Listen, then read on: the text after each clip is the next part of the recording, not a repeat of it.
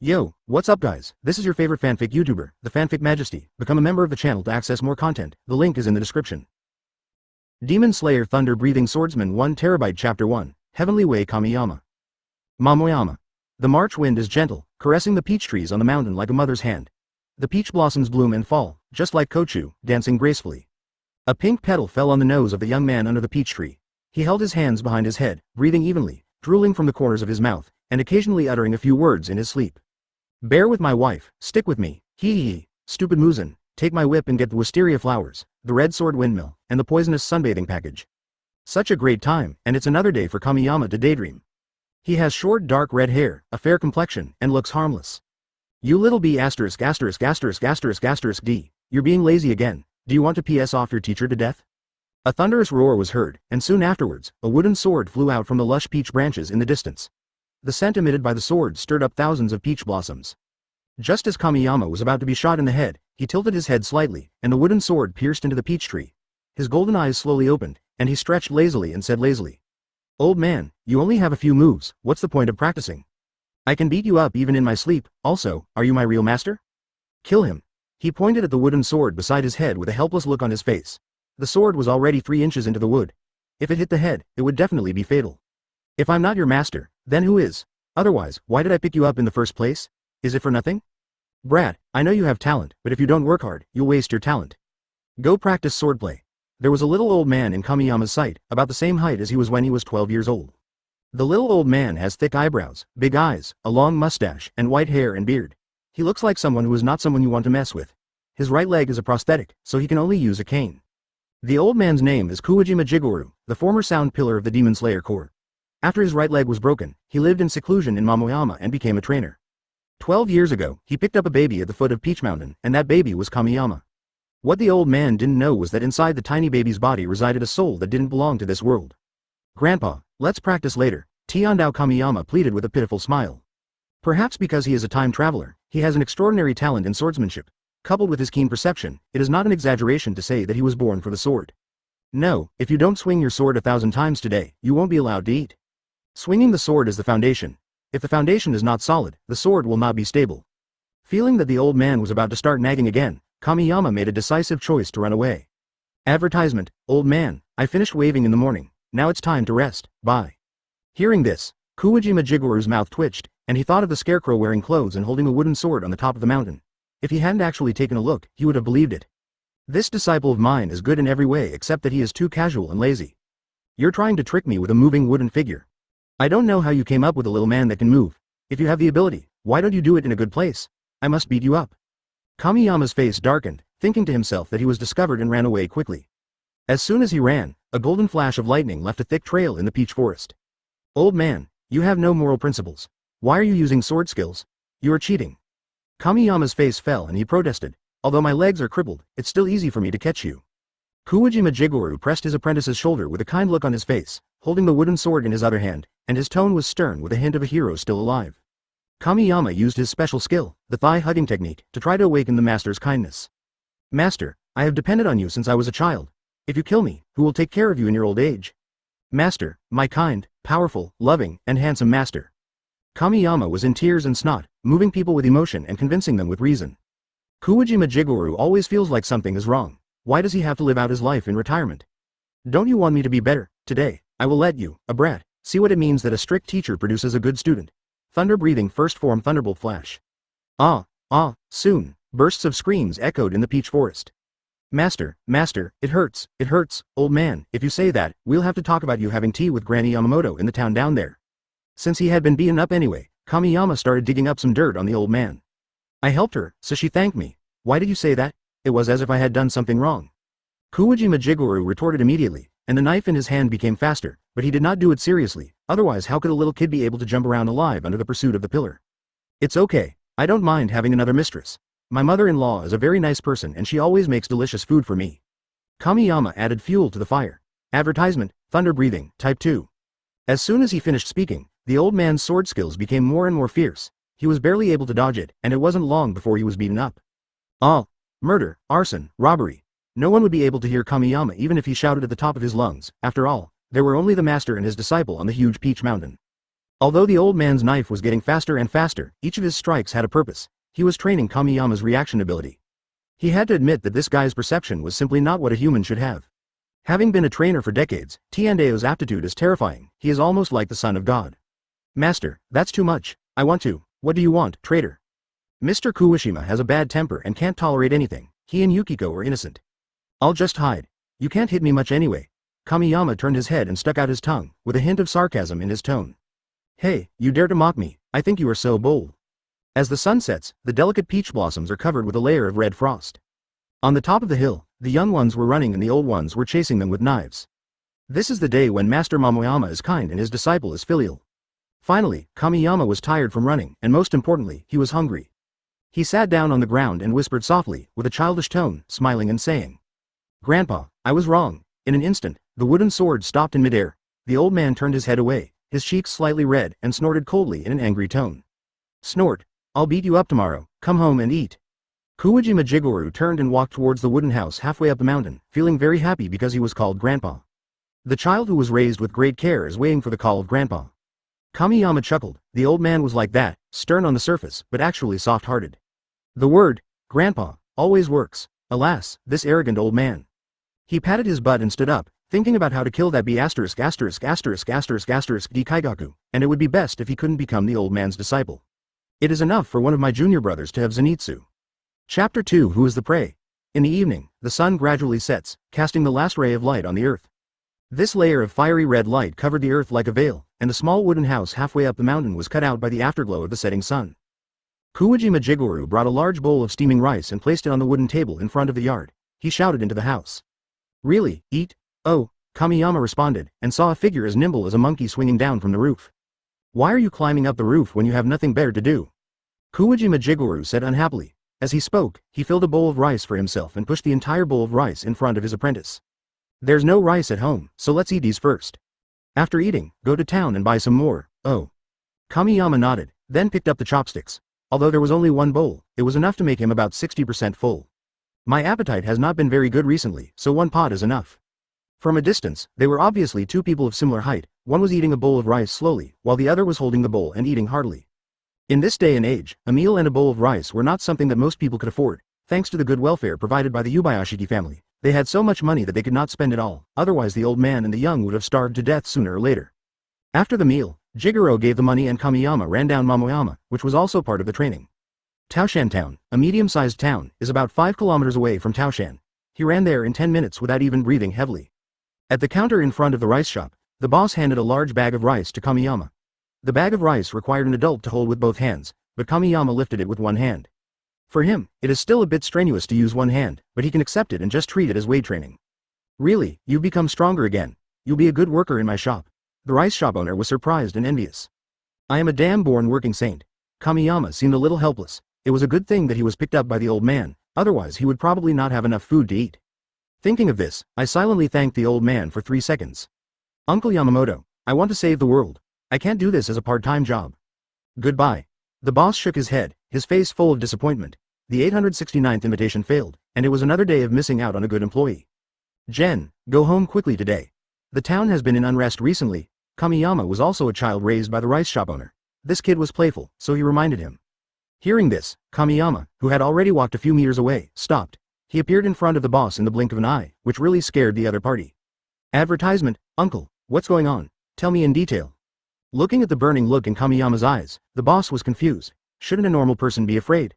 Forget it, this kid is different from ordinary people, commonly known as abnormal. Let me tell you, there's a psychopathic killer who has killed more than a dozen people recently. I heard that the dead people all had their internal organs missing. It's horrible. The boss spoke in a low voice, even trembling a little. He was extremely scared and feared that he would be in danger. Okay, go home quickly. Don't run around today. Go home early, the boss warned earnestly. I understand. Take care, uncle. Kamiyama appeared on the street in the distance at some point, with his back to the boss, waving goodbye. What the rice shop owner couldn't see was that the corners of his mouth were raised, and his eyes were filled with fanaticism, excitement, and a strong murderous intent. In addition to perverted murderers, there is another kind of man-eating ghost in this world. If a human body becomes mutilated, it is most likely caused by an evil spirit. Kamiyama has been eager for actual combat since he was a child, so he secretly hid a kitchen knife before going out today. It's getting dark. The last ray of light disappeared in the woods, the cold moonlight surged up, and a cold wind blew through the woods, bringing a hint of coolness and a faint smell of blood. In a dark bush, a pair of scarlet eyes suddenly opened. It was a humanoid monster with a green face and fangs, and it was chewing a bloody arm in its mouth. Suddenly, its body began to tremble violently, its blue-black nose twitched, and an irrepressible greed shot out from its ferocious red eyes. The remaining limbs fell, and the fangs in its mouth collided violently, making a crackling sound.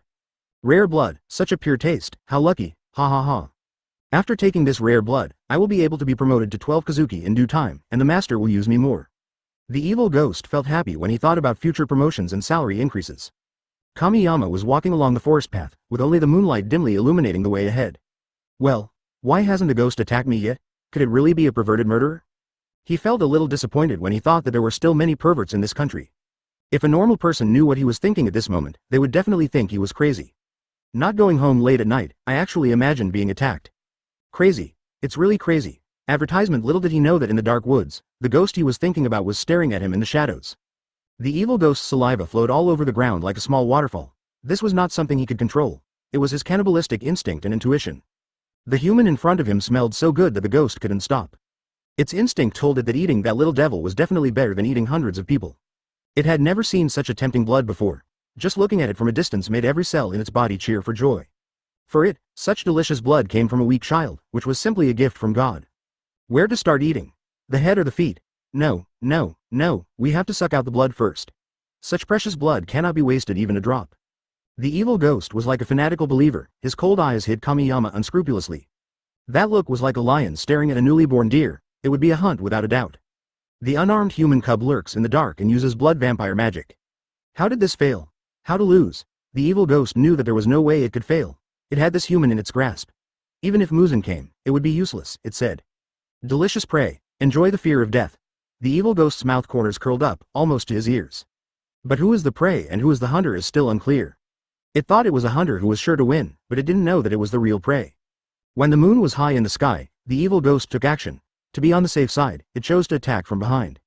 After all, such rare blood is rarely seen in 1,000 years, so it is better to be cautious. At this moment, the evil ghost discovered that the dying child in his consciousness turned back. When their eyes met, it saw fanaticism, excitement, hunger, and even cold murderous intent in Kamiyama's eyes. What a scary look. Between me and him, who is the ghost? Who is the real prey? For a moment, this thought flashed through the evil ghost's mind.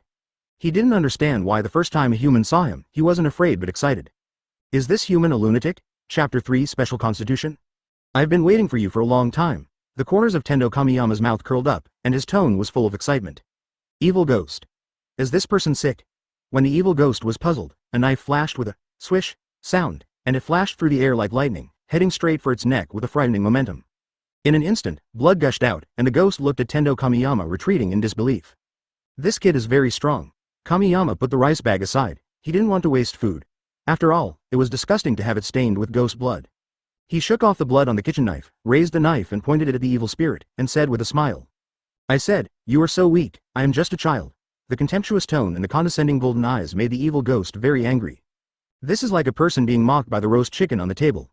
Little devil, you are looking for death. The evil ghost gritted his teeth, wishing he could tear Kamiyama apart alive. He decided to eat this arrogant little human alive bite by bite.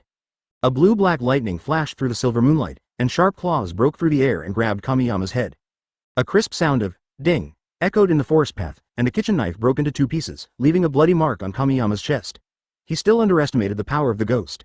At least an ordinary kitchen knife could not match it. Ha ha ha, little devil, keep being so arrogant. The evil ghost suddenly became proud, pointing at Kamiyama and laughing wildly. He pointed at the road ahead and said, Little devil, I allow you to run for a while. Hearing this, Kamiyama turned and ran. The evil ghost stood still and did not chase him. It was not because it had a kind heart but because its blood demon technique was poisonous. It won't be long before that brat can't move. After 2 brief encounters, the evil ghost realized that the human child was not arrogant. He was indeed very strong, but he was still too immature. While Kamiyama was running away, the evil ghost licked the blood from his nails clean, and slowly, it ate his entire hand. Fragrant. It smells so good, ha ha ha. This is absolutely the most delicious blood in the world. The evil ghost crossed his arms, his body trembling and twisting, staring at Kamiyama, whose pace was getting slower and slower, with an intoxicated look on his face. Damn it, advertisement, poisonous. Kamiyama screamed and fell to the ground. The evil ghost was so excited that his face was distorted, his facial features were squeezed together, and he used all four limbs to run towards Kamiyama like a wild beast. It opened its bloody mouth, revealing its sharp fangs, and bit Kamiyama's neck. A strange humming sound came from its throat, and its eyes were about to turn into the shape of Kamiyama. Just as its fangs were about to make contact, a flash of knife light passed by that the evil spirit had no time to react to, and suddenly, its world was turned upside down. By the time the evil ghost came to its senses, its head had been separated from its body. Kamiyama was holding a half-broken kitchen knife, the wound on his chest was intact, and only the torn clothes proved that he was injured. He kicked the evil ghost's body away and nailed its head to the ground with a knife. Monsters like you have such strong vitality that you can survive even after your bodies have been torn apart. It's truly miraculous. Kamiyama patted the demon's cheek with a gentle smile on his face and a curious compliment on his lips. But in the eyes of the ghost, it saw a demon, a madman. If Muzan brought it majesty, it was absolute oppression. Then the human being in front of it brought it fear, especially that cold smile that was not smiling from the inside. The evil ghost finally realized that this human was just pretending to be weak. How is that possible? My blood magic can poison a cow, how can you be fine? Impossible. Absolutely impossible. The evil ghost roared hysterically. It was unwilling to submit and unwilling to give in. Every time it roared, its facial muscles would crash into the blade, and blue-black blood would flow all over the ground. Because I have thin blood, Kamiyama replied. He was not lying, he was indeed poisoned. Although it was intentional, it still hurt. The most important thing is that you are too weak. While explaining, he also did not forget to make some sarcastic remarks. There are special physical conditions in this world, usually the rare blood from the mouths of ghosts. As a time traveler, Kamiyama has a special physique and a very strong one, especially his blood. His special physique gives him 3 abilities. One is extremely strong perception, which is a bit similar to spider sense, but it is still under training. The second is his extremely strong recovery ability. Although it is not as good as a ghost's ability to regenerate broken limbs, he is still very satisfied with it. Third, blood has unparalleled adaptability, which is Tiandao Kamiyama's greatest reliance. After 2.5 years of research, he found that people who swallowed their own blood could also speed up their recovery from injuries, but the effect was slightly weaker, and that blood could even cure diseases. Most importantly, his blood has a long shelf life and can last up to a month without deteriorating. Of course, these research results are thanks to the physical support of old man Kuwashima. Advertisement Tendo Kamiyama was hit by a demon on purpose. He wanted to see if he could be poisoned so as to enhance his body's resistance to poison. After all, the demon's blood and demon arts were varied. Unexpectedly, this guy's blood magic can really poison people. Kamiyama stretched lazily, looked at his torn clothes, stared at the head nailed to the ground with a resentful look, and said, "My clothes are so torn, I'm going to be scolded by the old man again. Tell me, how are you going to compensate me, evil ghost? Do you want to listen to what you are saying? How can 36 degrees say such cold words?" Looking at the body lying not far away, the evil ghost was completely defeated. My body has been torn into pieces, and the person who caused the incident still has to pay compensation. Is there any law in this world? Damn human, kill me if you dare, otherwise I will definitely eat you. Just as the demon was speaking harshly, Kamiyama placed his hand to the demon's mouth and said sincerely, "Here you go. Eat it." The evil ghost looked at Kamiyama with a puzzled look, and suddenly felt that this guy was quite nice. So, he opened his mouth and bit the other person, but Kamiyama dodged it easily and taunted him. "I gave you a chance, but you couldn't seize it. Are you kidding me?" The evil ghost roared. Kamiyama patted the evil ghost's head, looking at him as if he were a fool, and said, "Congratulations, you got the answer right, you. The evil ghost was so angry that he became incoherent, and the blue-black color turned red. Is this guy a monster? By the way, next is the question and answer session? Kamiyama ignored the evil ghost's curses and sat opposite it, smiling and asking, "Mr. Garbage Ghost, I want to hear about your boss. Can we chat for a few bucks? You are sick. What the hell is this, boss or not boss?" The evil ghost cursed with an extremely bad attitude. Of course it's Kibutsuji Muzan. Kamiyama's words were like the devil's whisper, echoing in the evil ghost's mind, and he was stunned. Chapter 4. The flame pillar comes to visit. I don't know what you're talking about. I have no idea. Ah. The ghost head nailed to the ground by the half of the kitchen knife howled wildly. The name, Kibutsuji Muzan, was like a curse, a spell engraved in the genes of every ghost. Just hearing this name makes it go crazy. It doesn't want to eat the human in front of it. It just wants to live.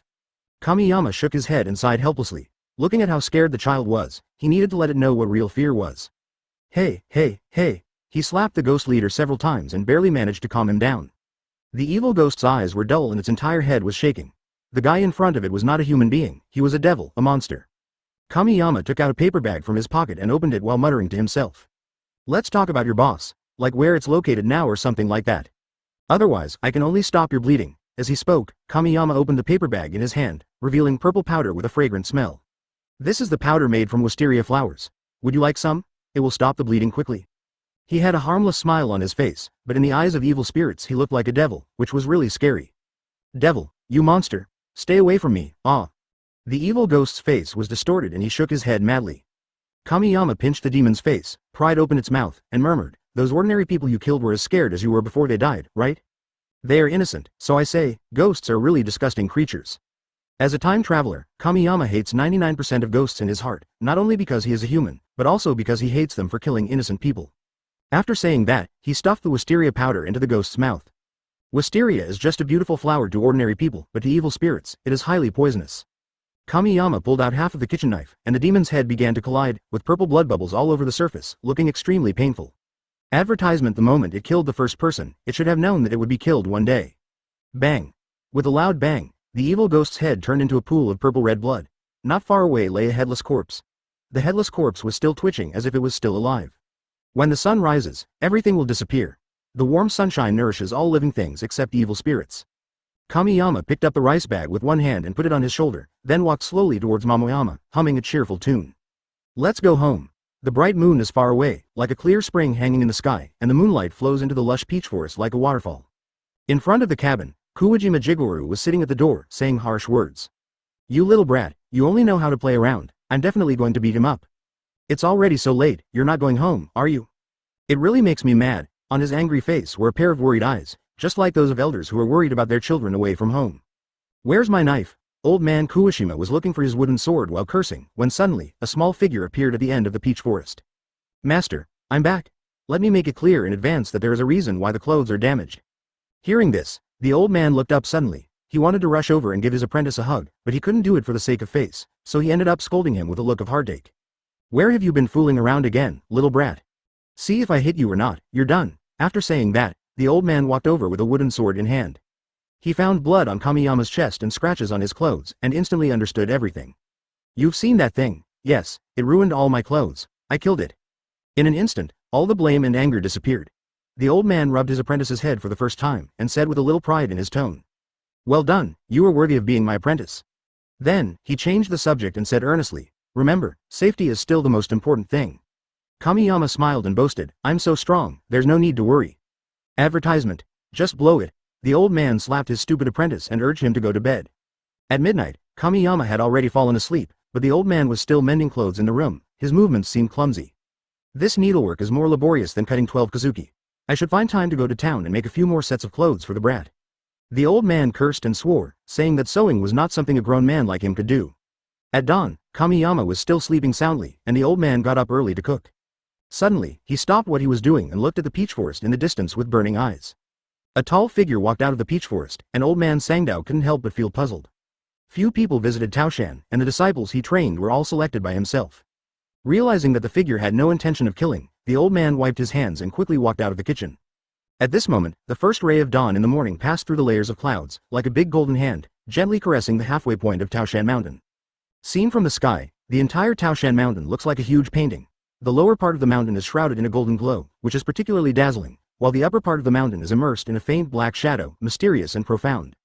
The strange figure stood at the junction of light and darkness, with a smile on his face that was brighter than the sun. It was not until the man came closer that the old man could see his appearance clearly. He has long yellow hair with red ends, like leaping flames.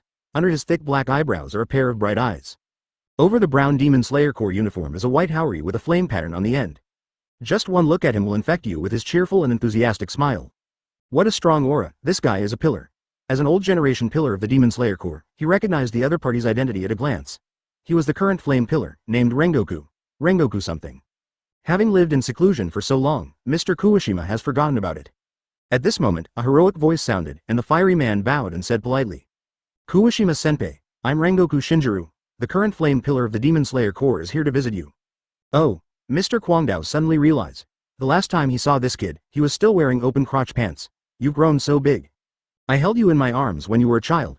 The previous generation of Flame Pillar had a good personal relationship with old man Kuwashima. He had been to his house as a guest, but unfortunately he hadn't seen him for a long time. In addition, Mr. Kuwashima lived in seclusion due to a broken leg and rarely contacted the outside world. He really didn't expect that his old friend's son would suddenly come to visit him. "Boy, come in and have a seat, have breakfast." "Thank you, Mr. Kuwashima." Chapter 5. Heading to Hatchiho Island. Rangoku Shinjiro sat at the table in the yard. He came here to give a knife to old man Kawashima, which was what his father had asked him to do before he died. He had just completed a mission and happened to pass by Taoshan, so he came to visit. The master and disciple had a simple breakfast, white porridge with pickles and rice balls, but the amount of food they ate was a bit jaw-dropping. Senior, you have a really good appetite. Looking at the 2 bowls of porridge and a bowl of rice balls on the table, Rangoku Shinjiro praised with a smile. Apprentices eat a lot, so serve yourself whatever you want, just like at home. By the way, how is your father doing lately? Old man Kawashima smiled and started chatting about family matters. Hearing this, Makijiro lowered his eyebrows and there was a hint of sadness in his eyes. Seeing this, old man Kawashima sighed imperceptibly, feeling sad from the bottom of his heart, but he pretended nothing had happened and continued to eat calmly. My old friend left first. It's my fault. I should have gone to check it out. Kawajima Jigoro smiled bitterly and said self-reproachfully. Senior, my father left with a smile, don't worry about it. Rangoku Shinjiro hurriedly comforted him, his tone as hot as the sun. He remembered his father's words and lived with a smile. This sword is for you. It's my father's sword. Before he died, he told me to hand it over to the seniors. He pulled out another knife from his waist and handed it to old man Kawashima. Just then, a lazy young boy's voice broke the somewhat gloomy atmosphere. Yo, guests are coming. What's new? Kamiyama rubbed his eyes, sat down at the dining table, took a bowl of porridge and started showing off. Mr. Kawashima gave his apprentice a slap on the face and lectured him angrily, saying, You little b****************, d, you have no respect for your elders. Call me uncle. When Kamiyama raised his eyes, the porridge in his mouth spat out. Picture. They look so damn alike, this is definitely the eldest brother's father. He had just woken up and didn't care at all, but then he thought again, he didn't remember that Rengoku's family had any relationship with the old man. Forget it, this is a new world, a little difference is reasonable, it doesn't matter. Kamiyama doesn't mind this small change, especially since it's a good thing. Young man, you can eat a lot. Being able to eat is a blessing. Advertisement. Seeing that the other person was staring at him, Rangoku Shinjiro did not feel disgusted but instead smiled and praised him. My boy is about your age, you can get to know him when you have time. Uncle, I must know him. Kamiyama excitedly shook Rangoku Shinjiro's big hand. He was his elder brother, how could he not want to meet him? Don't be disrespectful, little brat. Get off the table. Old man Kawashima kicked Kamiyama who was sitting at the table and sent him flying. He was furious and would have taken action if there hadn't been outsiders present. Old man, please give me some face in front of outsiders. Kamiyama glanced at the old man resentfully and rubbed his butt. I know your uncle's father, so he is not an outsider. As soon as he saw his apprentice, the old man felt less sad. Now that the person is gone, cherish the people around you. Rangoku Shinjiro looked at the master and the disciple with a smile, they had a really good relationship, this made him feel relieved. However, Senior Kawashima is just like his father said, he has a hot temper and does not follow rules. Rangoku Shinjiro stayed in Momoyama until noon, and after lunch, he prepared to leave. Suddenly, a black crow landed on his shoulder. This is a small animal responsible for communication in the Demon Slayer Corps. It has a very high IQ and can speak human language. Rangoku, Hatchiho Island, northwest, there are evil spirits eating people. New. Rangoku Shinjiro patted the little head of the crow and immediately set off for Hatchiho Island. Kamiyama also heard the information brought by the crow. He looked at his master beside him, with a serious face and asked in a serious tone. Master, can I go with uncle? He had a reason to go to Hatchiho Island, because the future snake pillar was there. According to the plot, he was rescued by the former flame pillar Rangoku Shinjiro, but a slight change in the world line made Kamiyama a little scared. He came to eliminate regrets. He didn't want to leave any regrets, and he didn't want any accidents to happen. Old Master Sangdao was stunned. This was the first time in the past 12 years that he saw his disciple show such an expression. Although he didn't know what happened, he knew it must be very important to his disciple. Even if he was reluctant, the young eagle would always soar into the sky. Be careful, follow the flame pillar closely, and don't try to be brave. I know you are very talented, but your strength should not reach the pillar level. You must not show off your strength. Huh, Grandpa, do you agree? Kamiyama was a little unresponsive. Old Master Sangdao rolled his eyes at his apprentice and said unhappily, wait for me. Soon, the old man threw him a package and a Nichiren blades. In the package were rice balls that had just been made this morning and some money. Advertisement. Master, you planned this long ago. As expected of my master, you are so shrewd and resourceful. I admire you. Kamiyama took the package with a smile and said some strange flattering words. By the time the old man realized what was happening, he had already slipped away. You traitor, I don't believe you won't come home. Wait for me. The old man stood at the door, cursing and staring at the traitor's receding back. Until Kamiyama's figure disappeared, he seemed to have become shorter in an instant. You little brat, be careful. Old man Kawashima knew that kind of talent was born for slaying demons, but as a grandfather, how could he not be worried when his child, whom he treated as his own son, went on a long journey? This is the complex feeling unique to the elders. On the path leading to the foot of Momoyama, a red-gold lightning caused ripples. The speed of the pillar-level swordsman was too fast, and Kamiyama could only keep up with it using his sword skills. He knew in his heart that practice alone was useless, and only actual combat was the best teacher. Uncle, wait for me. Rangoku Shinjiro rubbed his ears and said to himself, hey, why do I hear the voice of Shin's kid? Rangoku, look behind. The crow reminded loudly. Oh, he turned his head and saw a shocking sight. A figure surrounded by red gold lightning was rushing towards him at an astonishing speed. Are you vindictive? Having forged his fighting spirit at such a young age, Rangoku Shinjiro laughed excitedly and shouted. Genius. Senior Kawashima's apprentice is such a genius. He slowed down, and Kamiyama finally caught up. Uncle, can I go on the mission with you? Makijiro looked at Kamiyama and asked, but you didn't even participate in the final selection. Killing a ghost means risking your life. He was not exaggerating, because the mortality rate of the Demon Slayer Corps is very high. As long as I can kill all the evil spirits in the world, I will sacrifice my life. Kamiyama said calmly, the determination in his eyes startled Rangoku Shinjiro. This kid is really extraordinary. Uncle, only actual combat can help you grow. I won't cause you any trouble. Kamiyama promised. Ha ha ha ha, good fellow, you're ambitious. Let's go. Uncle won't let you go. Rangoku Shinjiro laughed uncontrollably, feeling deeply moved. The Demon Slayer Corps finally had successors. Chapter 6 Igro Obani, Hatchiho Island. The heavy rain poured down from the sky like a waterfall, and the bean-sized raindrops hit the ground, splashing water. In the heavy rain, a thin figure was running. Every step he took was on the muddy ground, leaving deep and shallow footprints. These footprints gradually became blurred as the rain washed away. He was a boy who looked about 11 or 12 years old. His clothes were tattered and his kelp hair was soaked by the heavy rain and stuck limply to his forehead. Between the broken hair was a pair of heterochromatic pupils, one green and the other gold. Despair and unwillingness, two conflicting emotions, mixed on the boy's face. His cheek was torn by someone unknown, and the crescent-shaped crack spread from the corner of his mouth to the base of his ear. The red muscles like a canyon were particularly hideous. The strangest thing was that a small white snake was wrapped around the boy's neck like a scarf. The white snake's fierce vertical pupils stared at the rain curtain behind it, and it kept spitting out its tongue, as if there was a ferocious monster in the rain. Oink oink. Suddenly, the sound of scales rubbing against mud was heard in the rain. This tiny sound was like a death curse, piercing Igro Obani's ears. He gently pulled off the little snake and threw it aside. He could die but his friend could not. In the dungeon filled with a fishy smell, this is the only family that accompanies Obana. Kabimaru, run! Xiao Beine yelled hysterically, and then took out a dagger from his arms. This dagger was originally used to commit suicide, but now he chose to use it to resist fate. The moment Igro Obani turned around, a huge snake-like monster broke through the rain. Its upper body is a woman with a split mouth, a hideous and distorted face and a mouth full of sharp teeth, which is chilling. The yellow vertical pupils' eyes flashed with a cold light, and there was a strange smile on the corners of the mouth. The lower body was a black snake, and the twisting tail was like a sharp blade. Keep running. If you are boring, why don't you just die? The snake ghost looked at Xiao Beine with a playful expression and laughed at him in a joking manner. Why don't you just die? Monster. Xiao Beine spat at the snake demon, gripped the dagger tightly, and rushed forward resolutely.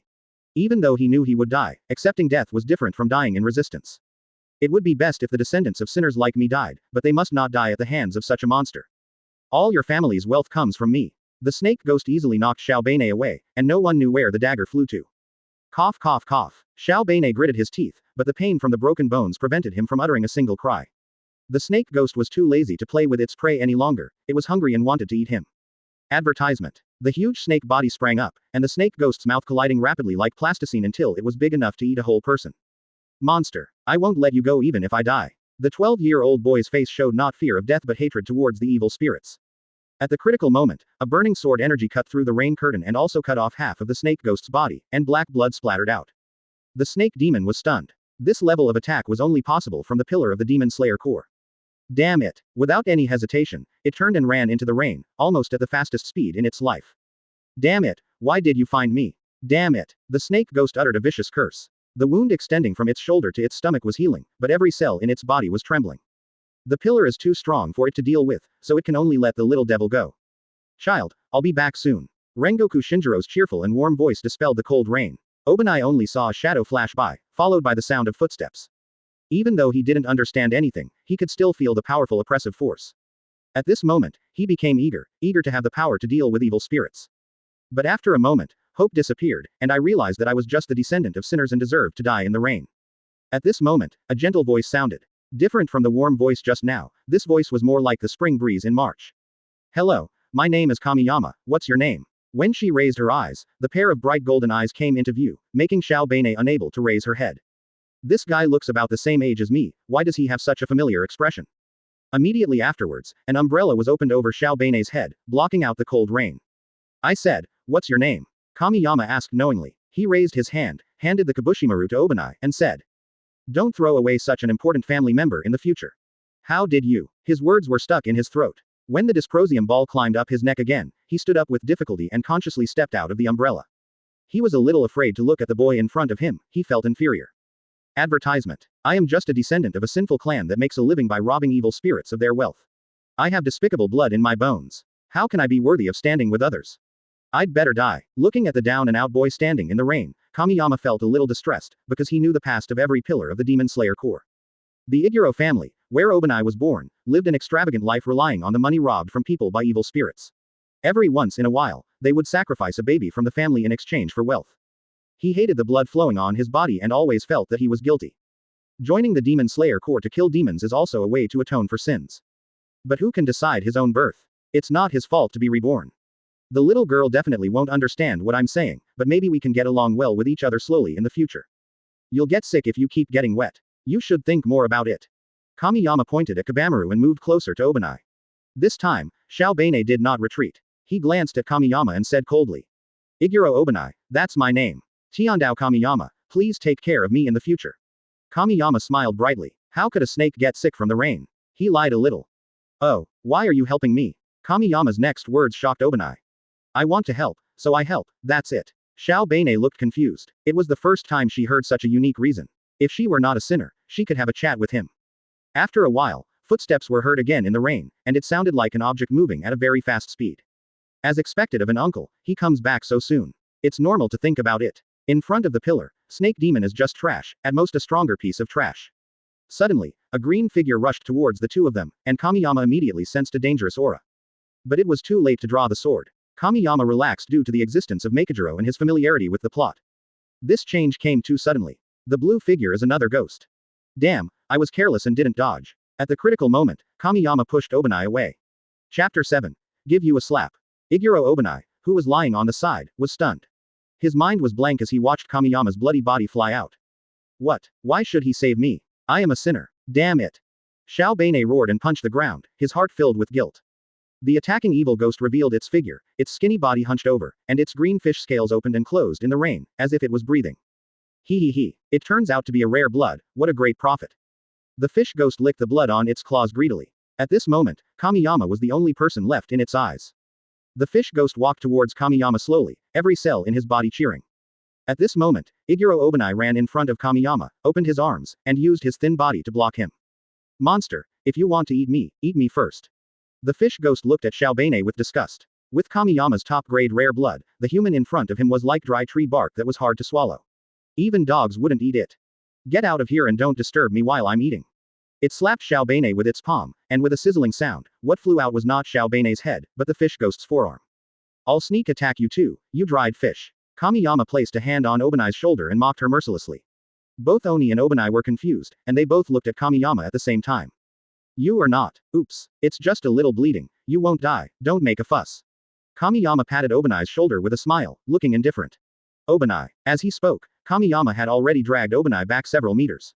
The fish ghost barely came to his senses and thought, he is not dead yet, is he the ghost or am I the ghost? Whispering sound. It's good to eat it alive. Little devil, if I can kill you once, I can kill you a second time. The fish ghost's chest was pressed against the mud, and its body was swimming as flexibly as a fish at an extremely fast speed. In the blink of an eye, it had rushed in front of the two people. Advertisement. Kamiyama tightly grasped the hilt of the knife, his eyes firm and focused. In an instant, red gold arcs of electricity emerged from his legs and spread rapidly throughout his body like lightning. Thunder breathing Type 1 Thunderbolt flash. With a crisp sound of the sword being drawn, Kamiyama swung the sword at astonishing speed. The knife flashed a dazzling red gold light, and at the same time, a deafening thunder sounded in the rain. Looking from the sky, a red gold meteor cut through the rain curtain, and the fish ghost's body was separated, although the process only lasted for a moment. Xiao Beine looked at the scene in disbelief and was amazed in his heart. So strong. This guy looks about the same age as me. Kamiyama made a handsome knife flower and then put the knife away.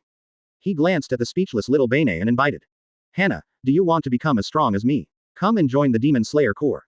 We are an organization that specializes in hunting down monsters like this. Young man, come with me to save the world. Kamiyama's face showed an extremely sincere expression, and his eyes flashed with a firm light, as if burning with a ball of blazing flame. His voice was deep and powerful, full of endless strength, and his tone carried an irresistible charm, like a pyramid scheme leader. Can I? Igro Obani looked at the boy who was almost glowing golden in the rain, and he hesitated. Unexpectedly, Kamiyama grabbed his hand, took the question as an affirmative sentence, and said, "Thank you for joining us. Obani, no, this is a bit too much, I can't stand it." Kamiyama complained about himself a little awkwardly, while Obani was confused as he couldn't understand the man's nonsense. "But this man saved my life and can kill monsters to atone for his sins, so let him be." Suddenly, a tall figure hugged them from behind, and Rangoku Shinjiro's hearty laughter gave them a headache. "Really? You can? I didn't expect there was a ghost here. It was really thrilling." Hearing this, Kamiyama glanced at the enthusiastic uncle and said sarcastically, "Uncle, you're not going to be watching all the time, are you?"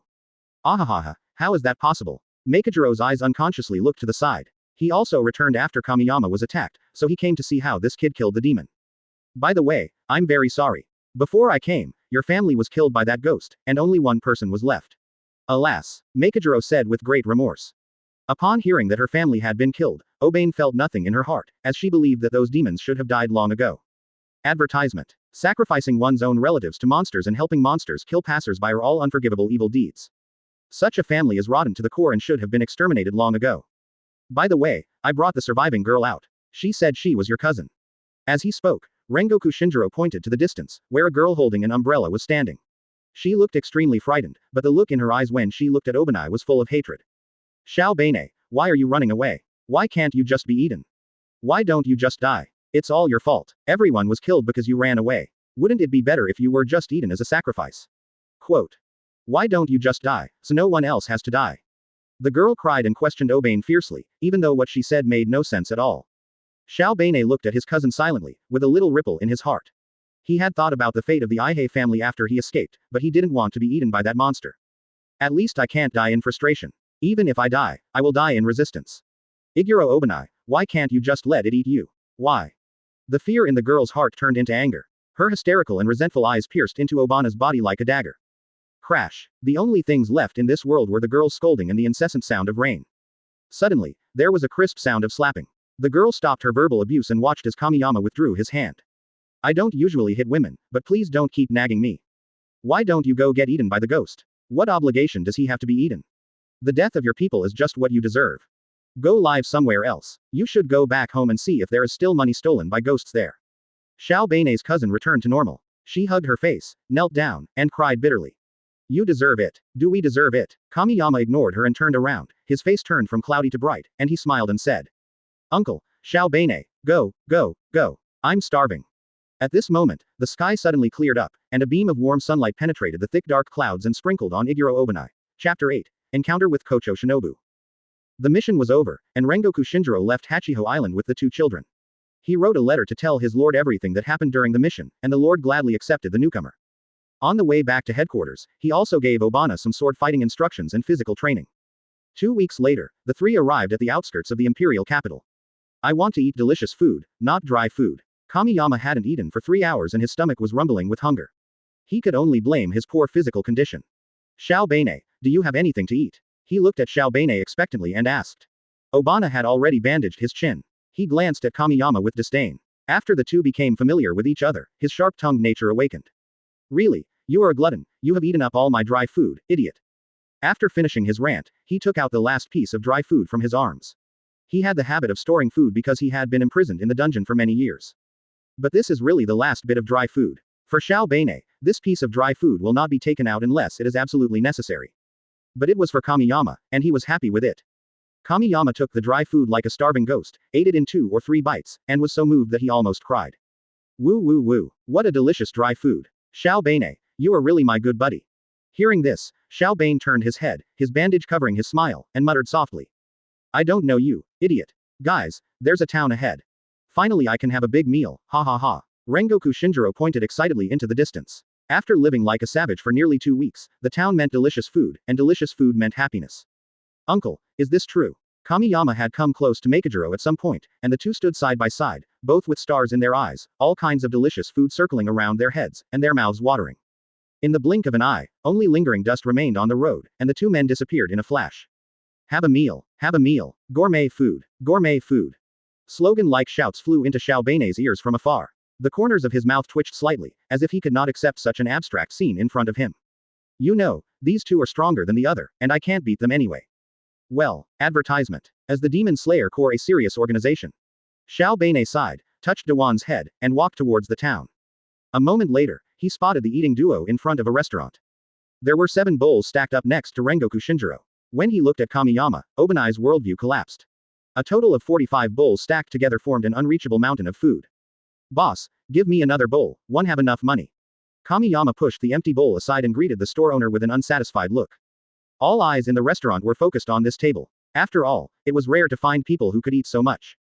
Kamiyama noticed Xiao Benai, smiled and greeted him, and changed the topic. Boss, I want 2 bowls, my friend is here. As soon as he finished speaking, the diner's eyes turned to Xiao Beine. After all, since they were friends with this young man with an amazing appetite, he must be a remarkable person. Obani glared at Kamiyama with resentment. Fortunately, he hid the Kabamaru in his arms in advance, otherwise he might have been kicked out. Who in their right mind would have a snake wrapped around their neck? He sat opposite Kamiyama, and the two of them were clearly one laughing and the other unhappy. Boys, I found a Fujiya in this town. We can go there to rest after dinner. Makijiro suggested. What is Fuji House? Xiao Beine asked with a confused look on her face, feeling that she and these two people were not on the same channel again. Kamiyama swallowed the rice in his mouth and explained, this is the abbreviation of Wisteria Pattern House. It was built by those who were helped by the Demon Slayer Corps. They would mark special wisteria flower patterns outside their homes and provide corresponding assistance to the Demon Slayer Corps members free of charge. It is a base for the Demon Slayer Corps to stay and rest in the world. Yeah, Xiao Beine nodded, unwrapped a small piece of the bandage, and ate slowly. After having a good meal and a few drinks, the 3 of them went to Teng's house to rest. In the evening, Obani was still pestering Rangoku Shinjiro to learn swordsmanship. Makijiro was eager to teach the motivated junior, not to mention that the junior was quite talented. Although Breath of Fire is not very suitable for him, some basic sword skills can still be taught. As for Kamiyama, who was considered lazy and gluttonous by Obani, he had already gone off to who knows where. Electricity has been connected to the town, and when it gets dark, the dim street lights come on. There are still some small stalls selling delicious food scattered along the roadside. Although it is not so lively, it reveals a warm atmosphere of fireworks. Boss, I'll take your tricolor dumplings. Kamiyama suddenly appeared in front of a stall owner and slapped the money in front of the owner, scaring him so much that he shuddered. Young man, please wait a moment. The boss smiled but his hands were shaking a little. After all, the man was carrying a knife, which would be scary even for a child. Boss, don't be nervous, I'm a good person. Kamiyama explained seriously. Advertisement. Yes, yes, yes. The boss nodded repeatedly. The government's knife ban has been issued for many years. How can a person who still carries a knife be a good person? Suddenly, a man in coarse clothes bumped into Kamiyama's arms. Because of years of sword practice, his chassis was extremely stable, and he knocked the man down. He was just about to show some concern for the person who was knocked down when he saw a nimble figure rushing out from in front of him and running away without looking back. Then, there was a sound of cursing not far away. Kamiyama looked in the direction of the sound and saw 3 ferocious-looking men. Damn it, stop right there. When will you pay back the money you owe? If you don't pay me back, I'll sell you off. Young man, stop looking, or you'll get into trouble. The boss hastily warned, those guys have connections, the government won't care. Oh, Kamiyama looked away, he just wanted to eat and didn't want to get into conflict with anyone. Yu Guangzhong was the one who ran away. From the back, she looked like a little girl. She was holding a package of medicine in her arms and running very fast. Soon, the thin figure in coarse clothes ran into the alley. Kochou Shinobu, stop right there. You'd better not let me catch you, or I will definitely beat you to death. And your sister, don't think we won't do anything just because you two know some medical skills. Stop right there, damn it. Seeing that he could not catch up, the leader began to utter harsh words, but did not give up the pursuit. Kamiyama's body trembled when he heard the call. He seemed to hear a very familiar name. Kochou Shinobu. That person just said Kochou Shinobu, right? He definitely said Kochou Shinobu. Brother, your tricolor dumplings. Boss, wait for me a moment. The boss got panicked when he noticed that the young man was staring at the 3 bullies. Didn't we agree not to meddle in other people's business? The boss tried to stop him, but it was too late because Kamiyama was already behind the bully. Chapter 9. Try cursing again. Kamiyama raised his arm and held down the big man who was a head taller than him, and asked seriously. Hello, I want to ask, is the girl you are pursuing called Kochou Shinobu? The man who was stopped looked annoyed. He raised his hand and knocked Kamiyama's hand away, cursing angrily. What the hell? What are you doing? Who the hell are you? Why, you know Kochou Shinobu, then help her pay back the money. The burly man turned around, grabbed Kamiyama's wrist and lifted him up, as if he wanted to vent his anger on him. Kamiyama didn't care. At this moment, there was only one thing in his mind, which was to confirm the identity of the girl. As that girl Kochou Shinobu? He still repeated the original question. According to the plot, the Kochou sisters were brought back to the Demon Slayer core by the rock pillar. Before that, they must have been wandering. Kamiyama had no idea that he would meet Kochou Shinobu in an unknown town. Maybe it's fate. You are sick, aren't you? I'm going to beat you to death. The sturdy man was about to raise his hand to slap Kamiyama, but he suddenly felt pain and let go of Kamiyama, covering his arm and wailing. How come this kid is so strong? Beat him for me. The sturdy man, wearing a mask of pain, ordered the two younger brothers beside him. At the entrance of the alley not far away, Kochou Shinobu, who was wearing coarse clothes, was looking at the few people eagerly. She looked thin, with soot on her face, and looked like a little cat, which was what the Kochou sisters needed to survive. Displacement plus a pretty face is not a good combination, especially in this day and age. Kochou Shinobu frowned. She was hesitating. Thanks to the stranger, she had time to escape, but now the stranger seemed to be in danger. She glanced at the medicine bag in her hand, and then at Kamiyama who was about to be beaten up.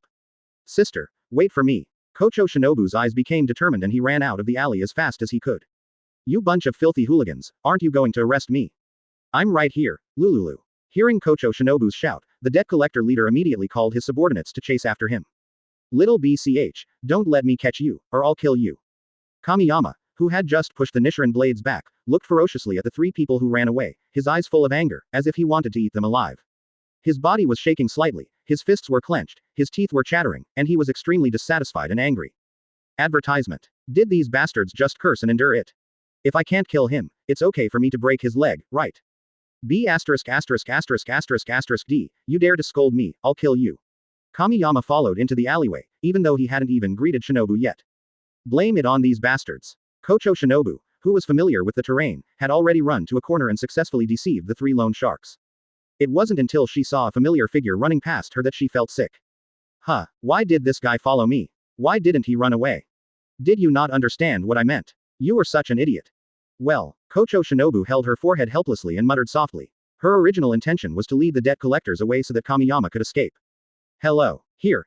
She grabbed Kamiyama's clothes and wanted to pull him into the alley to hide, but she was taken out by Kamiyama who was stronger. From Kamiyama's perspective, the skinny little girl he had been thinking about just threw herself into his arms. Huh, what's going on? Am I dreaming? What a happy dream. Hey. Oh, Kochou Shinobu looked at the smirking boy, feeling a little confused, and thought to himself that this guy couldn't be a fool. Suddenly, a shout broke this strange scene. Here, they are both here. Kochou Shinobu then realized that she was in someone else's arms. Thinking of Kamiyama's smile, she was suddenly filled with shame and anger, and a circle of red appeared under the black ash at the bottom of the pot. What are you thinking about, little rascal? She slapped Kamiyama awake from his daydream and made him realize that this was not a dream. Please bear with me. So happy. Kamiyama covered his face with his hands, looking at the girl in front of him who was touching the ash from the bottom of the pot. In this way, even I, a pervert, think he is perverted. Run. Advertisement. Kochou Shinobu grabbed Kamiyama's wrist and ran into the alley with him. The two of them shuttled through the maze-like alleys, with the debt collectors chasing them closely. After a while, she was exhausted and out of breath. Her life of alternating eating and skipping made her so hungry that her brain didn't work properly, and she ran into a dead end. Glancing at the smirking strange boy, and then looking at the three debt collectors surrounding him, Kochou Shinobu chose to protect this fool behind him. Because he helped me stop those guys, and because of me I got involved. I will find a way to pay the money back. This has nothing to do with him. My sister and I have already paid off the principal and interest. We need time to pay for the remaining interest that came out of nowhere. Can you give me a few more days? Kochou Shinobu's tone was no longer tough, but rather contained a hint of pleading. Ha ha ha. The debt collector leader laughed heartily and said sarcastically. Little BCH, aren't you just like a wild cat? Why aren't you showing your teeth? I still prefer your fiery personality. Come on, smile for me, maybe I. Before the man could finish his words, Kamiyama appeared like a ghost and punched him hard in the abdomen with a fierce punch. The punch seemed to pierce through his body, and his pig slaughtering howl echoed in the alley. Immediately afterwards, a strong pain spread from his abdomen. He fell to his knees, holding his stomach and vomiting stomach acid all over the floor. Kamiyama raised his foot high and stepped the opponent's head into the still steaming acid water. A cold voice sounded, with a hint of murderous intent. Can you try to curse again? I've tolerated you for a long time. Loan sharking, huh, I wonder if you'll survive and get the money. The next moment, the knife was stuck next to the debt collector's head, and the cold light scared him so much that he dared not move. He thought the knife on the boy's waist was a toy, but he didn't expect it to be a real thing.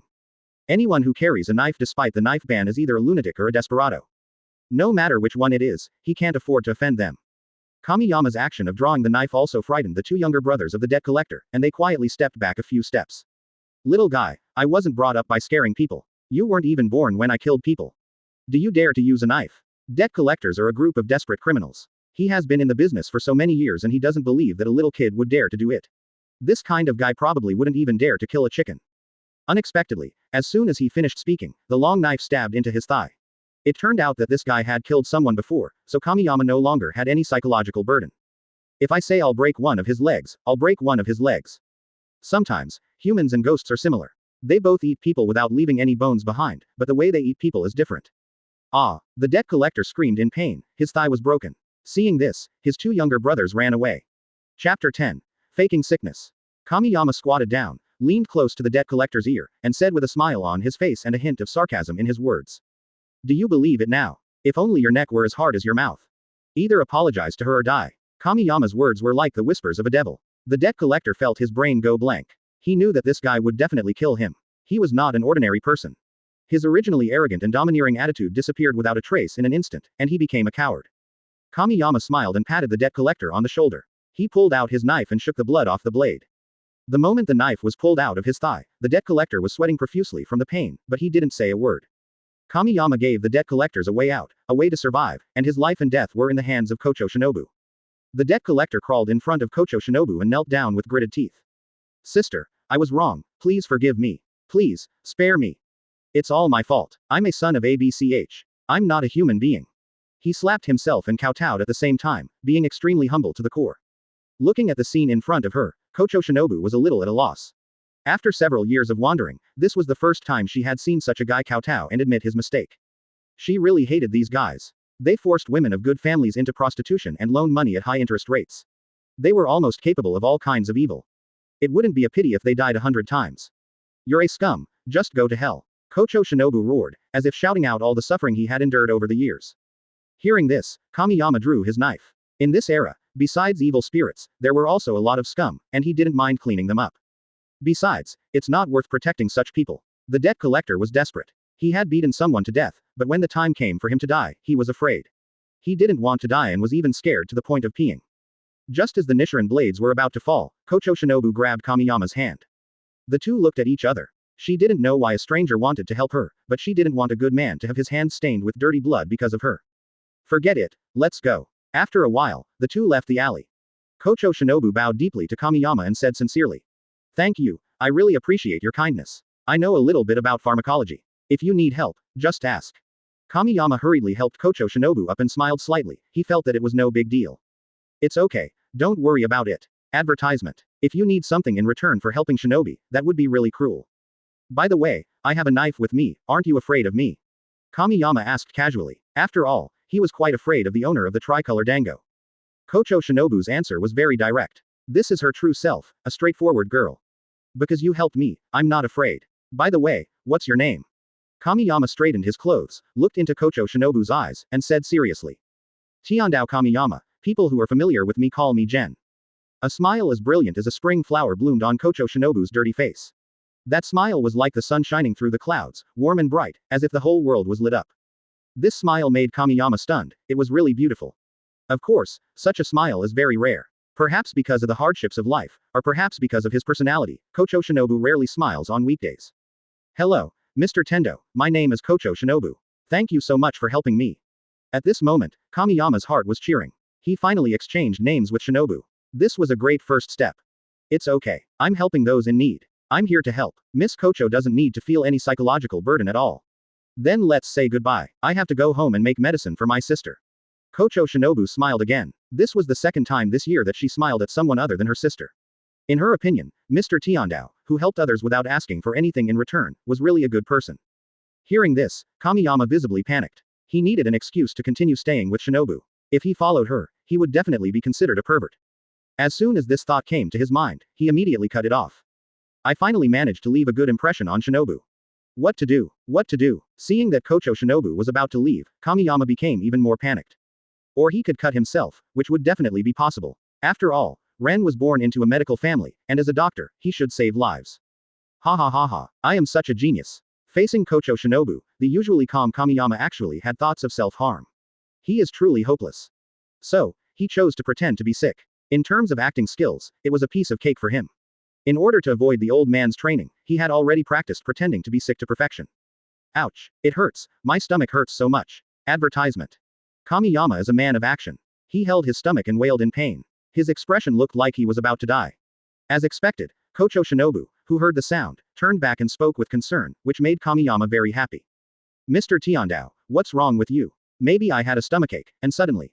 Ouch, that hurts. Come to my house. I remember I have some painkillers at home. I'll show them to you then. Kochou Shinobu supported Kamiyama, partly because he helped himself, and partly out of his responsibility as a doctor. Just then, the boss who sold tricolor dumplings came running over carrying a big bag of tricolor dumplings. Hey little brother, you haven't got your dumplings yet. Kamiyama almost lost control in a second when he smelled the fragrance. But don't even think about it, delicious food is definitely not as important as patience. Sankai Tuanzi. So, love will disappear, right? No wonder I have a stomachache. Is this enough for 10 people? Looking at the big bag of tricolor dango, Kochou Shinobu took it. She nodded, and the boss quickly ran away.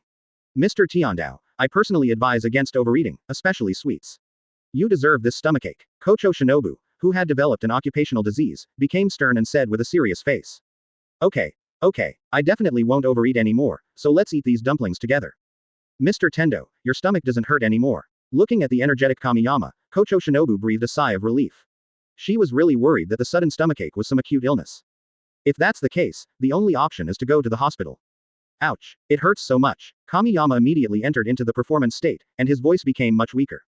Let's go to your house, I need painkillers. Oh. Kochou Shinobu couldn't help but quicken her pace. She asked softly, will walking so fast make your pain worse? It's okay, the sooner the better. Okay, just bear with it. Kochou Shinobu supported Kamiyama and slowly left here, and their figures gradually disappeared in the distance. However, in a dark corner not far away, there was a figure standing quietly, who had been silently observing Kochou Shinobu and Kamiyama. Chapter 11. Do you believe in fate? Xiao Beinei stretched lazily in the shadows, his eyes revealing deep confusion, and complained. You didn't go home in the middle of the night just to fool a girl, what a pervert. Hiss, hiss, hiss. The dysprosium ball snake nodded its head slightly to show its agreement. He could tell at a glance that Kamiyama was pretending to be sick. He thought something had happened to him and was worrying for nothing. In order to find out what Kamiyama was trying to do, Obani followed him from a distance. After passing through a complex network of alleys, Kochou Shinobu and Kamiyama stopped in front of a dilapidated thatched house on the outskirts of the town. Kamiyama looked at the shabby thatched hut that could be blown away by a gust of wind and sighed imperceptibly. To be honest, Kamiyama felt so heartbroken when he saw the Kochou sisters' residence. He didn't expect that they had to endure such a bad life. If only I could have met her earlier. It's a little simple, don't mind it. Kochou Shinobu saw Kamiyama stunned and thought he was disgusted by the shabby thatched cottage. How could someone who could buy so many dumplings at once be short of money? No. Very good, I don't mind at all, really.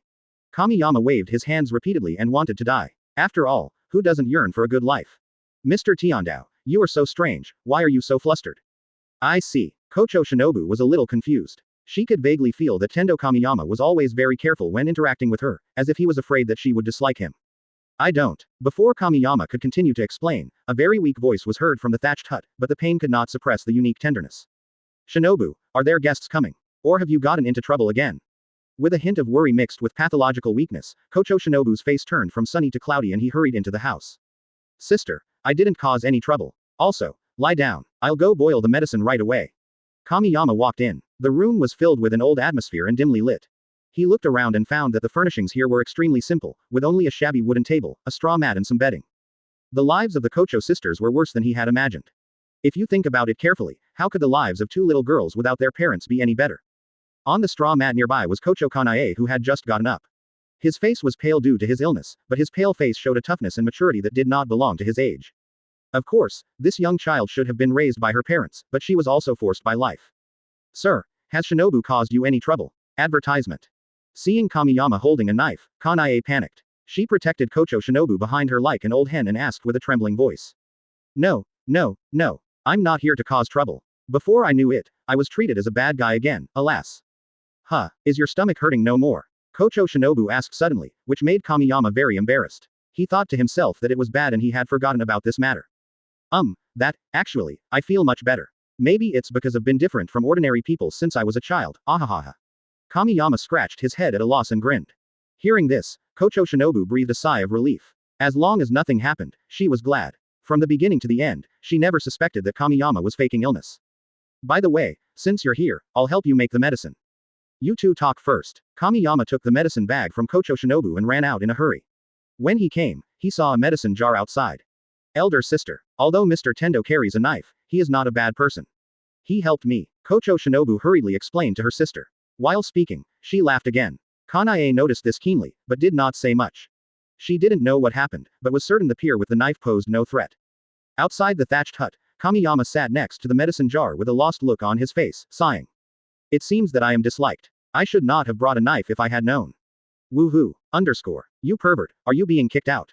You were pretending to be sick. Obani appeared beside Kamiyama at some point, and he crossed his arms and began to speak ruthlessly and venomously. Kamiyama reacted quickly, immediately covered Obani's mouth, and whispered in his ear. First of all, I'm not a pervert. Secondly, give me a chance and don't expose me. Kamiyama said the most cowardly words in the toughest posture, and only when Obani nodded did Kamiyama let go of this elusive big daddy. Obani stood aside with his arms folded. Kamiyama laughed and sighed from time to time. He thought that this guy had gone stupid. The child is seriously ill. Just then, the door of the thatched hut opened and Kochou Shinobu came out, supporting his sister. Mr. Tiandao, I am deeply sorry for the misunderstanding just now. Thank you for saving Shinobu-chan. Advertisement. Kochou Kanae looked at Kamiyama apologetically, with sincerity in his eyes. Although she was wearing a coarse linen dress full of patches, her every move and gesture exuded the temperament of a well-educated and well-mannered young lady. After all, the Kochou sisters were born into a medical family with a wealthy family background, and their upbringing is engraved in their bones. Kanae's temperament has not been erased by suffering. It's okay, this guy just likes to meddle in other people's business, don't pay any attention to him. My name is Igro Obani, his friend. Obani introduced himself. He didn't understand why Kamiyama approached the sisters, but he believed in Shin unconditionally. Hello, my name is Kochou Kanae. If you two don't mind, would you please let us entertain you? Cough cough cough. As she spoke, Kanae coughed a few times. She came out while enduring the pain. In this way, the destinies that should have not interfered with each other intersected because of Kamiyama's existence. The future pillars of the Demon Slayer Corps also got to know each other in this way. By the way, we are about the same age, so stop calling me Mr. all the time. Tiandao Kamiyama, everyone I know calls me Shin. Also, the medicine is ready. Wait a minute, I'll do it. Kochou Shinobu helped his sister walk back.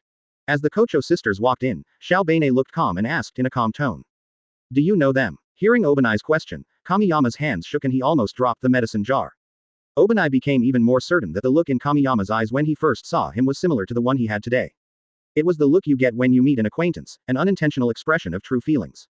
Do you believe in fate? Kamiyama suddenly asked a mysterious question. At this moment, the medicine fell into the bowl, and a layer of white mist rose, covering his eyes. Maybe I've seen you in my dreams. Ha ha ha, of course, how could that be possible? I just like to be nosy. Kamiyama said with a laugh. Iguro Obani was stunned for a moment, then smiled under his bandages without saying anything. If this is fate, it seems like a good fate. Fate also made me meet a good person and gave me a knife that could atone for my sins. Chapter 12 The Culprit. The night was slightly cool, with a bright moon hanging in the sky and numerous stars twinkling. The only furniture in Kochu's house had been moved out. After all, there was not enough space in the house for 4 people, and there was no light. On the rotten wooden table, in addition to a bowl of rice, there was also a fish and a plate of pickles. This was the first meat meal for the 2 sisters in nearly 2 months. For them, this meal is even more sumptuous than the Huxia New Year meal.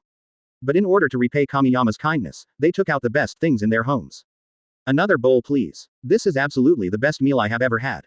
Watching Shinobu eat, even the white rice becomes fragrant and delicious, it is simply the most delicious meal in the world. Kamiyama thought so. Tiandao, you have a good appetite. It looks like there must be nothing wrong with your stomach. Kochou Shinobu smiled and served Kamiyama a bowl. She was always concerned about Kamiyama's stomachache. After all, the pain suddenly came and went, and she was afraid it was some disease that was not mentioned in medical books. But seeing that he had such a good appetite, she was completely relieved. Xiao Bane rolled her eyes at Kamiyama. Even a fool could see that it was not easy for the sisters to cook such a meal, but you were like a pig. She was speechless. Kanae looked at the two of them and smiled. Soon, Xiao Bane realized a problem. Why did they stay at someone else's house to eat so late at night? Did he want to take them away? Wow, what a pervert and X maniac. Hiss, hiss, hiss. Dewan suddenly came close to Xiaoban's ear and made a rapid cry. Its yellow vertical pupils were fixed on a dilapidated thatched hut not far ahead, revealing its vigilance and uneasiness. He put down his bowl and chopsticks, his green-gold eyes flashing with a cold light. He looked through the half-open door and through the window, and saw a ghostly shadow flash by. Fool, something's happening. Unexpectedly, as soon as Xiao Bane finished speaking, a snake-like monster pierced through the wooden house. To be precise, it was a head with an entire spine attached. The head was completely black, with a sharp horn growing in the center of the forehead. Its skin had a strange texture, like a dried-up lake exposed to the sun, and the surface was covered with dense cracks. Seeing that it was too late, Xiao Beinei picked up the rotten wooden table and smashed it down. After a few days of exercise, his physical condition had improved a lot.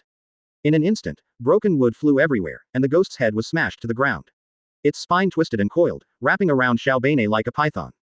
Although he is the future snake pillar, he is just a child after all, and he has no weapons.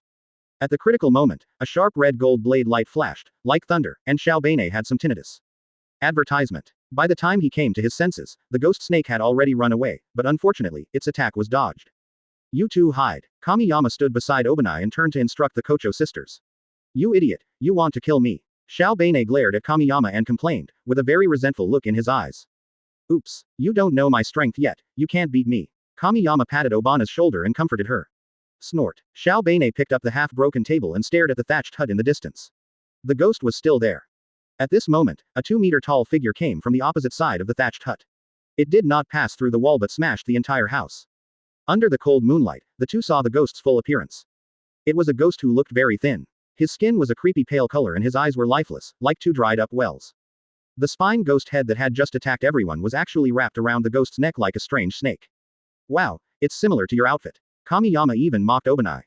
It's different. Xiao Beinei retorted seriously, his mouth twitching, and he had the urge to beat this guy up. My name is Bai Ji. The evil ghost bent down slightly and introduced himself. His voice was like a dry wooden stick scratching on black and white, very harsh. Long time no see, you two. Kamiyama, Obani. The two of them looked at each other with a look that said you know it. Ah, Bai Ji, I'm going to kill you. A roar exploded like thunder, breaking the silence around. The sound seemed to penetrate the sky and shook the whole world. No one dared to believe that the one who made this roar was the skinny Kochou Shinobu. At this moment, her eyes were wide open, filled with endless anger and hatred. Her body was also trembling slightly, but this was not because of fear or nervousness, but because the anger deep in her heart had surpassed everything. Shinobu, calm down. Advertisement. Run, Mom and Dad won't come back, we have to stay alive. Kanae burst into tears and hugged her sister tightly. She was also angry, but they could not defeat the man-eating evil ghost. She didn't understand why that guy could still find her and Shinobu. Mr. Tiandao, Mr. Iguro, please take Shounen and run. I can hold it off for a while. It's coming for us. Kanae begged, her eyes were like sharp knives, sweeping away her tenderness and piercing into the evil spirit's body. White Bones, this is the name that the Kochou sisters will never forget until their death, because it is the name of their enemy, who killed their parents and destroyed their family. Kamiyama waved his hand and said with a smile, I forgot to tell you, we too are professional ghost hunters. Xiao Beinei looked at Kamiyama in confusion and said, I've just joined for 2 weeks and haven't even received any formal training. Immediately, he smiled and agreed with Kamiyama. This kind of guy was like a snake ghost, and it was disgusting just to look at him. Ghosts are creatures that all deserve to die. Shinobu, do you want revenge? I'll help you kill it. Kamiyama asked. He called out Shinobu's name subconsciously. Heaven, help me kill it. I want it to die. Kill it. Kochou Shinobu screamed hysterically. She had an irritable side to her, and the monster that killed her parents was right in front of her. She wanted it dead, she longed for it to die, she wanted revenge, no matter who it was, as long as they could kill the bones. Bai Ji looked at the 4 children in front of him without any interest, as if killing them would be a piece of cake. The only thing that kept it motivated was an unfinished meal. It had been craving for those 2 little girls for a long time and didn't expect to meet them here. You 2 stupid little human brats, as long as you don't disturb me from refilling my meal, you can leave. The skeleton slowly raised his arms that were as dry as branches and swung them gently. His hoarse, low voice sounded like a call from the depths of hell, filled with the breath of death. The sound echoed in the silent night, as if swallowing up the entire world. In Bai Gu's view, this was giving humans a chance to survive, and those 2 little human ghosts would definitely run away crying. Humans are such fragile creatures, even if they are delicious. But the opposite happened, and Kamiyama's stubborn and unconvinced voice was heard. I won't run away. If you dare, kill him. Chapter 13 Let's Take Revenge. Igro Obani squinted at Kamiyama, the table leg in his hand already thirsting for it. If there wasn't a powerful enemy in front of him, he would definitely kill him. Why are you pointing at me to provoke the enemy? The next moment, Kamiyama turned into a red gold lightning and rushed straight towards the bones, leaving behind only a few words of unrepentance. Don't worry about it, it's just distracting the enemy. Tisk, UB asterisk asterisk asterisk asterisk asterisk D. Obana cursed at Kamiyama. The moment Kamiyama approached Bai Ji, he swung out 5 red gold slashes at a speed invisible to the naked eye. The 5 slashes connected end to end, forming a larger lightning-shaped slash in front of Bai Ji. Breathing of thunder, type 2, rice soul. Thunder was approaching, but the white bones remained calm, and the spine snake whip spun around it, deflecting Kamiyama's attack. At the same time, the pale and skinny fist went straight to Kamiyama's face, and the terrifying force of the fist made him breathless. There was a loud bang in the air, and an invisible whirlwind swept past Kamiyama's face, leaving many cracks on the ground behind him.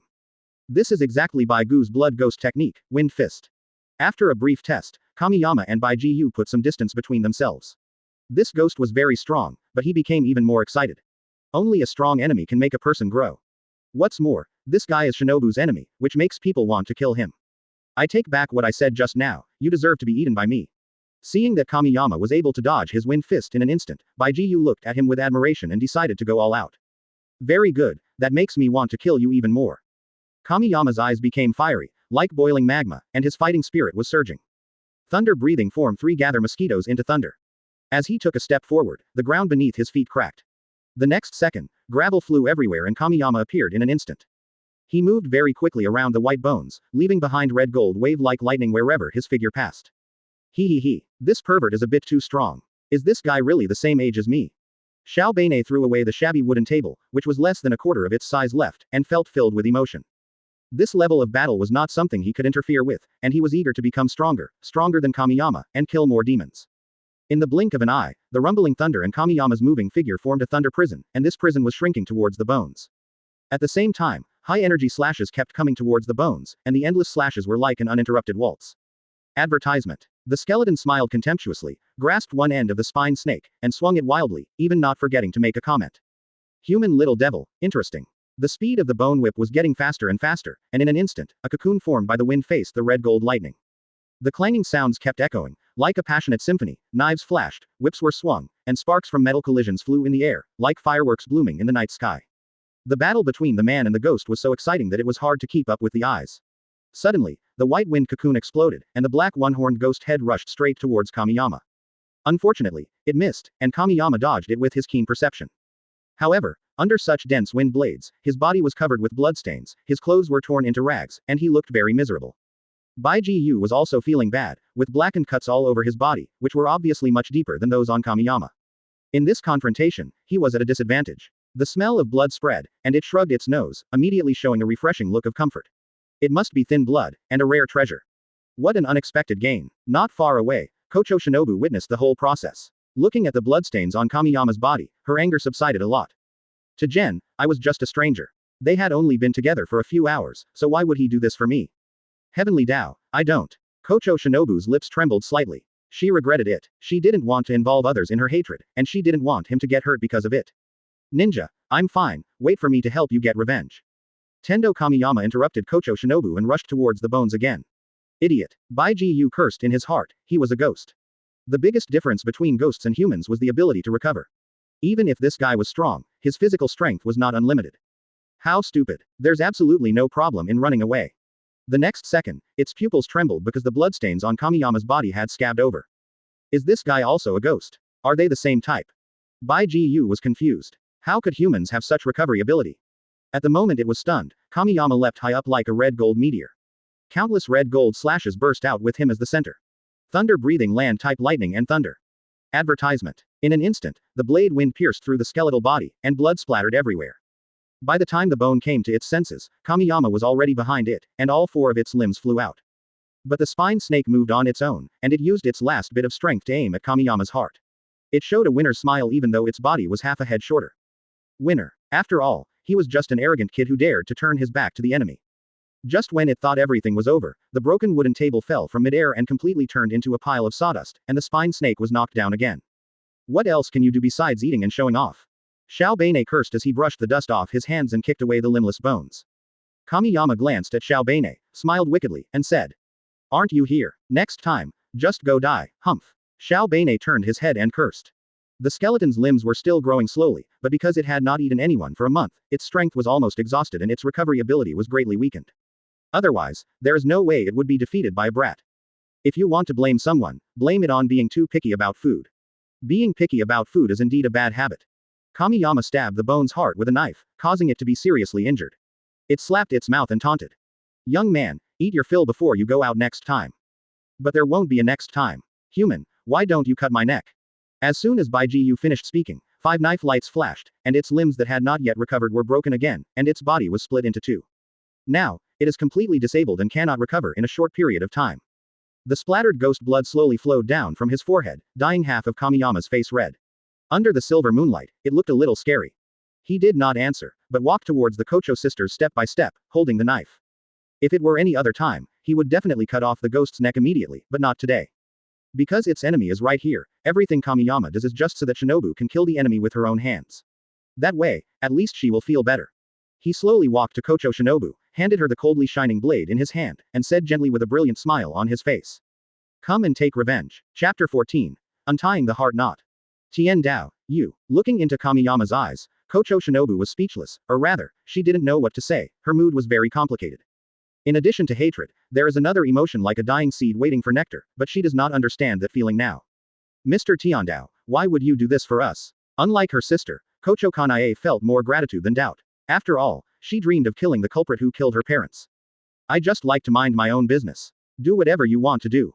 Kamiyama, as a time traveler, has the most complicated feelings. He knows the direction of the story, what these people are thinking, and their shortcomings. Making up for this shortcoming may be his mission in this world. The path to salvation lies therein. Kochou Shinobu took the Nichiren blades that was still dripping with blood. Her hands were shaking and the pungent smell of blood rushed into her nose, choking her and making her cough.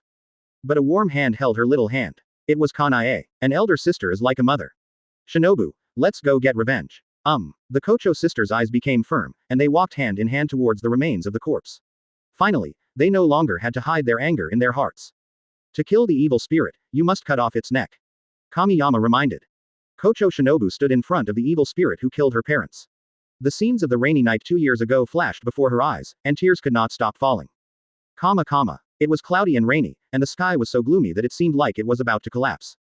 A bloody man stood in front of the bones, and behind him were houses that had turned into ruins. The bloody man held a bloody kitchen knife tightly in his hand, his eyes full of determination and unyielding. His body was trembling slightly, and every breath seemed so difficult, as if he would fall down in the next moment. Even though his breath was so weak that it was almost undetectable, he still insisted on standing. Looking closely, you can see more than a dozen deep bloody holes on his body, and blood is constantly oozing out of the wounds. Interesting, if you can survive one more blow from me, I might consider not killing them. Monster, come on. The man laughed while spitting blood, and he caught a glimpse of his wife and daughter running far away from the corner of his eye. As long as they ran away, it didn't matter whether he lived or died.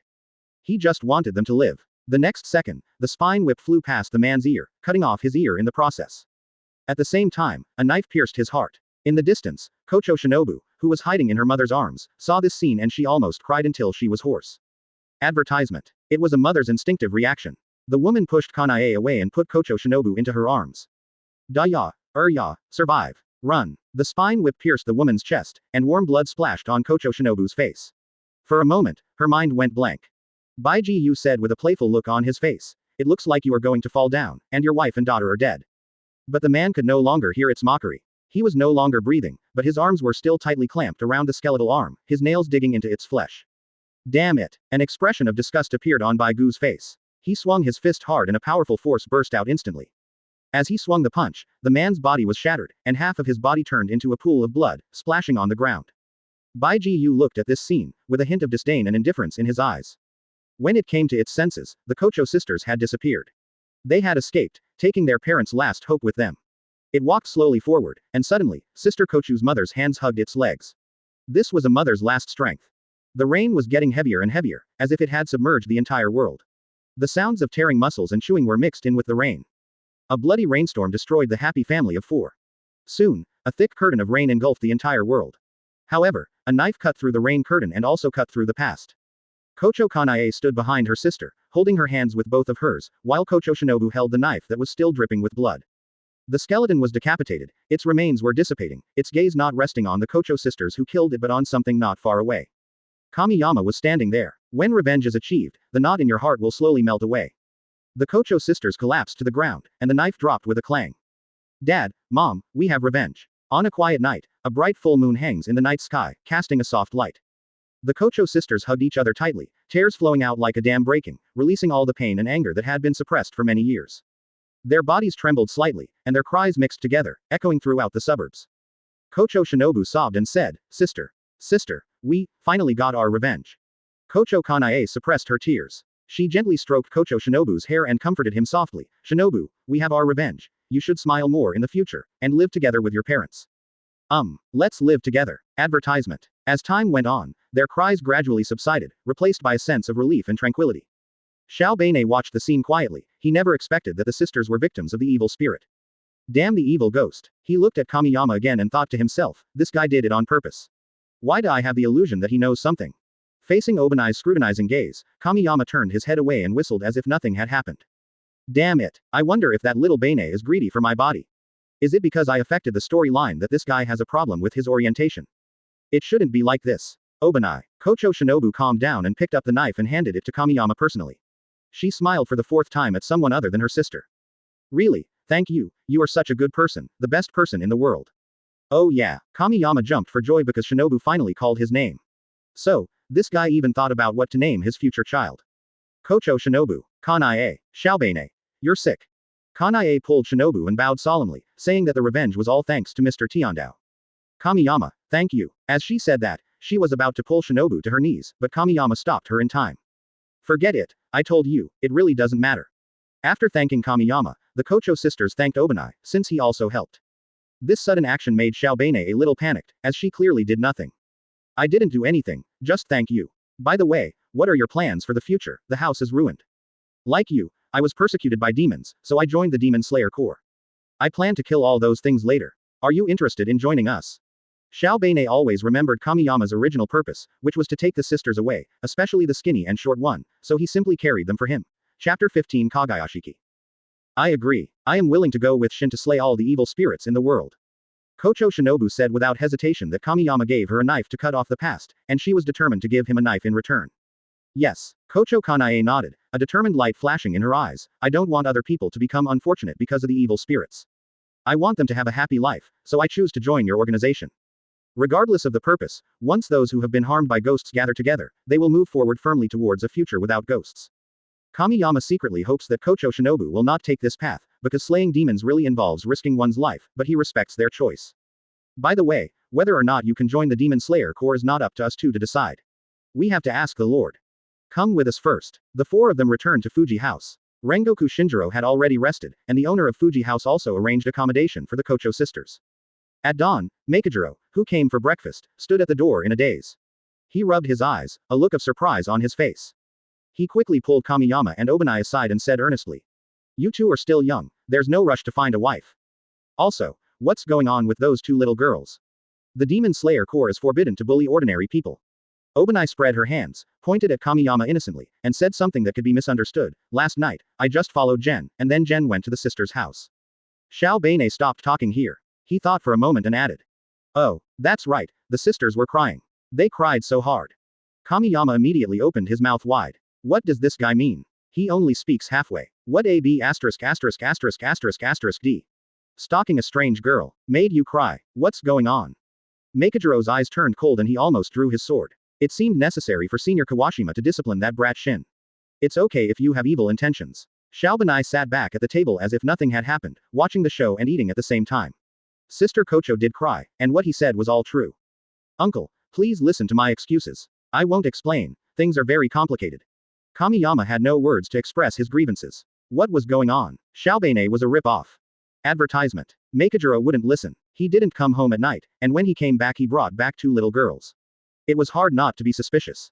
You little B asterisk asterisk asterisk asterisk asterisk D, you're bullying a girl. Beat him up first. As soon as he finished speaking, a thin figure stood in front of Kamiyama. It was Kochou Shinobu. She is not shy like other girls, she is a straightforward girl who expresses her thoughts directly with words and actions. This uncle really saved my sister and me, and helped us get revenge. He was right. Unexpectedly, Rangoku Shinjiro put his hands on his hips and laughed. Ha ha ha ha, I haven't asked clearly yet, why hit him? It was just a joke. Eat, eat. Kanae looked at her sister with a smile and didn't say much. Her sister had become different. After breakfast, Makijiro learned what happened and expressed regret for what happened to the Kochou sisters and praised Kamiyama and Obani. He would write a letter to tell his lord about the matter, and he believed that his lord would also sympathize with the Kochou sisters' plight. Makijiro's crow left Fuji's house with the letter, flying over many towns and into the uninhabited mountains. The endless forest is like a green ocean, with no end in sight. When the breeze blows gently, the leaves rustle, as if it is the beautiful music played by nature, making people feel relaxed and happy. In the dense bushes, there is an extremely hidden complex of buildings. It is completely hidden between the mountains and trees, blending perfectly with the place. This is one of the headquarters of the Demon Slayer Corps. Even the Demon King Muzan finds it difficult to find it. The crow flew over one house after another and finally landed in a secluded courtyard. There is a winding cobblestone path in the yard. On one side of the path is a shallow pond, and next to the pond is a wooden pavilion. In the pavilion, sat a young man in white clothes. The young man had a handsome, gentle face, and his eyes were clear and bright, like a shining star. At this moment, he was sitting there quietly, holding a book in his hand, reading attentively. This person is none other than the 97th head of the Demon Slayer Corps, Ubuyashiki Kagaya, who is only 14 years old. At that time, the young lord had not yet been cursed and disfigured, and was still the most handsome guy in the forest. My lord, Rangoku has a letter for you. The crow landed on the stone table, and its loud voice broke the quiet atmosphere. Instead of being annoyed, Ubuyashiki Kagaya rubbed the little head of Zhao Ya.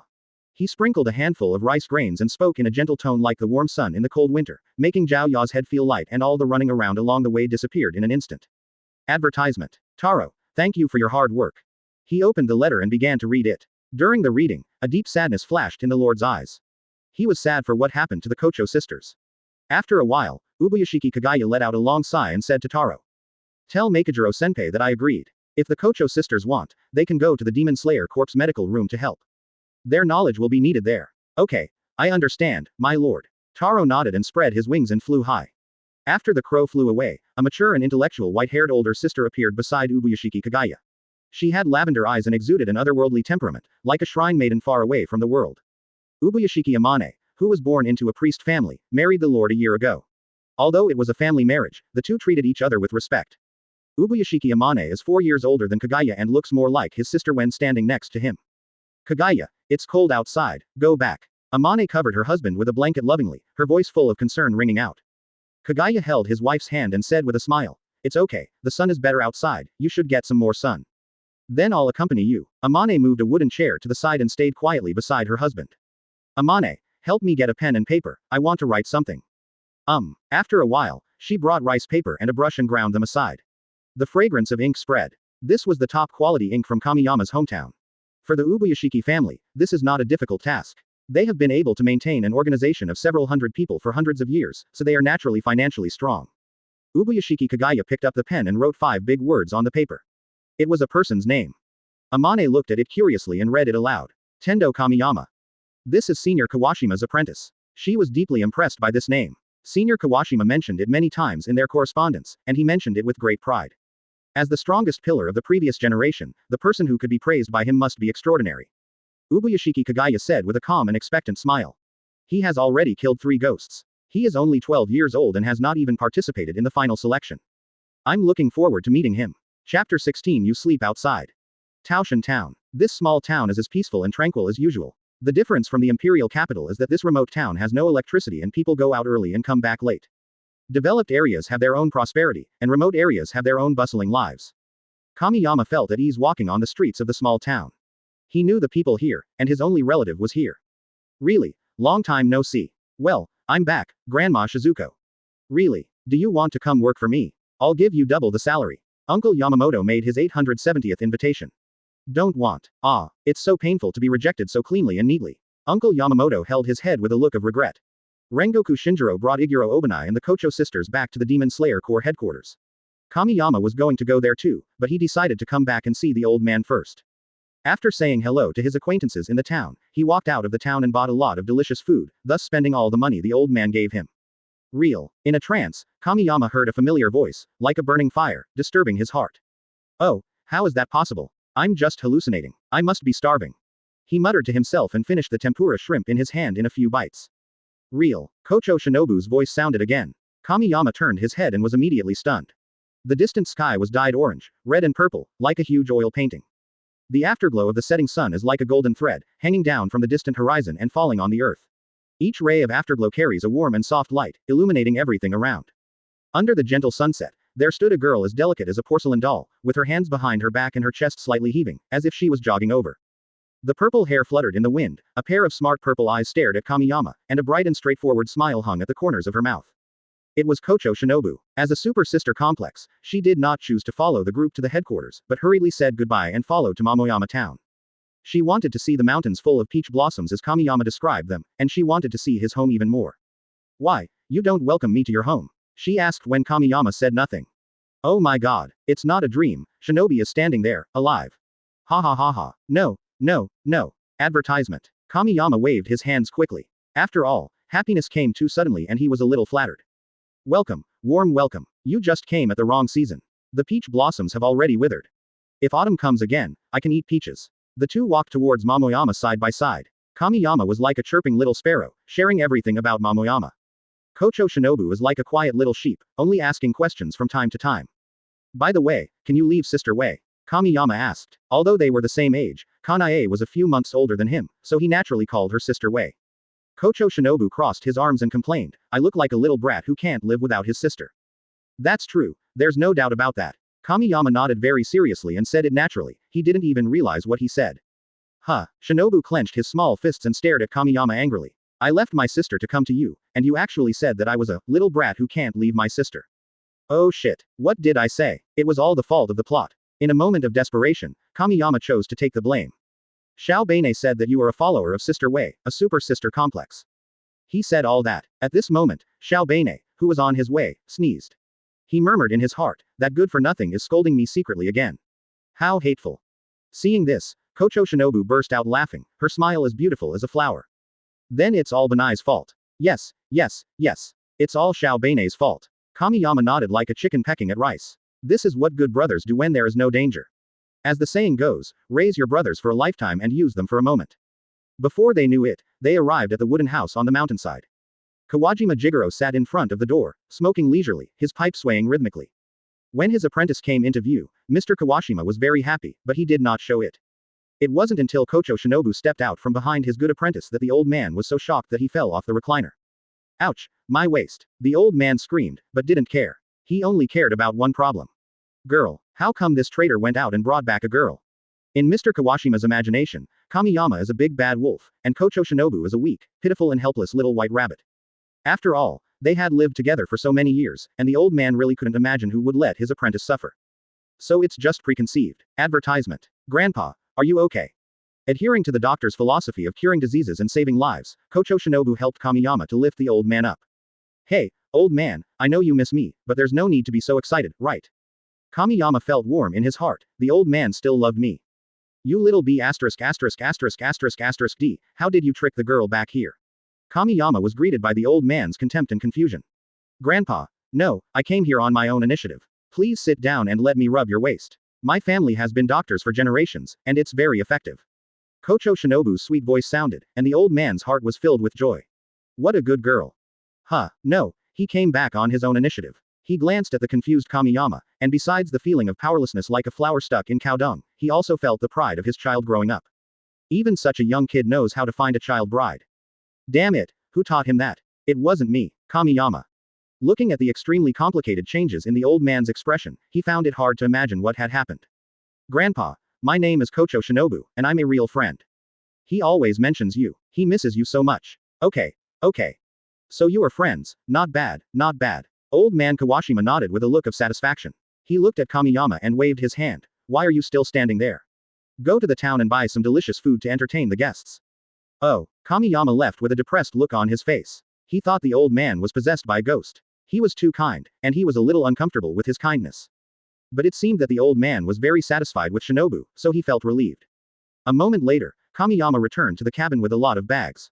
He saw familiar bedding piled at the door. Isn't that mine? At this moment, the old man came out with a pillow. He glanced at his apprentice and said, you sleep outside tonight, and that girl will sleep in your room. Kamiyama. Winking face. Of course, the old man was just taking out his bedding to dry out in the sun. How could he let his apprentice sleep outside? He just liked to say it that way. Chapter 17. Saving your life. It was late at night. Kamiyama tiptoed out of the old man's room, climbed onto the roof skillfully, and lay down leisurely to look at the stars. Suddenly, one end of the ladder touched the roof, followed by the sound of stepping on wood. There was a creaking sound, and when he looked up, Kochou Shinobu's little head popped out from under the eaves. Really, what are you doing? Look at the stars. Kamiyama pointed down and Kochou Shinobu looked over. She was so scared that she almost fell down because it was too high. Just as she was about to fall, Kamiyama grabbed her hand and pulled her up. You are still young but you don't learn your lesson. You are just a rascal. A little angel Kamiyama appeared and pointed at Kamiyama and started scolding him. The next second, a little devil Kamiyama kicked the angel away and said triumphantly. Idiot, What are you talking about? I'm just trying to save someone. How could I have any bad intentions? Real. You are such a hooligan, holding a girl's hand and not letting go. Kochou Shinobu gave Kamiyama a slap on the face and said angrily, just like a little hamster. I'm afraid you'll fall. Kamiyama quickly let go of her and looked away guiltily. In this way, there was another little girl on the roof of Kawashima's house. After lying down for a while, Kamiyama took out a small glass bottle filled with red liquid from his arms. The shape of the glass bottle was a miniature Q version of Kamiyama. He thrust the glass bottle at Shinobu, who was a little confused. What's this? Save your life for 3,000. What? Kochou Shinobu's head is full of little question marks, big eyes, and big questions. Take a sip when you are injured. It can speed up the healing of the wound. This is a precious medicine passed down from my family. Of course, it's also useful when you're sick. It has a shelf life of 1 month. Listening to Kamiyama's explanation, curious Kochou Shinobu interrupted him and said seriously. But Grandpa Sangdao said he picked you up, how come you have an heirloom medicine? Kamiyama. Amount. Underscore. The old man really says everything. Also, are young girls nowadays so hard to fool? The scientific name is Kamiyama's blood, commonly known as Kamiyama's blood. He was afraid that if he put it bluntly, people would find it hard to accept, so he simply gave it this name. It is really bloody, but it can really save lives, Mr. Kawashima can guarantee it. Oops. Advertisement. Just keep it for yourself. We are all family. I can't possibly poison you. Kochou Shinobu pulled out the stopper, put it close to his nose, and sniffed it carefully. A faint smell of rust. This is blood. Your blood. I have a special physique, I eat a lot, and my blood also has strange effects. If you find it disgusting, forget it. After all, it's a little weird to let you drink my blood. Kamiyama said calmly that after all, only ghosts drink blood and eat flesh, and it is difficult for normal people to accept it. Thank you very much. It really saves my life at the critical moment. You look like a ghost in this respect. Kochou Shinobu readily accepted it. She had long noticed Kamiyama's peculiarities, and it was her instinctive reaction as a physician. During the battle with Baijiu that night, she witnessed with her own eyes that the wound scabbed over in less than a minute. This was simply not something a normal person could do. If you don't have it anymore, you can ask me for it. Seeing Kochou Shinobu accept it, Kamiyama smiled happily. Your glass bottle is so interesting, and it has expressions. Kochou Shinobu held the Q version of Kamiyama, smiled, and revealed a pair of shallow dimples.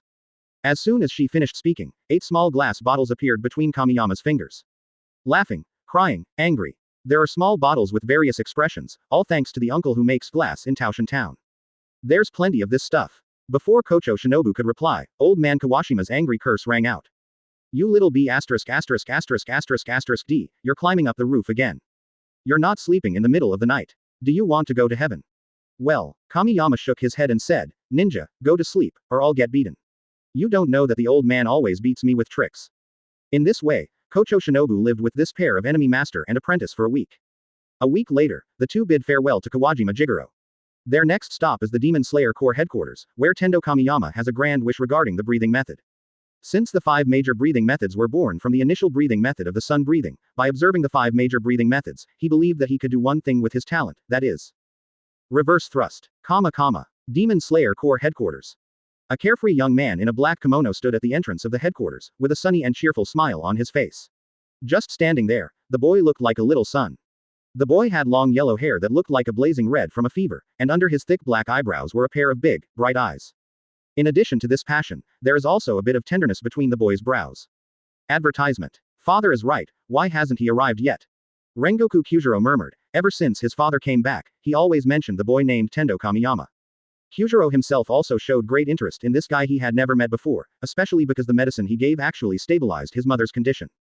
It can be said that Kyujiro almost regards Kamiyama as his own brother. As the enthusiastic eldest brother waited anxiously, 2 small figures appeared on the horizon. The correct answer is Kamiyama and Kochou Shinobu. Wow, the headquarters is really well hidden. If it weren't for the crow, I would definitely get lost. Kochou Shinobu gazed into the distance, with an expression of uncontrollable joy on her face, because she could finally see her sister. Kamiyama wasn't as excited as Shinobu, after all, he knew too much. But there was one thing he particularly liked. The scenery at the headquarters was really beautiful. Kyujiro stared into the distance, his mind loading Kamiyama's image at the moment. Dark red hair, golden eyes, and a girl by his side. The identity has been confirmed. He is my recognized half-brother. Real. Please accept my greeting. Thank you for saving my mother. Kamiyama was so shocked that he could not bear it anymore as he watched his elder brother slide to his knees in front of him. I'm calm. You for all you. Brother, you'll shorten my life if you do this. Brother. Kyujiro stood up, brushed off the dust on his body, and put his arm around Kamiyama's shoulders. He laughed 3 times and said, Since the true brothers acknowledge that I am the eldest brother, then let's become sworn brothers. Things were moving so fast that Kamiyama's brain was shut down. He knew that his elder brother was passionate, but he didn't expect it to be so passionate. They became sworn brothers the first time they met. Stop, stop, stop. This is the first time we meet.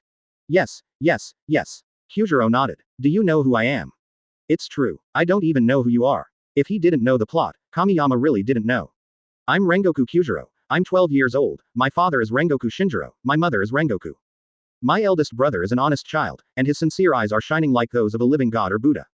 Can you swear brotherhood with me now? Kamiyama was still confused. What was this, about my reincarnation into another world, and my elder brother insisting on becoming sworn brothers with me? Chapter 18 Muscular Man, Himahimak. Brother, there's no rush to become sworn brothers. There will be plenty of opportunities in the future. Kamiyama also put his arm around his brother's shoulders and said with a smile. Then come to my house. The room is ready for you. My mother has been talking about you all the time. Please let me thank you again for curing her illness. In recent years, Rangoku Ryuko's condition became more and more serious, and the Demon Slayer Corps medical department was completely helpless. Until Makijiro brought back the bottle of medicine, Rangoku Ryuko's condition stabilized. For the Rangoku family, this matter has always been like a huge rock pressing down on them, making it hard for them to breathe. It is no exaggeration to say that Kamiyama swept away the shadow of the Rangoku family, and his status in their hearts skyrocketed, not inferior to that of the Lord at all. Brother, forget it. If you regard me as a brother, don't do this. Rangoku, you good for nothing just likes to meddle in other people's business, just get used to it. Obani's voice suddenly interrupted. He sat on the wooden wall, as if he was suspended in the air. Haven't seen you for a long time. Yeah, Xiao Beine nodded, a true aloof male god, I'm going to train. He just wanted to see Kamiyama, and had no other purpose. Kamiyama and Kyujiro walked in front, arm in arm, while Kochou Shinobu followed behind. The relationship between boys is so strange, it's obviously the first time they met. Ren was deeply puzzled by the two's behavior. Kochou Shinobu's destination was the medical department, while Kamiyama was summoned by the Lord. After separating from Kyujiro, he was taken to the Lord's residence by members of the hidden sect. In the Demon Slayer Corps, the place with the highest confidentiality level is the Swordsmith village, and the Lord's residence is the second most confidential place. After passing through the winding forest paths, Yin's team led Kamiyama to a clearing in the forest. This open space is square in shape, and the trees on all four sides are trimmed exactly the same. Standing in the center of the open space, you can basically not tell the directions of east, south, west and north.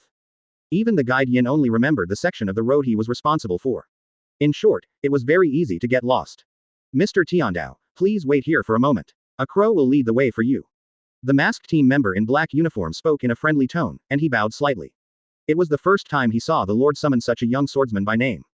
There will be more or less respect in my heart. After all, every swordsman who rushes to the front line deserves respect. Thank you, please take care of me in the future. Kamiyama smiled and thanked them, watching Yin's team members leave. A moment later, a raven rushed out of the dense woods, holding a blindfolded black belt in its mouth. Please cover your eyes. Only Zu can know the location of our Lord's residence. The crow spoke in a very gentle and polite manner. Okay, Kamiyama did as he was told. Then please take 3 steps to the left and go straight. Advertisement. Listen to my command now. The crow flew in front and Kamiyama chased it from behind.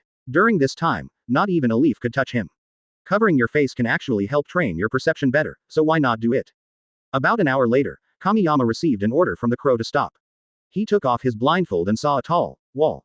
To be more precise, he is a man as strong as a mountain. It is impossible to develop such muscles even if you sign up for a gym membership for 10 years. Those are perfect, sparkling super muscles. Sensing Kamiyama's unique aura, Himahimak turned around. Kamiyama raised his head and met the pair of lifeless white eyes. Even though the other person was blind, he had the illusion that he was being spied on. This is the eldest brother of the future 9 pillars, the rock pillar whose body has been tempered to the extreme, Himahimak. Himahimak was only 19 years old at this time. Apart from being a little younger, his appearance was similar to what Kamiyama remembered.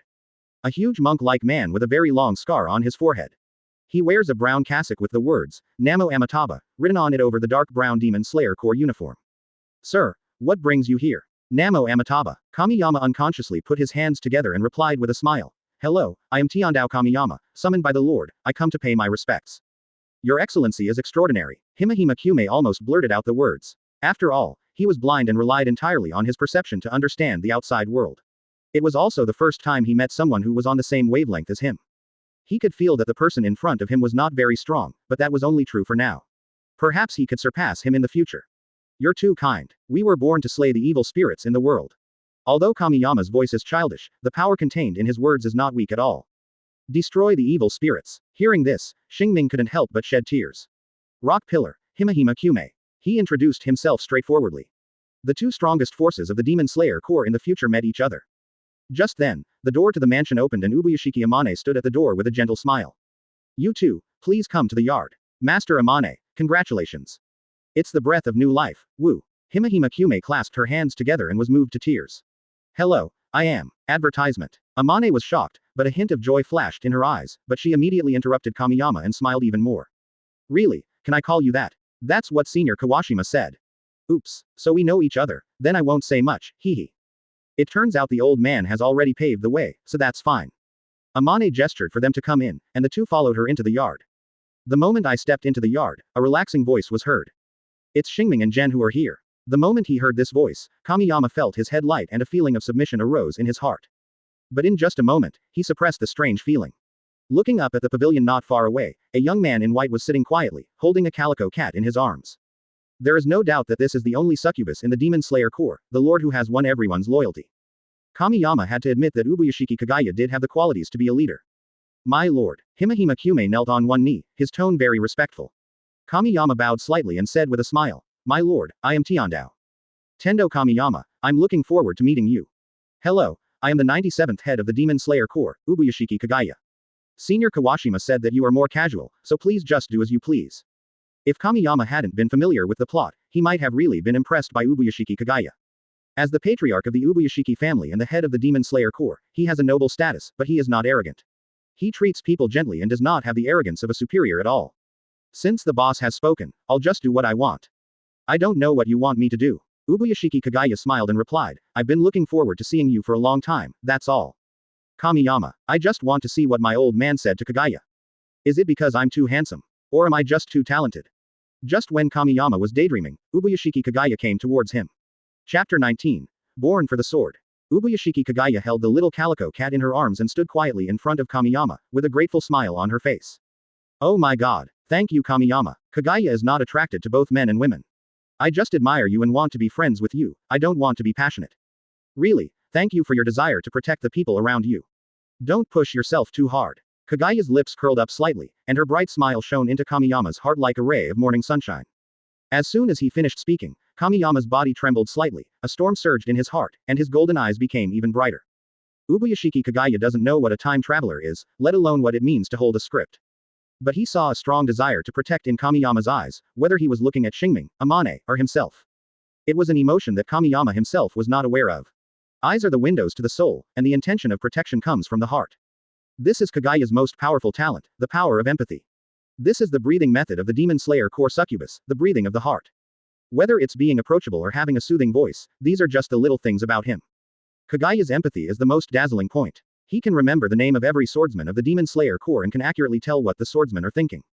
That is a kind of recognition. People who understand each other can always resonate with each other. Boss, if the evil ghosts are not destroyed, this body will be damned forever. Kamiyama half knelt down, which was his recognition of Ubuyashiki Kagaya, but only this time. Because he revealed another side of himself that Kamiyama himself had never noticed. If he wants to change the course of the story, he has to protect the people around him. The ending of the story is decided by me. This is what his heart desires. Really, I told you to just do whatever comes to your mind. And Xingming, this is the kitten you asked me to find. Here. Kagaya helped Kamiyama up and put the kitten into Xingming's arms. Thank you, my lord. This child is furry and I like him very much. Namo Amitabha.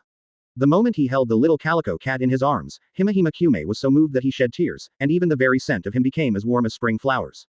Advertisement. Especially the cat in his arms, not only was it not afraid of Xingming, the muscular man, but it made humming sounds instead. Meow meow meow. The calico cat licked Xingming's arm, which was thicker than a bowl, and then rubbed it.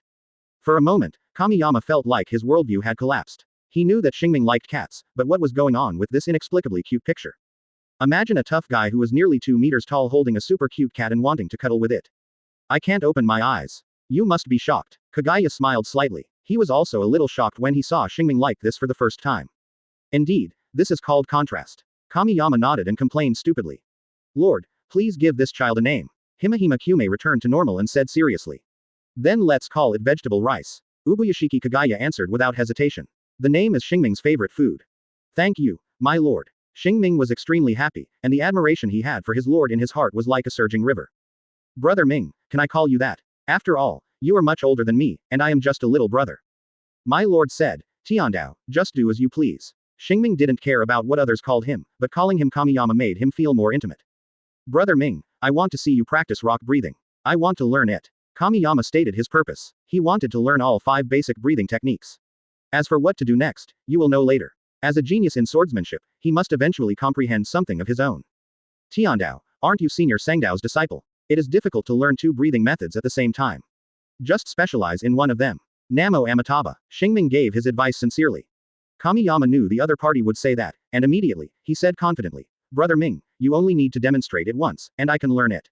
If I can't do it, I'll just give up.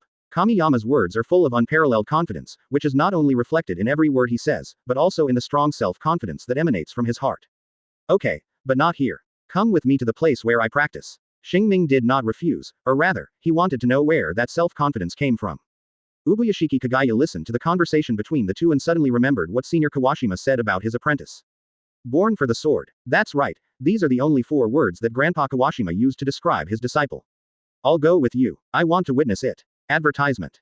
After a while, Xingming brought a few people to a waterfall.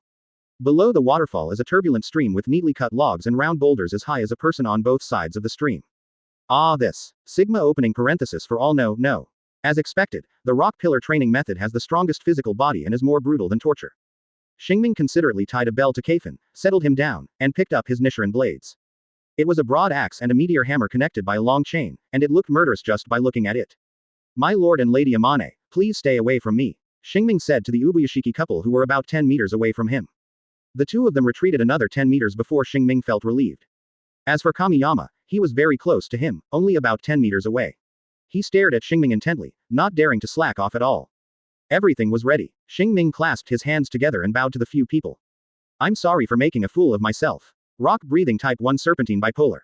As the sound as strong as a mountain rang out, the broadsword and the broad axe collided, and for a moment, a breath as swift as the wind swept towards Kamiyama. This breath was like a violent storm, carrying with it unparalleled power and majesty, making it difficult for Kamiyama to breathe. His heart was shocked. Is this the strongest member of the Demon Slayer Corps? Even if he is not at his peak yet. In an instant, the golden eyes became hot and the blood boiled. Himahimak is like a giant bear, his strong muscles tense and relax like a tangled dragon, full of power. The broad axe and meteor hammer intertwined with each other, making bursts of crisp sounds, like a wonderful percussion performance. The second type. The sky is broken. Type 3. Rock skin. Type 4. Rhyolite. Rapid signature. Wu Juxing Walan Xingbu.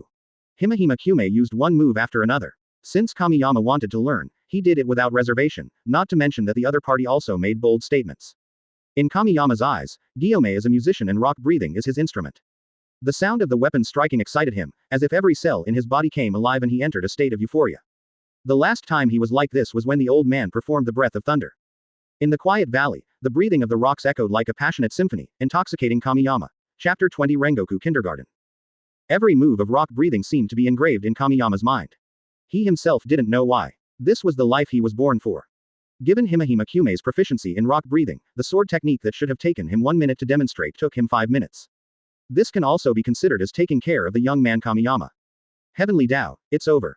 Xingming stopped, put his hands together, wrapped the chains around his arms, and let the broad axe and meteor hammer hang naturally on both sides. Kamiyama nodded, closed his eyes, took a deep breath, and everything around him slowly calmed down. He was about to respond to Himahimak's expectations, holding the hilt of the knife with his right hand, he was adjusting his breathing.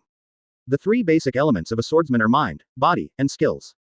The mind is a state of mind, which is either acquired through long-term practice or is innate. The body refers to physical strength. Except for people with natural talents like Kanroji Mitsuri, what is needed is acquired efforts, like Himahimak. Skills are techniques, and for a swordsman it is breathing techniques, and breathing techniques are the combination of breathing and sword skills. Kamiyama has maxed out his proficiency points in terms of skills. Watch Himahimak's breathing of the rock, he is content with his breathing rhythm and sword skills. After practicing it countless times in his mind, the knife came out easily and the power followed the knife. 3 minutes later, Kamiyama sheathed his sword. Just as he said, watching it once was enough. I'm sorry for making a fool of myself. He bent slightly, raised his lips and smiled, confident but not arrogant. Ubuyashiki Kagaya didn't know much about sword skills, he just felt that there was a slight difference between what Gen and Xingming had just demonstrated, and the rest looked similar. Tien Dao, you are such a genius. Namo Amitabha. Xingming exclaimed. Although he couldn't see it, he was the one in the Demon Slayer Corps who was most proficient in the breathing of rock, so he didn't need to deliberately feel that breath. In an instant, tears welled up in his eyes, the corners of his mouth turned up, and his expression was very strange. It's a pity that you are Senior Sangdao's disciple, otherwise I would definitely accept you as my stepson. My lord, given time, Tiandao will surely stand as the strongest of this generation. I am not as good as him. Himahimak gave Kamiyama the highest evaluation and was even more delighted in his heart. The stronger the Demon Slayer Corps is, the sooner they can understand the evil spirits. Kamiyama scratched his head, then shamelessly accepted Xingming's compliment. Advertisement. Brother Ming, sooner or later, I will be able to fight alongside you. Wait for me. Ha ha ha, we are the #1 genius in the Demon Slayer Corps. Really, thank you for coming to my side. Ubuyashiki Kagaya ran over to give Kamiyama a hug with tears in his eyes. In fact, Kagaya was under tremendous pressure. Ever since his father died, the Demon Slayer Corps has been passed down to his generation, and its strength has weakened to an unimaginable level. There are only 2 pillar-level swordsmen, Rangoku Shinjiro and Himahimak. The talent Kamiyama showed allowed him to see the future. Kamiyama smiled brightly, patted Kagaya on the back and said, "No problem, leave it to me. 1 month later, at Rangoku's house. Of course, Rangoku House could be renamed Rangoku Kindergarten, as there are so many children here. The principal is Uncle Makijiro, the beautiful teacher Aunt Ruka, the big class members are Kamiyama, Obani, Kyujiro and Kocho Kanae, the middle class member is Kochou Shinobu, and the small class member is Chijiro who still has a runny nose. Of course, usually only Kamiyama lives there permanently, the Kocho sisters live in the medical department, and Obani studies with the water call trainer." "Really, is that enough?" Ruhuo asked Kamiyama concernedly as she saw that his special dining bowl was half empty. She smiled kindly, as if she was looking at her own son. "Aunt Huo, hiccup. I'm really full," Kamiyama burped. "After all, there is a kind of hunger in the world called, your mother thinks you are hungry. Mom, give me a hug." Chijiro ran to his mother with the bowl in his arms, blinking his big eyes. "Aunt Huo, I'm done eating. Bye." Obani set the table, glanced at Ruka, and left. Apart from eating and sleeping, all he had in mind was training, so that he could stand beside Kamiyama one day. After dinner, the Kocho sisters helped Ruhu clean up the dishes, and then went to learn breathing techniques as well. In the courtyard, Kamiyama and Kyujiro were fighting with wooden swords.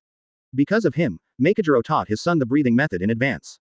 Maybe it was because the principal of Rangoku Kindergarten heard about Kamiyama from Himahimak. Kamiyama has been using the breathing of the stone for the past month. He is in the process of mastering it, and in time it will become his own. Really, hit me harder. Kyujiro was enjoying the fight, and the speed of the wooden sword became faster and faster. Advertisement. Kamiyama had a complicated expression. It was strange to hear such words coming from his eldest brother. We are practicing against each other. Under the eaves, Rangoku Shinjiro lay in his mother's arms. As a smaller boy, he possessed more of the tenderness that belonged to his mother.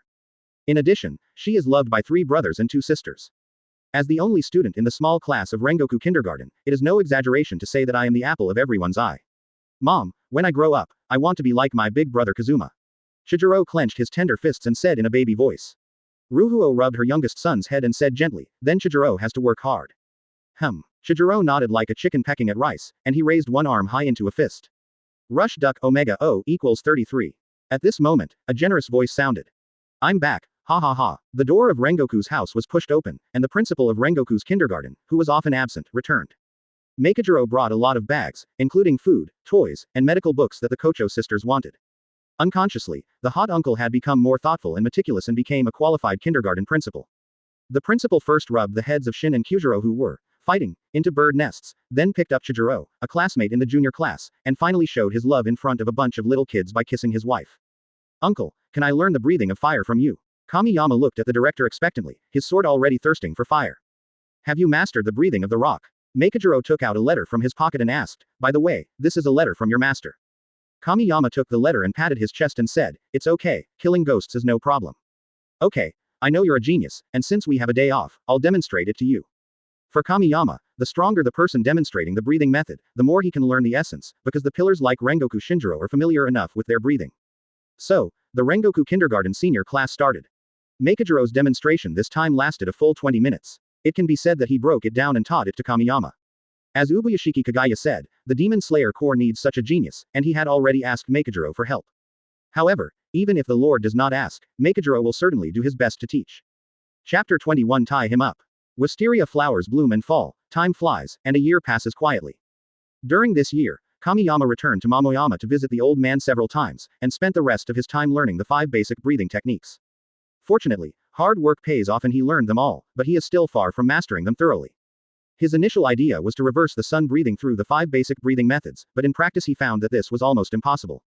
After thinking about it, he changed his strategy, which was to practice the 5 major breathing methods to the extreme. If reverse deduction doesn't work, then create your own breathing method. Different breathing methods have different breathing rhythms. If you change them rashly during use, it will cause damage to your lungs. In mild cases, it will be so painful that you can't breathe, and in severe cases, your alveoli will burst. The 12 sun breathing techniques combined form the 13th technique to deal with Muzan, and Kamiyama wants to connect different breathing techniques. There is an open area under a rock wall outside the headquarters. This is the special training ground that Kamiyama found. At this moment, the knife in his hand was wrapped with red gold arcs of electricity. He aimed at the huge rock on the open space and activated thunder breathing type 1. Kamiyama turned into a flash of lightning and shot out. Just as he approached the boulder, he changed his breathing method from thunder breathing to fire breathing. In an instant, a faint flame ignited outside the red gold electric arc. Before he could swing his sword, he suddenly coughed up blood, which drew a shocking arc in the air and splashed onto the boulder. At the same time, he felt an unbearable pain spreading from his lungs, as if countless sharp needles had pierced into his lungs. Just now, his alveoli exploded, and he had no idea how many times this had happened this year. Cough cough cough. The air struggled to enter Kamiyama's nasal cavity. He covered his chest and knelt on the ground in pain.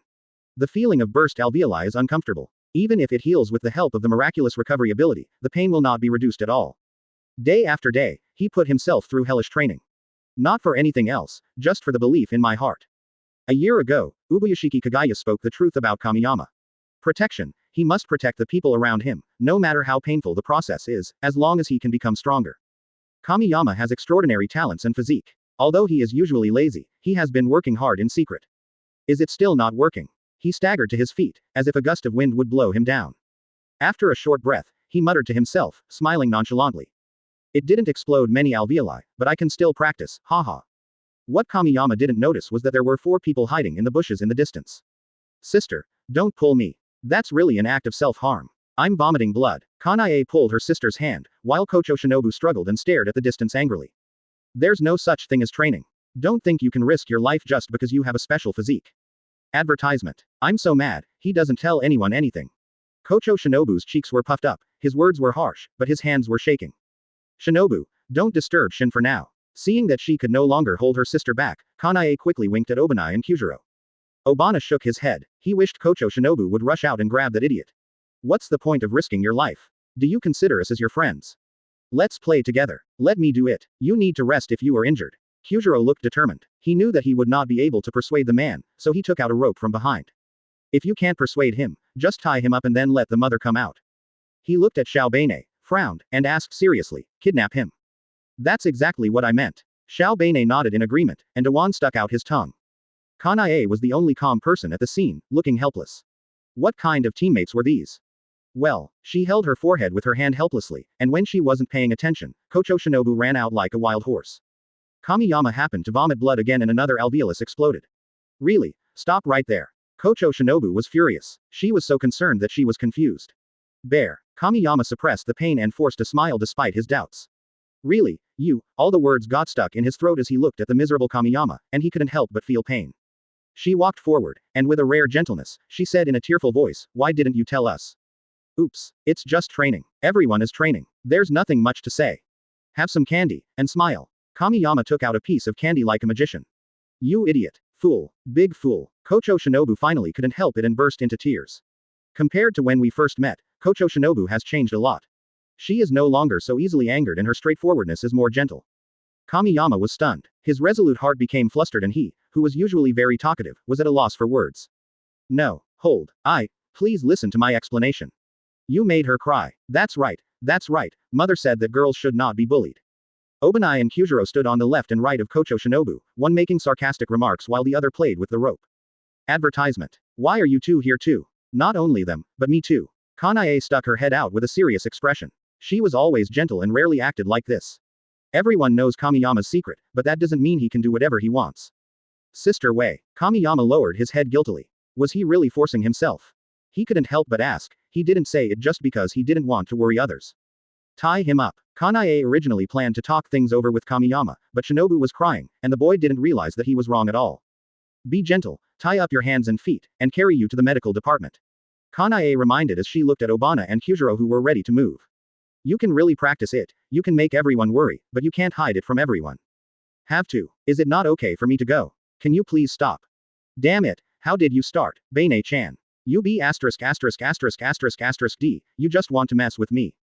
Cough cough cough. Really, be careful. Kochou Shinobu wiped her tears and said worriedly. Brother, this is not like you. Ahahaha, this strategy was proposed by me, young man. Kyujiro said proudly. Kamiyama. With that, Obani and Kyujiro tied Kamiyama's hands and feet, and carefully carried him towards the medical department. Really, you can practice, but we can do it together later. Kanae suggested with a smile. Can't, fool. Before Kamiyama could finish, Kochou Shinobu grabbed his face and physically interrupted him. Ninja, you'll never be able to get married if you're so violent. None of your business. In the setting sun, 4 small figures surrounded Kamiyama, and he screamed like a pig being slaughtered. Chapter 22, Breathing of Dao. The sun was shining brightly as 3 young men fought back and forth in the special training ground. In this match, Kamiyama was fighting 1 against 2. Really, don't hold back. Let's burn it. Ha ha ha. Kyujiro is like the male protagonist of a hot-blooded comic, his voice is like a lion's roar, and when the battle is fierce, he starts to use sword skills. Breathing of Flame, Type 1, Shiranui. He took a step forward, and his aura instantly surged. Then his body turned into a speeding train, burning with flames, and rushed towards Kamiyama. Kamiyama was also full of fighting spirit, his golden eyes were as hot as fire, and he activated the Breathing of Flame. In an instant, the 2 flames collided with each other, and the strong blade wind forced Xiao Bane to retreat. He gripped the wooden sword tightly, his heterochromatic eyes like a hunting python, ready to launch an unexpected attack at any time. Over the past year, Obane has developed her own breathing method through water breathing. He was also the first among his peers to create his own breathing method, and his talent was also quite good. Finally, he found the flaw, right between the 2 burning flames. His body suddenly shrank, and then slid to Kamiyama's side as quickly as a poisonous snake. His agile movements caused the surrounding air to be stirred by his speed, forming streams of air that were like a hunting white poisonous snake. Snake's breath, Type 2, narrow head and poisonous fangs. The wooden sword in Obani's hand pierced through the 2 fighting men and went straight to Kamiyama's head. Success. The corners of Xiao Bane's mouth curled up under the bandage. Everything was under control. Of course, the happiest thing would be to beat up this BCH Gen. He got furious when he thought about this guy stuffing mustard into his rice balls. When there is no danger, that is the greatest danger. Just as he was about to be surrounded by 2 people, Kamiyama's blade suddenly turned, and in an instant, dozens of fiery red blade winds formed a vortex with him as the center. Breathing of Flame, Form 4, Vortex of Blazing Flame. The powerful force knocked Obani and Kyujiro away, but the 2 did not have any vacuum period, and 2 sharp sword skills attacked Kamiyama from the front together. Before the competition started, Kamiyama said that the 2 of them didn't need to hold back, since he was the one taking the beating. These young boys are honest and don't care about anything else once they start fighting. Advertisement. Kyujiro activated the Breathing of Flame, Form 5, Flame Tiger, and lunged forward with almost all of his strength. A flaming tiger quietly awakened and opened its bloody mouth to bite Kamiyama. Xiao Bane also charged forward with all his strength, and even the wooden sword in his hand was almost broken. He really meant it when he said he would fight, and there was no ambiguity. Snake Breathing Type 5 Long Winding Snake was activated, and Kamiyama couldn't help but tremble all over. His perception was already strong, and the moment he looked at Obani, it was as if a python was strangling his body. On one side is a blazing fire, and on the other side is an unexpected snake. Just as the sword skills were about to engulf Kamiyama, the 2 realized that they had gone too far. It's over, I can't stop the car. Then it would be great to believe it. The sword skills were like a raging storm, attacking Kamiyama with overwhelming force. Let me respond to both of you. Kamiyama's short dark red hair fluttered in the wind, his brows curved, and his blood boiled. He raised the knife, and in the blink of an eye, he swung out nearly dozens of slashes. A huge red gold blade wind condensed into shape, and from a distance, it looked like a unicorn with its mouth open. I saw a red gold arc of electricity igniting and spreading along the wooden sword to his entire body. Kamiyama mastered the breath of thunder, condensing the secrets of speed and high burst into a sword technique. This was his own breath. Breathing of Dao. The breathing method created by Kamiyama is different from the 5 major breathing methods and their derivative breathing methods. It does not have a standardized move or posture. This move derived from the breath of thunder is called Qilin. Breathing of Dao Thunder form Qilin. As Qilin was launched, Kamiyama broke the combined sword attack of Kyujiro and Obani with great force. A strong gust of wind whistled past, accompanied by rumbling thunder. Immediately afterwards, Kyujiro and Obani flew backwards, and the wooden swords in their hands broke into several pieces. It feels so good, it's ridiculously strong, really. Kyujiro was not angry but smiled very happily. This is the fastest way to make progress. Abnormal. Xiao Bane sighed. He had thought about catching up with this guy before, but now he gave up. But instead of being jealous, he was genuinely happy for Kamiyama. God only knows how many alveoli that guy had exploded. No one can replicate his sword skills because they don't have abnormal recovery ability and the will to self-harm. The two men lay on the grass in a spread eagle position, admitting defeat with all their heart. Advertisement. The wooden sword in Kamiyama's hand was even more exaggerated. It was a little burnt and also broken into several pieces. His hands were still shaking and his lungs felt numb. It really consumes a lot of energy. Kamiyama walked towards the two men and laid down between them. Really? This is the breathing method you created? It's like a little cow riding an airplane. Kyujiro praised loudly and generously. Of course, he learned this from Kamiyama. Of course, ha ha ha, Kamiyama responded shamelessly. I told you were fat and you gasped. You have no shame at all. Obani was always sarcastic and glared at Kamiyama. Also, you hit me really hard. He is just that kind of person. He can't keep things to himself. If he has any opinion about someone, he will say it to their face. He will never gossip or say bad things about others behind their back. But most of the time, the words become poisonous after passing through Xiaobeine's mouth. You're still blaming me, you held back. Kamiyama rolled his eyes and complained indignantly. I definitely didn't hold back, and I used all my strength, ha ha ha ha. Otherwise, how could I fight so vigorously? I feel like I have a deeper understanding of the breath of fire. With time, I will definitely become stronger. Ha ha ha ha. Kyujiro raised his right arm with a clenched fist, still the little sun, his whole body emitting the warmth of sunshine, infecting others. Soon, Kamiyama and Obani followed their eldest brother in laughing, and the three teenagers all laughed out loud. After a while, Kyujiro suddenly asked, by the way, are you two going to the final selection this year? Of course I will go. I can't wait to kill those evil spirits. I'm joining in too. Kamiyama looked at the clouds floating leisurely in the sky. If he remembered correctly, the two boys in fox masks would also participate. Even if he doesn't meet them, he will kill Tioni first to prevent future troubles. I remember that Kanae and Kochou Shinobu are not planning to participate in this year's selection. The eldest brother looked at Kamiyama and mentioned it. Also, that skinny girl hasn't shown up for a long time. Did she poison herself to death? Xiaobane complained, she even asked me for the snake venom of the Yuan. The two's words made Kamiyama realize a problem. He hadn't seen Shinobu for a long time.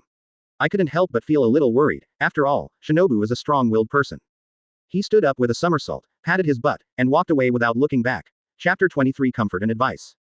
At dinner, Kamiyama ate absent-mindedly, something he never did when eating since he was a child. But the problem is that Shinobu didn't come tonight, and he felt anxious. With a poor appetite, he only ate half a bowl of rice and then left Rangoku's house in a hurry. He came to the medical department as quickly as possible, wandering around aimlessly, hoping for a chance encounter with Shinobu. Unfortunately, things did not go as planned. Not to mention enduring it, Kamiyama didn't even get to see Kanae. So, he stood at the entrance of the medical department like a door god, with a sad face, and the medical staff and wounded people passing by were really scared. Gradually, the moon was high in the sky, and Kamiyama sat outside the door of the medical department, sighing and holding his chin with both hands, like a lovelorn tomcat. Well, where's Shinobu? Life is so boring. Just then, Kanae came from a distant path carrying a lunchbox, and she saw Kamiyama at a glance. Suddenly, her eyes flashed and she trotted over to him. Makoto, are you sad that you can't see Shinobu? I know where she is, please help me. As soon as Kanae finished speaking, Kamiyama was full of energy, rubbed his hands with a smile, and said, Sister Wei, please use me as much as you want. Kanae tilted her head, feeling that the words spoken were weird. Shinobu is here. After a moment, she explained her dilemma, saying that Ren was too stubborn and was very angry, the kind that even her sister couldn't persuade. But Shinobu was angry about his own anger, and if anyone could do anything about it now, it would probably be only Kamiyama. Sister Wei, do you have paper and pen? Huh, Kamiyama's question made Kanae stunned. What did she need that kind of thing for? To write a love letter? No, Shinobu is too young and needs to grow up a little more. But he is really a person worthy of trust. Well. So confusing. Kamiyama. K-san. N airy summation, backquote. Oh. I'm here, wait for me. After a while, Kanae handed Kamiyama a pen and paper and said something that confused him. Shinobu is still young, wait a few more years. Advertisement. Come on. She patted Kamiyama's shoulder and walked back to the medical department with an anti-smile on her face, leaving Kamiyama disheveled in the wind. I just wanted to draw a design. Without giving it any more thought, he happily left the medical department. The soft moonlight was like an icy quilt, gently covering the sky above the demon slayer core. In a secluded clearing in the woods, Kochou Shinobu, one man at a time, chopped at the rock in front of him non-stop. The training of the cultivator is gradual. First, they chop wooden stakes and then chop boulders. Only in this way can they cut the neck of the evil spirit. Unfortunately, Kochou Shinobu was too weak and she had a hard time even chopping off wooden stakes, let alone rocks. Damn it, how can I not cut it off? Kochou Shinobu roared unwillingly. She trained madly day and night just to catch up with her companions. Kamiyama's appearance changed the timeline, causing Kochou Shinobu to know too many excellent swordsmen, especially Kamiyama. Her sister learned the breathing of flowers, and because she was worried that she would give up on this year's final selection, Obana created the breathing of snakes, Hujiro mastered the breathing of flame, and her father was a pillar. As for Kamiyama, whom Kochou Shinobu has always been pursuing, he is the best among them. Kochou Shinobu, you must not be trying hard enough. You have to work twice as hard or even harder. Shinobu clenched the training knife tightly, the blisters on her hands burst, and the blood soon dyed the bandage red, but she ignored it, gritted her teeth, and swung the knife over and over again. Compared to the pain Jen had to endure, what I was going through was nothing. Kochou Shinobu was unwilling, angry, scared, and upset. She was unwilling to fall behind others, was angry about her own weakness, and was afraid that she could not accompany her companions. She has always been the strong child. Finally, she ran out of strength and collapsed beside the rock, tears welling up in her eyes. They are weak, pitiful and helpless, which makes people feel distressed. Suddenly, the moonlight in front of her was blocked, and then something sweet was stuffed into her mouth. Kamiyama was like a mysterious elf, coming quietly, with a reassuring smile on his face and heartache in his eyes. Ninja, have a piece of chocolate. I asked my uncle to bring it back from the big city. Kochou Shinobu quickly turned her head away. She didn't want Kamiyama to see her weak side. Thank you. She tried her best to suppress her tears and the grievance in her heart, otherwise she would really cry. Kamiyama turned around and said nothing. He waited for her quietly, just waiting. Ren is a strong-willed person and he wants to give the other person time to adjust his emotions. The silence faded. Kochou Shinobu calmed down, pretended to be calm and changed the subject. Really? It's late at night. Why aren't you sleeping? Advertisement. Hearing this, Kamiyama turned around and said something serious. I ate too much, so I took a walk. But as soon as he finished speaking, his stomach started to growl in protest. Oh, well, I only ate half a bowl of rice today. Kamiyama scratched his head awkwardly and continued. I have too much free time, so I just took a stroll, hee. My sister told you. No, absolutely not. Okay, yes. Kamiyama lowered his head, feeling extremely guilty. Kochou Shinobu forced a smile and said, you really can't lie. But thanks for coming to see me, I'm much better now. As long as Kochou Shinobu sees Kamiyama, he will start automatic healing mode. Then let me ask you a question. Ask, besides sunlight and chopping off necks, what else can kill ghosts? Kochou Shinobu tilted his head slightly, his purple eyes were as clear and transparent as a deep lake, reflecting Kamiyama's face with a little bit of doubt. Because the question Kamiyama asked was very stupid, and anyone who was a member of the Demon Slayer Corps would know it. The demon is afraid of sunlight and wisteria flowers, and Nichiren blades can kill it. It's wisteria, right? Kamiyama rubbed Shinobu's little head and joked, smart baby. Kochou Shinobu pouted, glared at him, and said, I'm not a child anymore. Whatever Shinobu says is what it is. Then the second question is, what are you good at? Hearing this, she said without hesitation, pharmacological knowledge and identification of herbs. Yeah, Kamiyama nodded, this is Shinobu's strong point. Medicine is medicine, but it can also be poison. Poison. Kochou Shinobu opened his mouth wide, suddenly realizing that he was really giving him advice. Wisteria is poison to ghosts, so there is another way to kill evil ghosts, which is poison, wisteria. In fact, with Kochou Shinobu's intelligence, she would realize this sooner or later. Kamiyama was just guiding her and bringing the process forward. Shinobu, congratulations. Kamiyama clapped his hands, feeling happy for Shinobu from the bottom of his heart. He couldn't help laughing. He felt that life was hopeful and perfect again. When Kochou Shinobu was excited, Kamiyama unexpectedly gave her a hug and said distressedly. Don't force yourself, take care of yourself, I'm always here. Chapter 24 Target Fuji Mountain. Really, thank you. Kochou Shinobu was stunned for a long time before she slowly spoke. At the same time, the sadness in her heart disappeared. Woohoo, XXI got it, so fragrant and soft. At this moment, the one I really want to thank is Kamiyama. A little angel named Kamiyama appeared beside him. The angel shook his head and said with disdain. What a pervert, bah! Kamiyama reluctantly let go of Shinobu and then took out a piece of paper from his arms. This was the temporary drawing he had drawn. The drawing shows the Nichiren blades of the future insect pillar. In order to give the current ninja more confidence, he drew that peculiar Nichiren blades. With Kochou Shinobu looking puzzled, the little heavenly path class started. Shinobu, I'm not a swordsmith, but I have an idea. You can develop a breathing method based on this. Of course, using poison requires strengthening the basic technique of stabbing. Kamiyama talked a lot, and Kochou Shinobu was a good student in the class, nodding like a chicken pecking at rice and giving his own opinions. After a while, Shoutiandao class ended. Kochou Shinobu threw himself into Kamiyama's arms with a bear hug, shouting, really, you're a genius, I love your ideas. Kamiyama turned his head away, his brows showing 7 parts of happiness and 3 parts of disappointment. Why does Shinobu like my ideas instead of me? Hateful thought. Now, Kochou Shinobu has nothing to worry about, and Kamiyama can participate in the final selection with peace of mind. Shinobu said goodbye to Kamiyama in a skipping manner, rushed back to the medical department, and pushed open his sister's door. Sister, I can kill ghosts now, and I don't have to cut their necks. Sister, I'm very happy. How clever. Kanae patted her sister's little head, and she knew there was really a way. Half a month later, at the headquarters entrance. The three young men were ready to go, and Aunt Liuhuo saw them off. Because they were in a hurry, Kamiyama and the other two had to set off half a month in advance. Rangoku had tears in her eyes. For so long, she had already regarded Kamiyama and Obani as her own children, not to mention that her eldest son Kyujiro was also there. A mother worries about her children even when they are far away. One can imagine the pain she felt in her heart as she had to bid farewell to her three children at once. After all, the three of them were not traveling far away but participating in the final selection, a selection where they really risked their lives. In order to slay all the evil spirits, the selection process for the Demon Slayer Corps has always been cruel, even if it is not mandatory. Mother, we are very strong, don't worry. Kyujiro hugged her mother and comforted her. Advertisement. Yes, I am a genius, Aunt Huo. The three of us are together and we have nothing to fear. Xiao Beine nodded. This was one of the few times when he was not so sharp-tongued. The goal of these three people is not as simple as passing the final selection, they want to kill all the evil spirits in the entire Tengshi mountain. You three must be careful and pay attention to safety, this is very important. Rangoku Liuhuo warned earnestly, she has said this sentence dozens of times. After the farewell, the three of them set off, and Kamiyama looked back every few steps. Maybe something happened to him. Obane nudged Kamiyama with his elbow, saying with glee.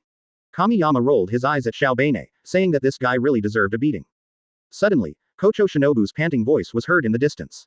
Really? Wait a minute, wait. Hearing the voice he wanted to hear, Kamiyama turned around with a look of joy, and Kochou Shinobu just happened to jump into his arms.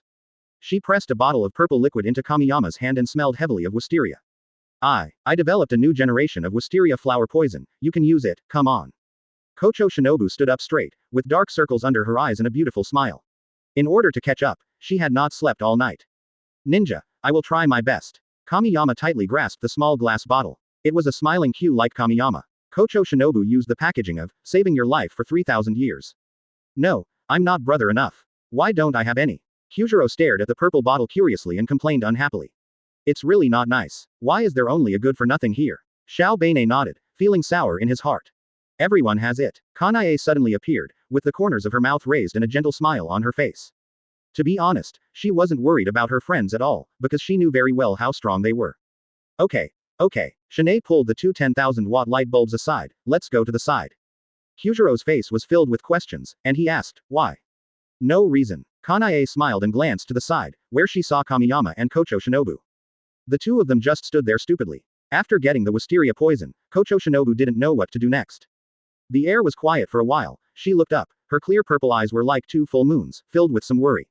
She was reluctant to express her worries, fearing that she would disturb Kamiyama. I didn't feel anything at first, until the moment of departure, when uneasiness surged into my heart. Jen, remember to help me record the results. This is your idea, and it is also my strength.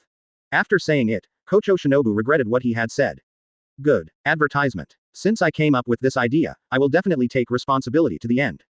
Kamiyama looked into Kochou Shinobu's eyes and smiled softly. He was serious. Be safe. Don't be so stubborn. Even though you are strong, you still need to rely on Banai-chan and Kyujiro-sama.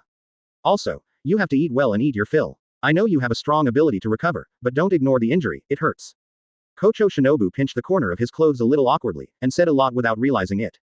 Some words don't need to be prepared, some feelings don't need to be concealed, everything will come naturally.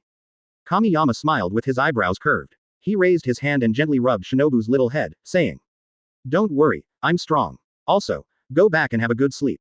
Goodbye. After saying goodbye, Kamiyama and the other two left the headquarters. On the way, Obana cleared his throat and said in the tone of Kochou Shinobu. Don't be so stubborn, rely on me and Kyujiro more, really. Kamiyama glared at Obani, truly speechless. What should I do? I'm so excited, I can finally hone myself through fighting. Ha ha ha. Kyujiro laughed, it's sword thirsty for air. Brother, don't get too excited, it's just a ghost. As the only one among the trio who had killed a demon, Kamiyama was not impressed at all. Why, have you really beheaded a ghost? Hearing this, Kamiyama's nose turned up high and he pretended to be a little proud. Omega, I have captured 3 evil spirits. As soon as the voice fell, Kyujiro's eyes sparkled and he asked expectantly. Really, what does it feel like to slay a demon? Of course. Xiao Beine on the side rolled his eyes at Kamiyama and said. You're just a cocky person, go ahead and show off. Soon, the 3 men ran out of the mountains, heading towards Tengchishan. Of course, separations don't just happen at the Demon Slayer Corps headquarters, but also at Sagiri Mountain. Chapter 25. Fox Mask Boy. Narrow Mist Mountain. This mountain is shrouded in fog all year round, hence its name. The former water pillar Yoriichi Sakanji lived in seclusion here. After retiring to the second line, he has been quietly contributing his remaining energy as one of the trainers of water breathing. Today, he is sending his apprentice to participate in the final selection again. At the foot of the mountain, two young men stood side by side, one with a confident and sunny smile on his face, while the other had a sad face, as if someone owed him 100 million. Sabito and Tomioka Giyu, the most talented duo in the history of water breathing, especially Sabito. Before the two stood their master, Yoriichi Sakanji, an old man wearing a red Tengu mask. Master, Master, Sabito shouted several times, but Yoriichi Sakanji never answered, and no one noticed that Yoriichi's hands were shaking. For him, the final selection was a nightmare in which no matter how good his apprentice was, he would never come back. None of Sabito and Giyu's former seniors have returned yet. Kids, do you really have to go? Yoriichi Sakanji came back to his senses and spoke in a hoarse voice. He wanted to persuade them to stay for the last time. He didn't want his disciples to die in vain. Master, I will definitely go, and I will carry forward our lineage. I will definitely take over your job and become the water pillar. Sabito's flesh-colored short hair fluttered, revealing the boy's confidence. As he said that, he nudged his good brother beside him. Giyu, don't you think so? Giyu stared with dead eyes and spoke calmly without any emotion. Sabito, I can't do it, just you do it. Ah, Sabito hugged Giyu, gave him a slap on the face, and encouraged him vigorously. Giyu, you can definitely do it, trust me, it's okay. Yoriichi Sakanji knew that it was useless to say more, all he could do was trust his disciples. He was still full of expectations this time, because Sabito was definitely the most talented apprentice he had ever taught. Giyu is equally good. He has only been training for half a year, but he has completed the test of cutting through the boulder. He is much stronger than his senior sister Makomo, who became his disciple first. Yoriichi Sakanji took out two fox masks from his arms and handed them to his two apprentices. These were masks for warding off disasters that he had made himself. Go with the disaster-repelling mask on. You must come back safely. Master is waiting for good news from you too. Sabito and Giyu put on masks, which was very suitable. Master, believe me, I am very strong. Sabito bent his arms and made a movement to show his muscles, his smile still as confident as ever. Advertisement. Giyu nodded, remaining silent. You are so strong, how can we trust two guys who are always losing things? Well, an angry voice rushed out from the mist. It was a girl's voice, and it sounded very spiritual. Then, the two Pac-Men made precise attacks and hit Sabito and Giyu in the head. It hurts, it hurts. Sabito covered his head and screamed, jumping back and forth in pain, as if the ground was burning his feet. On the other hand, Giyu remained calm despite the heavy burden on his head, and his mentality was very stable, but in fact he was almost dying. A young girl walked out of the mist. She was wearing a short kimono with a plum blossom pattern and had long hair that fell over her shoulders. She had her hands on her hips, and her dark green eyes flashed with a look of disappointment. The girl's name is Makomo. She is Sabito's junior sister, Giyu's senior sister, and the real housekeeper of Sagiri Mountain. She walked past her master and headed straight for the duo, causing Sabito to hide behind Giyu in fear, while Giyu took a few steps back. This is the oppressive power of Makomo, so powerful that it is terrifying. Makomo, stop. No. Makomo glared at Sabito, then reached out and pinched Giyu's cheek. Junior brother, smile. Makomo, we're leaving, bye. While Makomo was not paying attention, Sabito decisively dragged Giyu away.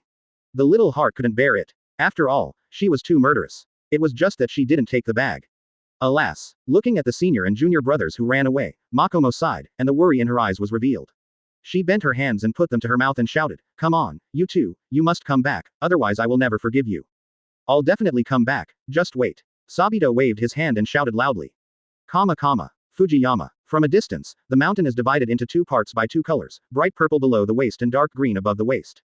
The purple one is a large wisteria forest, and the Demon Slayer Corps spent a lot of time and countless resources to build this prison. But the people imprisoned here are not humans, but ghosts. The wisteria flowers on Tengshi Mountain bloom all year round, like a never-extinguished purple flame. The vines are intertwined with each other, forming a huge purple scarf that seems to cover half of the mountain range. On the mountain path, the Kamiyama trio walked slowly. People of the same age passed by the three of them from time to time. Most of them lowered their heads, looking very uneasy, with helplessness and confusion in their eyes. Advertisement. Fear gripped them because what happened next could mean death. For normal people, it is normal to be afraid and nervous. Suddenly, a boy who was walking in a hurry bumped into Kamiyama. It was obviously him who bumped into someone else, but the boy fell to the ground. Sorry, I didn't mean it. The boy lowered his head and kept apologizing in a panicked tone. He was really scared. It's okay. Kamiyama pulled the boy up and saw his face clearly. He has short black hair parted in the middle, black pupils, a decent appearance, and is wearing a black tight-fitting outfit. He looks like an inconspicuous passerby. Damn! Double exclamation mark. Isn't this brother Murata? Although he was young, Kamiyama recognized him at first sight. Murata trembled. This person kept staring at him. He wondered if he was going to hit him. Brother, I'm wrong, isn't that okay? Don't hit me. Kamiyama's mouth twitched and he asked, do I look like a bad guy? Murata smiled bitterly and replied in a low voice, brother, the three of you are standing in a row, looking so happy as if you were on a picnic. It's hard not to be scared. Ahahaha. Kamiyama smiled awkwardly. It did seem a bit ostentatious to say this. He patted Murata on the shoulder and said, do your best. Goodbye. Relieved that he was not beaten, Murata hurried up the hill.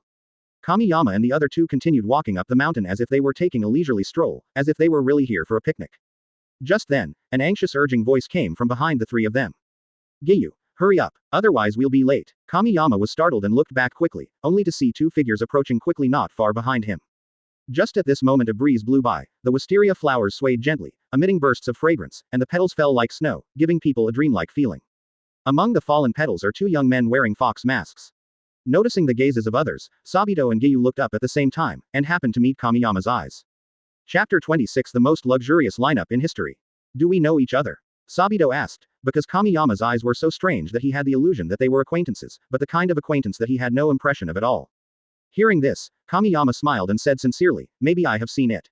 Sabito touched Giyu and asked, your acquaintance? Giyu shook his head, he didn't even know this person. Oops, even if I haven't seen them before, I have seen them now.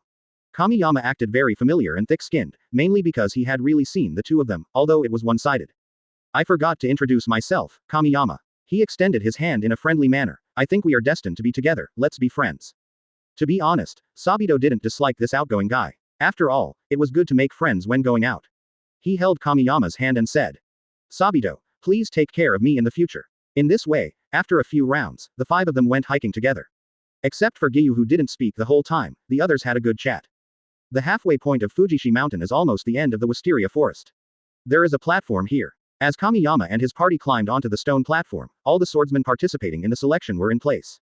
This time, there are about 25 people participating in the final selection. Compared with previous years, there are a lot of people this time. The mountain path is like a winding snake, slowly moving along the mountain. When the path reaches the end of the stone platform, a red torii comes into view.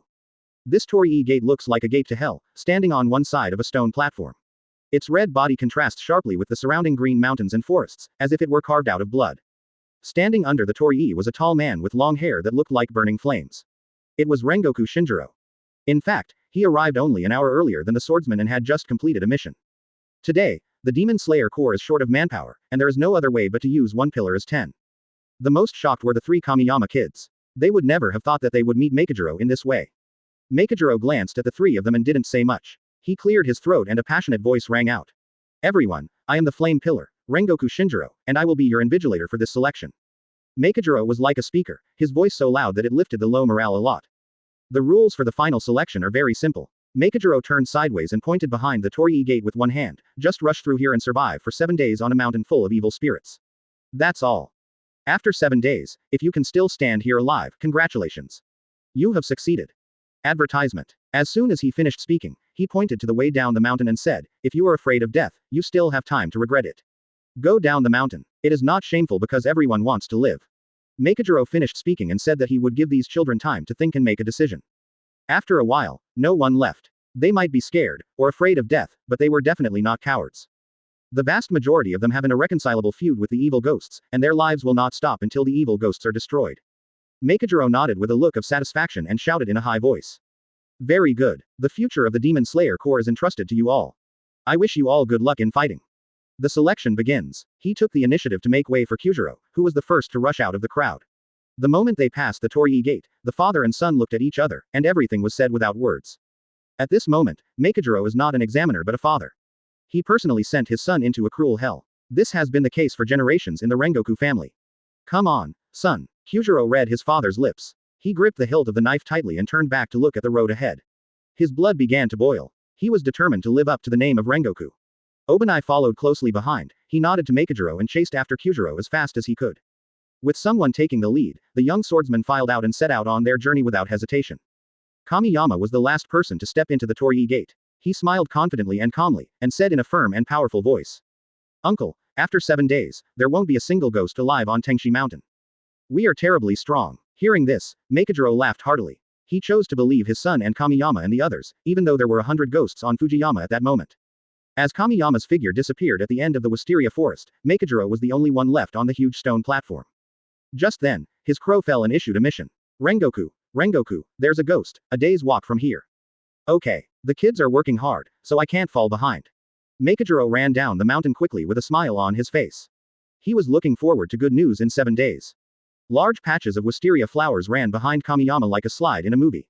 The afterglow of the setting sun was like a long arrow, piercing through the junction of the mountain and the foot of the mountain and passing through Kamiyama. Advertisement. Looking from afar, the tall Tengshi mountain looked like a golden ribbon tied vertically.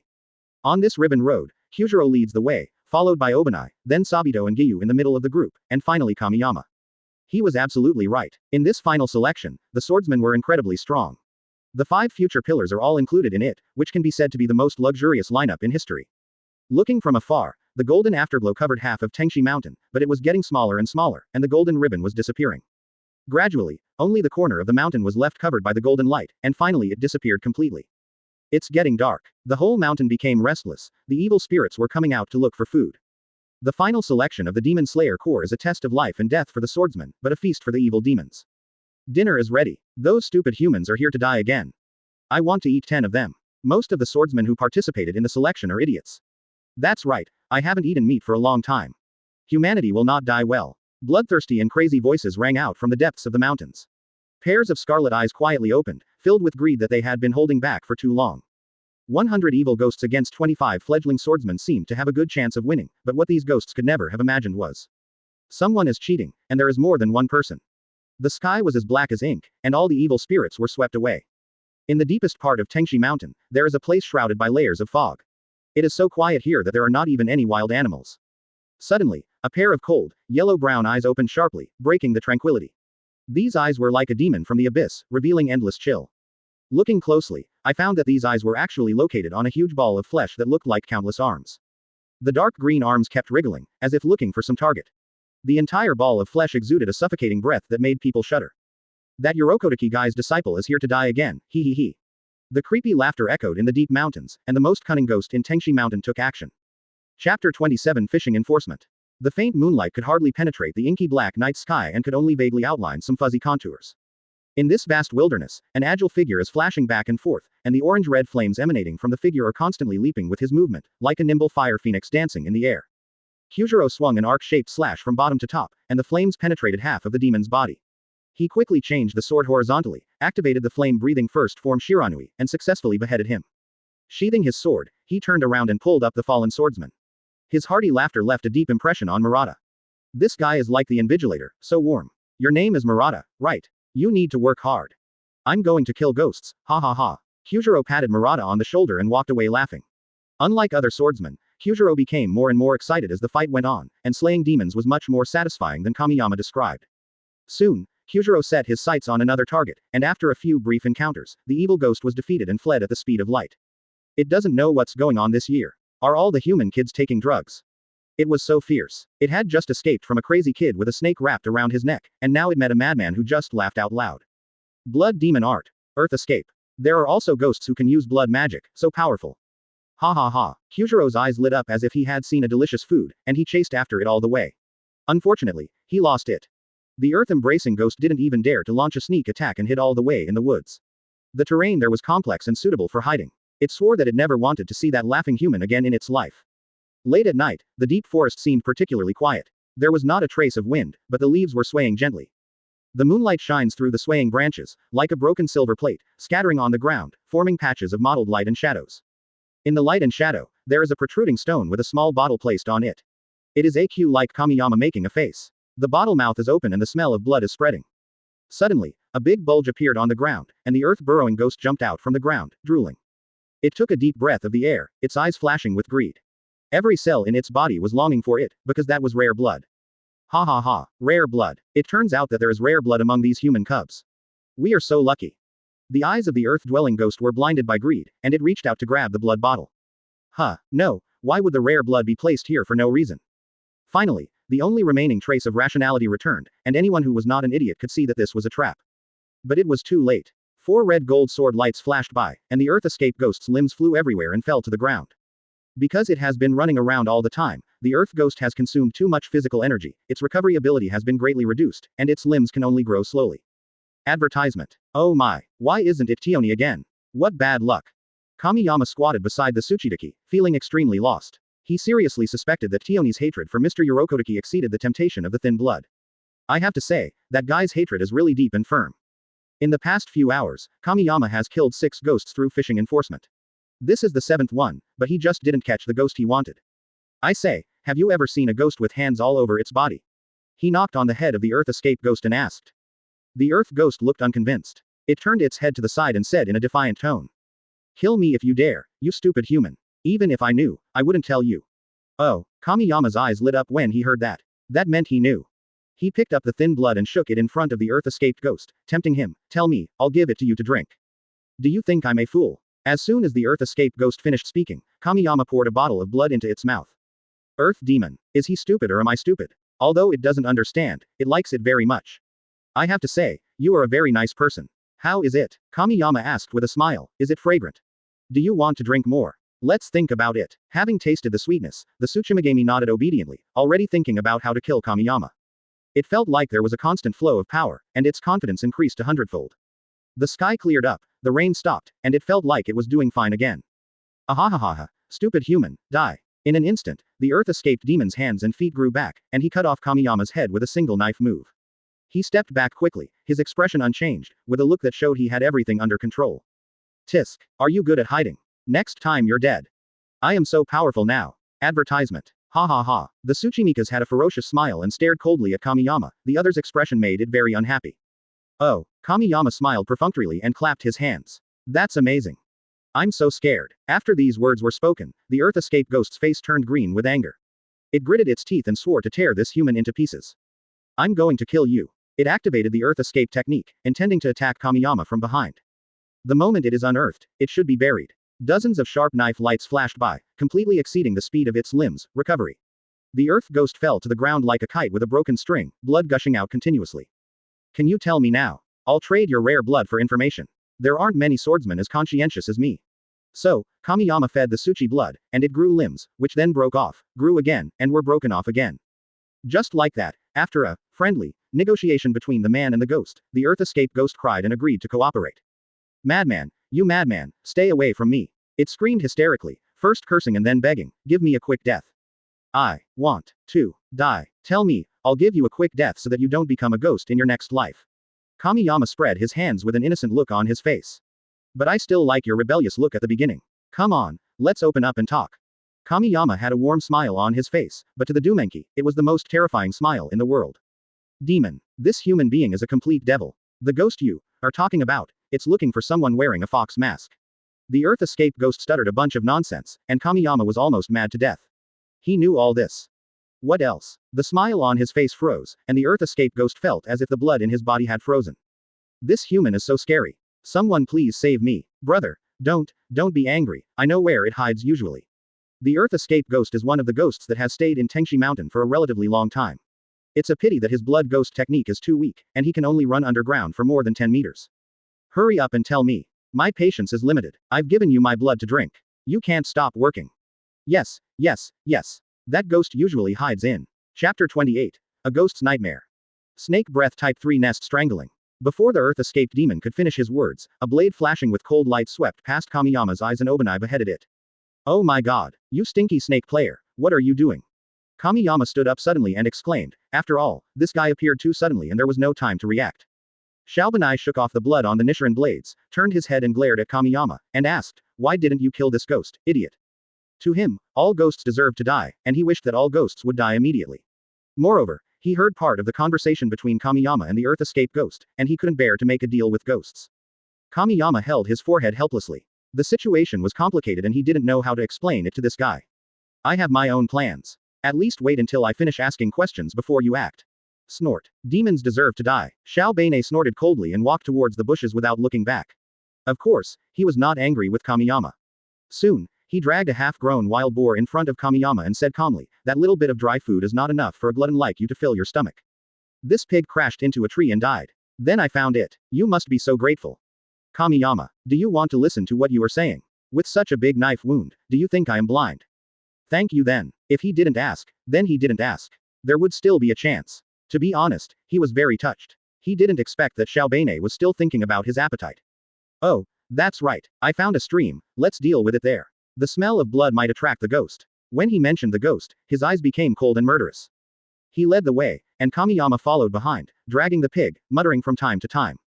You pervert, don't even think about bringing the battlefield to the dining table, damn it.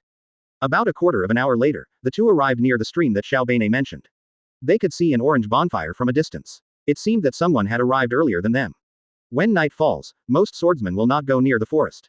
After all, the light in the forest is poor and it is easy to be attacked by ghosts. There are only a few people in this class who are still in the woods at this time. Real, Obani, what a coincidence. Sabito also noticed Kamiyama and the other man, and waved at them with a smile. Giyu was warming himself by the fire nearby, and he just glanced at the two of them. Would you like to eat a whole roasted pig? Kamiyama threw the wild Peppa pig to the ground and asked with a smile. Since he couldn't find Tioni, he could only follow Tioni's hunting target. Advertisement. With Sabito's strength, chopping Tioni is as easy as chopping melons and vegetables. According to the development of the plot, he met Tioni after killing all the ghosts in the mountain. He was in a very bad condition and the blade of his sword was bent. It would be strange if he didn't die. But this time it's different, he is not the only one hunting the evil spirits all over the mountain. After all, the revenge of the Shuishi lineage must be avenged by the Shuiu lineage itself. I'll help you with that. Kamiyama and Sabito carried the pig to the water's edge, and only the paralyzed boy Giyu and the bandaged boy Bane were left by the campfire. Obane did not hide the contempt and disgust on his face. He hated Tomioka Giyu's miserable look of, I'm so miserable, come and pity me. If it weren't for Fantong and Sabito, he really wanted to beat Giyu up. Would you like some water? Giyu remembered what her senior sister had told her to do, to help others with a smile. Unfortunately, Giyu's smile was completely fake, as if he was saying, you owe me money. Xiaobei crossed her arms, turned her head to the side, and said in a very resistant tone. I don't need it, stay away from me, Giyu tilted his head and stared at the water bag blankly. Senior sister was wrong. This person just didn't like to see others laugh. After a while, a pig was roasted on the fire, and 4 people sat around the fire. It was all up to Kamiyama and Sabito to liven up the atmosphere. It's another day when I miss my big brother. If we talk about joy-making machine, it has to be Kyujiro. Whenever you want big brother, he will be here. Ha ha ha. It's you guys, I was wondering, who would dare to light a fire near the woods in the middle of the night? Kyujiro rushed out of the woods, but he also brought gifts, a total of 10 ghosts. Little guy, there's nowhere to run, right? I'm going to break one of his arms, ha ha ha. Eat him. The eyes of the 4 people who were roasting a pig around the fire lit up instantly. After all, there were a lot of ghosts behind the eldest brother, and they were their hunting target. It turns out this little human has helpers. Brothers, don't be afraid. There are only 5 of them. We have the advantage. 10 ghosts surrounded the 5 people in a semicircle, but Kamiyama was still sprinkling seasonings and had no time to pay attention to the 10 ghosts. Snake breath. Form 5. Long winding snake. Advertisement. Water breathing. First form, water surface slash. Water breathing. Form 3, flowing dance. Breathing of fire. Form 5, flame tiger. In an instant, the flashes of swords and sabers appeared, and the 4 young men rushed towards the encirclement of evil spirits like a flood and beasts, roaring. There was no fear on their faces, only excitement and murderous intent, and of course there was a guy with expressionless face. On one side was the howling of the evil ghost, and on the other side was Kamiyama humming a little tune. It was not that he did not want to take action but that he did not have the opportunity to do so. After a while, the remains of the evil ghosts turned into ashes. Sabito stretched and sighed. What a pity, one got away. Wow, there's roasted pork. I want to eat the whole elbow. Kyujiro sheathed his knife, with stars in his eyes and drooling as he rushed towards Kamiyama. 2 days later, during the day, in a cave deep in the woods. 5 ghosts surrounded a one-horned ghost, and the scene looked like seriously studying students asking their teacher for advice. The one-horned ghost said earnestly, everyone, there are 5 human swordsmen this time. You must not provoke them, otherwise you will definitely die. Those guys are crazy. They are a yellow-haired guy, a guy with a scar on his face, a guy with a snake hanging around his neck, a guy who looks like he deserves a beating, and a pervert with a grin on his face. His hair is dark red. As he spoke, the one-horned ghost recalled the horrific scene that happened by the stream 2 days ago. 10 ghosts besieged 5 humans, but were slaughtered unilaterally by 4 of them, without any suspense. At this moment, a ghost scream was heard outside the cave, and the sound was suffocating just to hear. Kill me, please, kill me now. I don't want to take poison anymore. Kill me now. In the end, the ghost's begging turned into a desperate roar. The current situation in Tengchishan is that the dark people are chasing and chopping ghosts, while the daytime people are looking for hiding ghosts everywhere. Whether it is day or night, the evil spirits cannot find peace. In just 2 days, more than 70% of the ghosts in Tengchishan died, and the less than 30% of the remaining ghosts did not dare to go out to hunt at night. This final selection is a nightmare for the evil ghost, a nightmare from which he cannot wake up. The only thing they can do is pray that those perverted humans will leave quickly. Chapter 29. When enemies meet, they are extremely jealous. Outside the cave where the demons were hiding, Kamiyama was writing something down in a small notebook, and his Nichiren blades nailed a demon to the cliff. The ghost's skin was dark purple, and its body was covered with protruding blood vessels, like a twisted earthworm, and fear filled its eyes. The evil ghost kept spitting out white foam, and blood was flowing from all its orifices, dyeing its face and body red, making it look even more hideous and terrifying. Kill me, please. The evil ghost squeezed out a word with difficulty. It wanted to die to the extreme. After all, the poison of the wisteria flower was too tortuous for the ghost. Kamiyama raised his eyes and glanced at it, then continued to record the data. The task assigned by Shinobu must be completed well. Open black lens bracket volunteer ghost 001. Number of people eaten, 3. Duration of the wisteria flower poison effect, 5 minutes. Dosage, 1/5 of a bottle. Poisoning method. Oral. Mr. Ghost is very enthusiastic. Under my friendly persuasion, he wants to atone for his sins, but I don't recommend this method. Evaluation. The first generation of wisteria flower poison is not toxic enough, the onset time is slow, and the dosage needs to be concentrated and improved. Come on. Close black lens bracket. Putting away the small notebook, Kamiyama pulled out the Nichiren blades, raised his lips and smiled, saying, "Since you are so cooperative, I will give you a quick death. Don't be a ghost in your next life." The knife flashed, and the evil spirit turned into ashes. He looked up at the cave in front of him, and there seemed to be some disgusting smells in it. Another test subject. Awesome. Thank you for your contribution to the cause of slaying demons. Kamiyama walked into the cave with a smile. At this moment, the one-horned ghost happened to mention Kamiyama. This was the information that the evil ghosts had summarized from each other in the past few days. There was no way. To the ghosts of Fujishi Mountain, the 5 people of Kamiyama were like 5 big bad wolves entering a flock of sheep, and unexpectedly made the remaining ghosts very united. Let me tell you, among those 5 little humans, the red-haired one is the scariest. He is a demon. He always has a smile on his face, and he does things while he is smiling. Is that how you laugh? A sentence suddenly broke into the conversation among the ghosts, and they didn't even have time to react. The one-horned ghost nodded and replied, "That's it, the devil's smile." The next second, red gold lightning lit up the entire cave, instantly dispelling the darkness. The one-horned ghost was beheaded by a flash of lightning, and its head rolled to the side. Its originally hideous face was now filled with confusion and shock. Advertisement. Kamiyama turned and looked at the remaining 5 ghosts, like a predator sifting through its prey. He's just one person. Who cares if he's a smiling devil, just kill him. Kill him. This guy is too arrogant. The 5 ghosts had never experienced despair, and tried to crush Kamiyama by relying on their numerical advantage. As the sun sets, the afterglow of the sunset gradually disappears below the horizon, and darkness shrouds the entire earth. At this time, the last ray of sunlight barely penetrates the clouds and shines on the entrance of the quiet cave. In the dim light, Kamiyama slowly walked out of the cave, covered in blood, and it was obvious that he had had a friendly exchange with the evil spirits. He walked out of the cave, took a deep breath, felt the smell of fresh air, and felt refreshed. It's finally over. Kamiyama looked at the last rays of the sun, stretched himself, and muttered, "The wisteria flower poison has been used up, and the poison test is over. I'll wait until I get home to have Shinobu praise me, he he he." As the last ray of sunlight disappeared, Tengshi Mountain fell into darkness again. The 3rd day of the final selection is over, and now there is only one ghost left who dares to hunt Swordsman outside, and that is Tioni.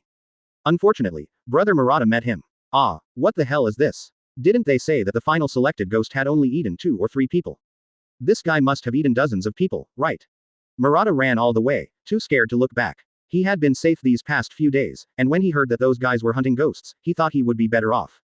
Who would have thought to meet this guy? In the blink of an eye, 6 arms as thick as washbasins blocked Murata's retreat. In desperation, he could only fight with all his might. Water breathing, type 4, wave of strike. The blade wind like a tide slashed at the 6 dark green arms. In an instant, blood gushed out, but in just a breath, the arms recovered as before. Then, Tioni slapped Murata away. It didn't kill the human in front of it just to find out the news about Yorokodaki Sakanji's disciples. It grabbed hold of Murata and began to apply pressure, causing Murata to scream in pain, his bones almost breaking. "Kid, have you ever seen someone wearing a fox mask?" During the interrogation, Tioni opened his 2 arms, which were as thick as bowls. There was a string between his arms, and 11 worn and bloodstained fox masks were hung on the string. Murata recognized it almost immediately because these disaster-warding fox masks were so distinctive. The person who saved him a day ago was wearing exactly the same one. Is this monster looking for Sabito and Giyu? Advertisement. No, I must not let it find them. I cannot betray them. They are geniuses who can bring glory to the Shueyu clan. Murata made up his mind in an instant. He endured the severe pain and shouted, "I don't know what you are talking about. I haven't seen it. If you haven't seen it, go to hell." Tioni's cold voice sounded, and it increased its strength. One could even hear the sound of breaking bones. Ah! At the critical moment, a blue slash came down from the sky and broke Murata's arm. In a trance, he saw the young man with short flesh-colored hair. Murata falls from midair and Giyu catches him. As the fox mask came into view, Tioni's eyes widened instantly, and anger erupted like a volcano, burning its reason. Its body began to tremble uncontrollably, and its mountain-like body shook continuously as if it was swept by a strong wind. Its teeth clenched tightly, rubbing against each other, making a crisp snapping sound, as if it wanted to bite Sabito to pieces. Every time I gritted my teeth, there was a strong anger that made the air around me heavy and oppressive. At this moment, there was only endless hatred and murderous intent in its heart, and it wanted to tear the disciple of Yorokita in front of it into pieces. Yorokotaki, Yorokotaki, you are going to lose another disciple. Ha ha ha ha. Tioni kept yelling for Master Yorokotaki, looking very sick. Sabito stopped and stared in disbelief at the strange-looking ghost in front of him. It's calling Yorokotaki, right? Does it know the master? Hello. Do you know Yorokotaki Sakanji? Yes, of course I know him. You are his disciple, right? I ate 11 little ghosts wearing fox masks. As he spoke, Tioni showed off his trophies, a string of fox masks, 11 in total. The moment Sabito saw the mask, he understood everything. All the seniors who failed to return were eaten by it. This guy is not only an evil ghost, but also an enemy. When enemies meet, they become extremely jealous of each other. Chapter 30. New sorrows and old grudges, settle them together. Sabito gnashed his teeth in anger. The look in his eyes when he looked at Tioni was full of anger and sadness, as if the whole world was collapsing before his eyes. Each of those 11 masks represents a lost life and are the relics of his senior brothers and sisters. Tioni's boastful face made him feel sick. He roared like thunder, I will kill you. I will make sure you never have a chance to be reborn. Son of ABCH. Sabito gripped the Nichiren blades tightly in his hand, his nails dug deep into his palms, blood flowed from between his fingers, but he felt no pain. He finally understood why his master tried his best to keep him. He was afraid of losing his disciple again, and he didn't want to cause his disciple to lose his life because of his own mistake. Every time a master loses a disciple, he feels heartbroken, but the final selection is so cruel. Sabito roared and rushed towards Tioni like a mad beast. In an instant, a vast array of dark green arms came over and covered the sky. Water breathing, pick up form, flowing. He spun and tumbled like a dragon, and each rotation caused the surrounding airflow to form wave-like blade winds, which swept the ugly arm into pieces. The Nichiren blades turned into a cold light with a fierce momentum, and slapped towards Tioni like a surging wave. In an instant, broken arms and limbs poured down with blood rain, but Tioni's recovery ability was far beyond Sabito's imagination. Its arms could always be restored as soon as they were cut off. This guy is different from other ghosts. It has eaten too many people. If it weren't for its own problems, it would have acquired blood vampire magic long ago. While fighting, Tioni boasted about how he slaughtered Yorokotaki's disciples, taking the opportunity to disturb Sabito's mind. I remember the last little devil was a person who loved to laugh, so I tore her mouth apart first. Her screams sounded much better than her laughter, hee hee hee. Shut up, a-hole. Sabito became even angrier, which caused his breathing to become irregular. Tioni took advantage of the situation and punched him in the head. Water breathing, Form 8, Takatsubo. A calm voice sounded, and Giyu blocked the attack. His eyes were red, and he was also angry about what happened to his senior brothers and sisters, but he did not lose his mind. Sabito and Giyu are two close friends. One is full of sense of justice, hates evil but is rather reckless, the other is taciturn but calm. Just like the sea, there are storms and sunny days. Sabito, calm down, it's irritating you. Giyu uttered one of the few long sentences. In his heart, Sabito's life was far more important than his own. Advertisement. But geniuses have their own arrogance. Sabito, who was furious, didn't listen at all and rushed forward again. His reduced sanity caused flaws in his movement skills, but with Giyu around, the flaws could be completely ignored. This is the strength of Giyu, he can always calmly analyze the situation and cooperate with his teammates. The two advanced rapidly, getting closer and closer to Tioni's body. Revenge was within reach, and Sabito became more aggressive, putting some distance between him and Giyu. Finally, there was a blank period between the two people who had cooperated so well. At the same time, two more arms suddenly appeared on the battlefield. Tioni had a trick up his sleeve, and it was waiting for this moment. Giyu quickly cut off one of them, and just as he was about to protect Sabito, there was a sound of metal breaking, and his Nichiren blades broke. In a hurry, he used his body to block Tioni's attack. Looking at his best friend flying backwards, Sabito's mind went blank. At this moment, Kamiyama, with a smile on his face, intervened in the battle. He caught Giyu and quickly cut his palm open to squeeze the blood into his mouth. The nearly unconscious Giyu tasted a fishy and salty taste, and through his blurred vision, he saw Sabito fighting in the distance and Kamiyama feeding him blood. Kamiyama carried Giyu away from the battlefield quickly, and a trusting voice sounded. Sabito, Giyu is fine, my blood can heal. Let's settle all the old and new grudges together. As soon as he finished speaking, Sabito's eyes became extremely firm and shining. He cut off Tioni's attacking arm with a knife and said, "Leave everything to me from now on. Thank you very much." At this moment, Sabido's state of mind has been greatly improved and grown, and this change is crucial for a swordsman who pursues kendo. He dodged Tioni's attacks while adjusting his breathing. Finally, he was back to being strong again. This time, even without the help of his best friends, he can still stand on his own. Kamiyama carried Giyu aside. The moment he rescued Giyu, a thought actually flashed through his mind, which was to kill Tioni. But on second thought, I decided to give up. After all, it was useless. At least it would not help Sabido and Giyu's improvement. Giyu's heart knot comes from his dead sister and dead best friend. Now that Sabido is alive, he won't have any heart knot. Finally, he tried his best to help Giyu get over the guilt over her sister's death by talking a few more times. As for Sabido, it seems that he has grown. Advertisement. This time, the ones walking out of Fujiki Mountain will be the water-breathing duo in the most perfect condition. Kamiyama folded his arms across his chest, leaned against a tree, and quietly watched Sabido go for revenge, in a very good mood. What he needs to do is to help the future pillars of the Demon Slayer Corps grow as much as possible. After all, he alone cannot accomplish the great task of killing Muzan. A righteous gang beating was to be inflicted on Muzan. Suddenly, an extremely piercing scream pierced the night sky. The sound was like sharp claws scratching on a blackboard madly, making people feel painful. The one who made the sound was Tioni. He had lived this long, so he must have a backup plan. He could have used it, but he couldn't have it. The most unwilling one is Tioni.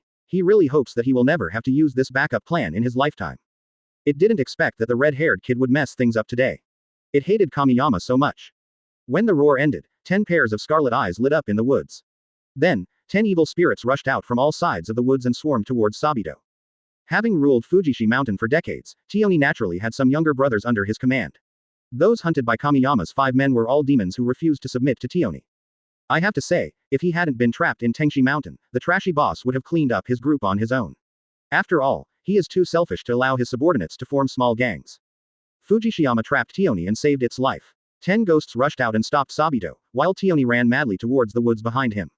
Hateful. Stop right there, you be asterisk asterisk asterisk asterisk asterisk D. Kamiyama, who was watching from a distance, shook his head helplessly.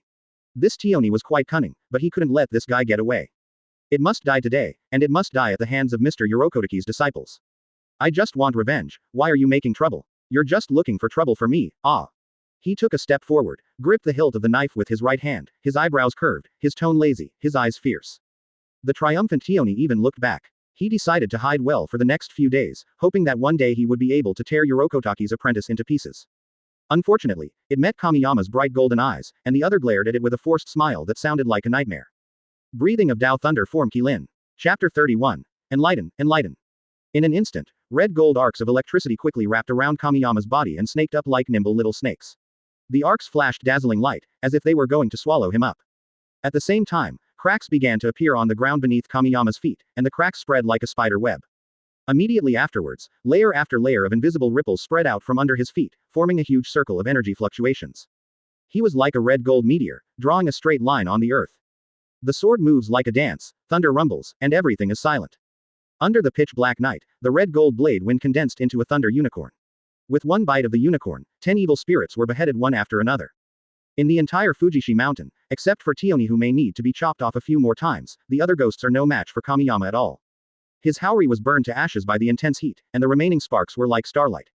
Sabido's mouth opened wide. How could this guy be so strong? So strong that it was beyond imagination. Immediately, he actually grinned and laughed loudly. Really, I like having you in the Demon Slayer Corps. Kamiyama looked back and smiled. In the face of Sabido's confused expression, he grabbed his arms, swung them in a circle, and threw Sabido out. Rabbit thief, I've decided it's you. Kill it. You don't need to say more. Ha ha ha. Sabido gripped the hilt tightly, took a deep breath, and faced with Pegasus's sturdy arms that were as strong as a meteor, he became more determined to fight. In an instant, the sword light turned into heavy cold rain, falling all over the sky. Water-breathing land formed twisting vortex. The grand waterspout was like a full-powered blender, and Tioni's arms were scattered all over the ground. Sabido stepped on the broken arm and jumped higher. No, no, no. Die, die, die. Damn Yorokotaki. Damn Fox Mask, I can't die. Tioni roared with unwillingness, and it fled madly and attacked Sabido, but it was all in vain. Sabido landed, like an unstoppable mountain torrent, fearlessly moving forward in the bloody rain. Under the light of the full moon, 11 boys and girls wielding Nichiren blades appeared behind Sabido. They were the same age as him. The 11 knives were stacked one on top of the other until all 11 knives and Sabido's knife became one. Breathing of water, picking up shapes, flowing endlessly. It was Sabido's own share, which circulated and twisted to the 12th floor. With the will of his senior brothers and sisters, he cut off Tioni's neck, and the bloated body as big as a hill collapsed. Sabito got his revenge. He quickly jumped up, snatched the relics of his senior brothers and sisters, and held them in his arms like treasures. Advertisement. At this moment, his heart was relieved, and the curse on the Yorokodaki lineage was broken. Yoroki, I hate you. Yoroki, I hate you. Rinodaki. In Tioni's endless resentment, it turned into ashes and disappeared with the wind. After the fight, Sabito ran towards Giyu and was relieved to find that the guy was just asleep. He carefully wrapped the 11 broken and bloodstained masks in his haori and it was time to take them home. After finishing everything, Sabito bowed deeply to Kamiyama because he really helped him a lot. Really, tell me what's going on, and I'll do whatever it takes. Sabito said bluntly, and was almost willing to go through fire and water for Kamiyama. No, we're all brothers, it's what we should do. Kamiyama couldn't stand this awkward behavior at all and waved his hands frantically. Hearing this, Sabito smiled calmly and responded sincerely, I am very happy to have a friend like you. Welcome to visit Sagari Mountain in the future. He held out his hand, and Kamiyama took it without hesitation. Friendship between men is that simple. Oh, right. Letting go of Kamiyama's hand, Sabito took off the mask and hung it on the side of Kamiyama's head, saying, really, this is the mask that my master carved for me. I'm giving it to you, he. Kamiyama's mouth twitched. Now it is indeed a fox mask that can ward off disasters. In the past, it was simply a mask that could bring disasters. Because there were 2 wounded soldiers, Kamiyama and his companions lit a bonfire and ate some hard dry food. Ah, I want to eat meat. The dry food is not enough to fill me up. Kamiyama cried out in pain. He was eating Murata's food and had finished his own food long ago. Really? Didn't you just eat half a pig the day before yesterday? Sabito handed the dry food in the bag to Kamiyama and asked in confusion. Why do you think Xiaobane calls me a glutton every day? His eyes lit up as he looked at the dry food handed to him by Sabito. Sabito tilted his head in confusion. Isn't glutton an insult? Why are you so proud? Brother Master, if it's not enough, I have more here. Murata's eyes flashed with the brilliance of a little fan, and he handed over his bag, which contained wild fruits he picked. You two are such nice people. I'm so touched. Woohoo. For Kamiyama, who was hungry, having food meant being a good person. After dinner, Kamiyama volunteered to keep watch, and the other 2 exhausted guys fell asleep quickly. In the middle of the night, Kamiyama suddenly had to pee and hurried into the bushes. Ah, advertisement. So cool. Only those who are in a hurry to pee can understand the ease and comfort of peeing. But when he was halfway through peeing, 2 faint words rang in his ears. Thanks. Kamiyama turned his head mechanically, horror written on his face. Giyu, I'm peeing. Iota_. Sorry, I thought you were just looking at the scenery. Giyu had a cold face and a calm tone. Kamiyama stared blankly at the dark woods in front of him. He had never been so speechless in his life. Who the hell is standing in the bushes in the middle of the night admiring the darkness? Giyu's train of thought, alas. I said, why don't you leave? I'm still peeing. Oh, I want to thank you for your blood, even though it tastes weird. Are you sick? Giyu walked towards the campfire slowly, leaving Kamiyama alone in the wind. I feel weird, am I sick? What the hell is going on here? No. No. Don't be angry, Giyu is a good boy. Calming himself, Kamiyama came and sat down next to Giyu. Thank you. Giyu thanked him for the 3rd time. Seeing that Kamiyama had not agreed, he felt that he was not sincere enough. Kamiyama waved his hand and said, I know. Let's chat. Yeah, Giyu nodded. In his heart, Kamiyama was silently promoted to a super good person. In his opinion, those who took the initiative to talk to him were all good people, not to mention that they saved him. I know it's manly to stand up for your friends, but you must also cherish your own life. I don't care. Sabito is better than me. He would be more successful if he were alive. Besides, people like me. Giyu stopped talking halfway. He didn't continue to say, people like me should just die. Because Sabito slapped him for this discouraging remark and threatened to break up with him if he said it again. Would you like to hear my story? I have never had parents since I was born. Before Kamiyama could continue, Giyu's quiet voice rang out. I am sorry for your loss. Kamiyama. He felt that he would be PD off before he could enlighten Giyu. Chapter 32 Final selection ends. Kamiyama held Giyu's shoulders, looked him straight in the eye, and said very seriously. Just listen to me, okay? Yeah. Giyu nodded frequently. It was the first time someone wanted to talk to him so eagerly. Kamiyama was automatically classified as a good friend. He noticed that the other person had Sabito's disaster warding mask hanging on his head, so he naturally hung his own disaster warding mask on the other side. This sudden action surprised Kamiyama. Does Giyu recognize me? I haven't started yet, okay. He sighed imperceptibly and was no longer in the mood to tell a story, so he simply asked directly. Did your sister save your life hoping you would die? If you don't care about your own life, what does your sister's efforts mean? If Mr. Yorokodaki, Makomo, and Sabito knew that you have been thinking this way, wouldn't they be sad?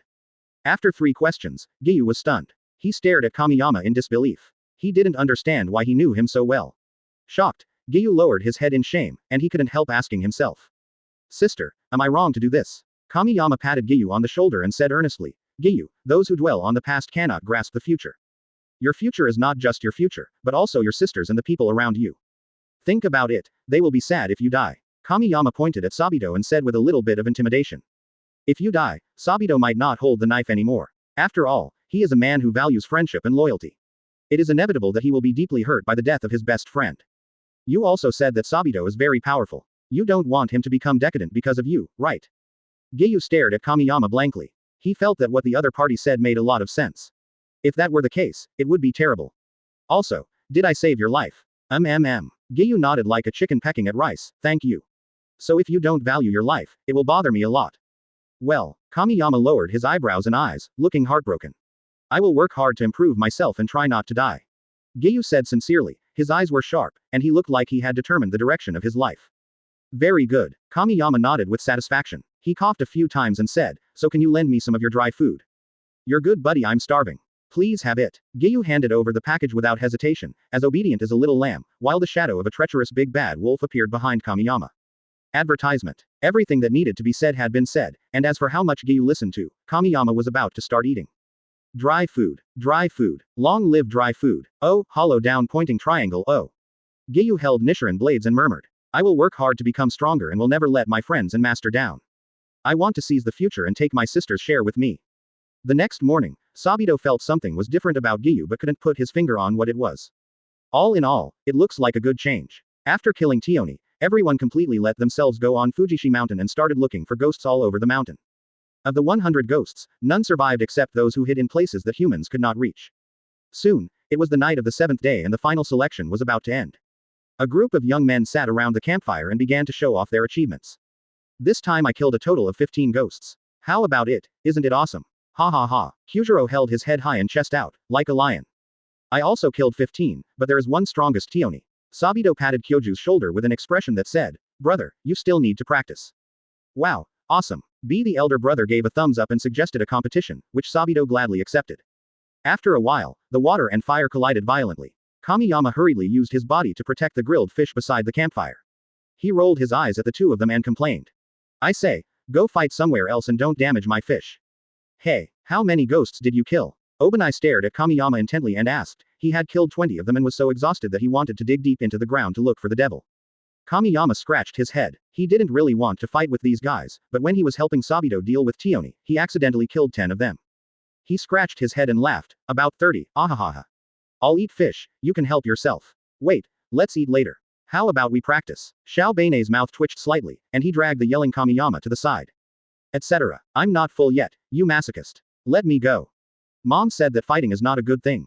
You are an orphan and you have no mother. Obani attacked him mercilessly, and Kamiyama almost vomited blood. Listen, is this human language? Advertisement. Jealous, you are just jealous of my power.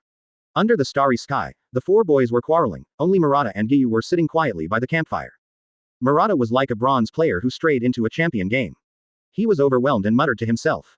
Are these guys still human? Are all ghosts so useless? Seeing that Giyu remained silent, he leaned over and asked, Giyu, how many ghosts have you killed? I forgot, maybe a dozen or so. Hearing this, Murata was stunned. No, are you all here to participate in the selection or to purchase goods? Are there so many ghosts on the mountain? Murata was greatly shocked. He was like a frost-bitten eggplant. He quietly moved away and felt sad alone.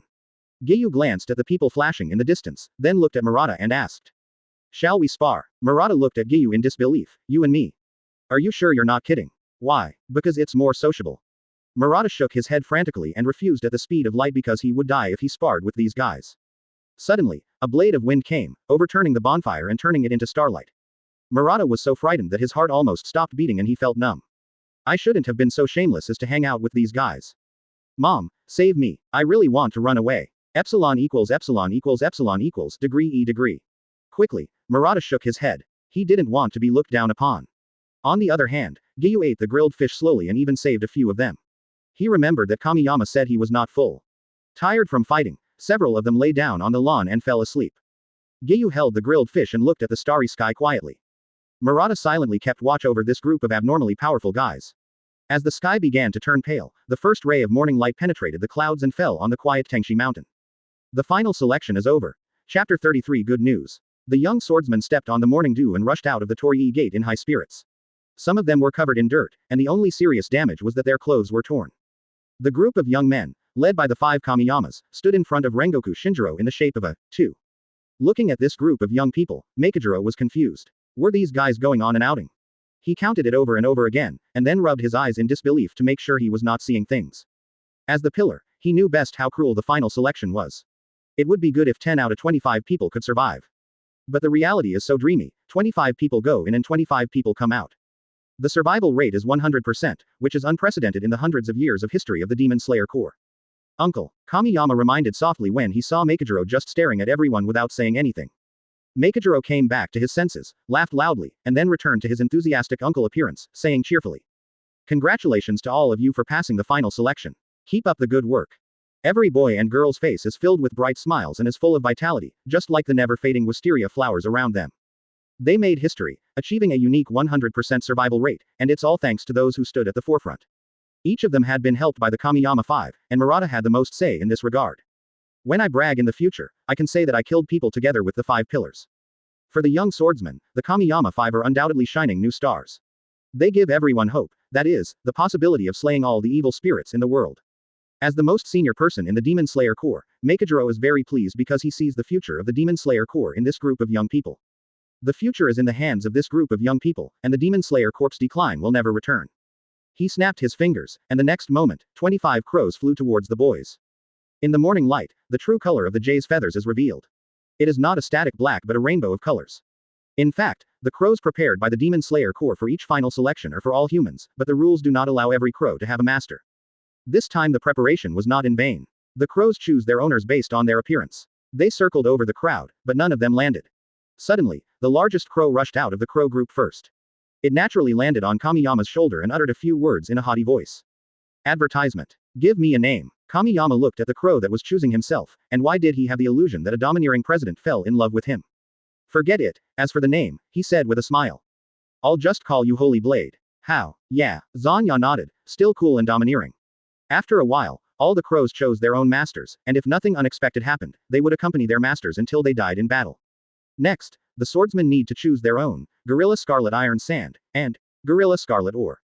These 2 ores are mined in the area closest to the sun, and the Nichiren blades forged from them are the only weapons that can damage Oni. Makijiro pointed to the platform beside him and said to everyone, young men, choose your own ore, and then fight for your own future. The future of the Demon Slayer Corps is in your hands.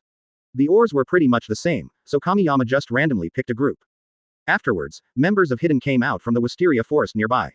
They had been waiting for a long time. They would be responsible for measuring the swordsman's measurements and then bring the sizes back to the headquarters for tailors to make team uniforms. The swordsmen also brought the ores they selected to the swordsmith village.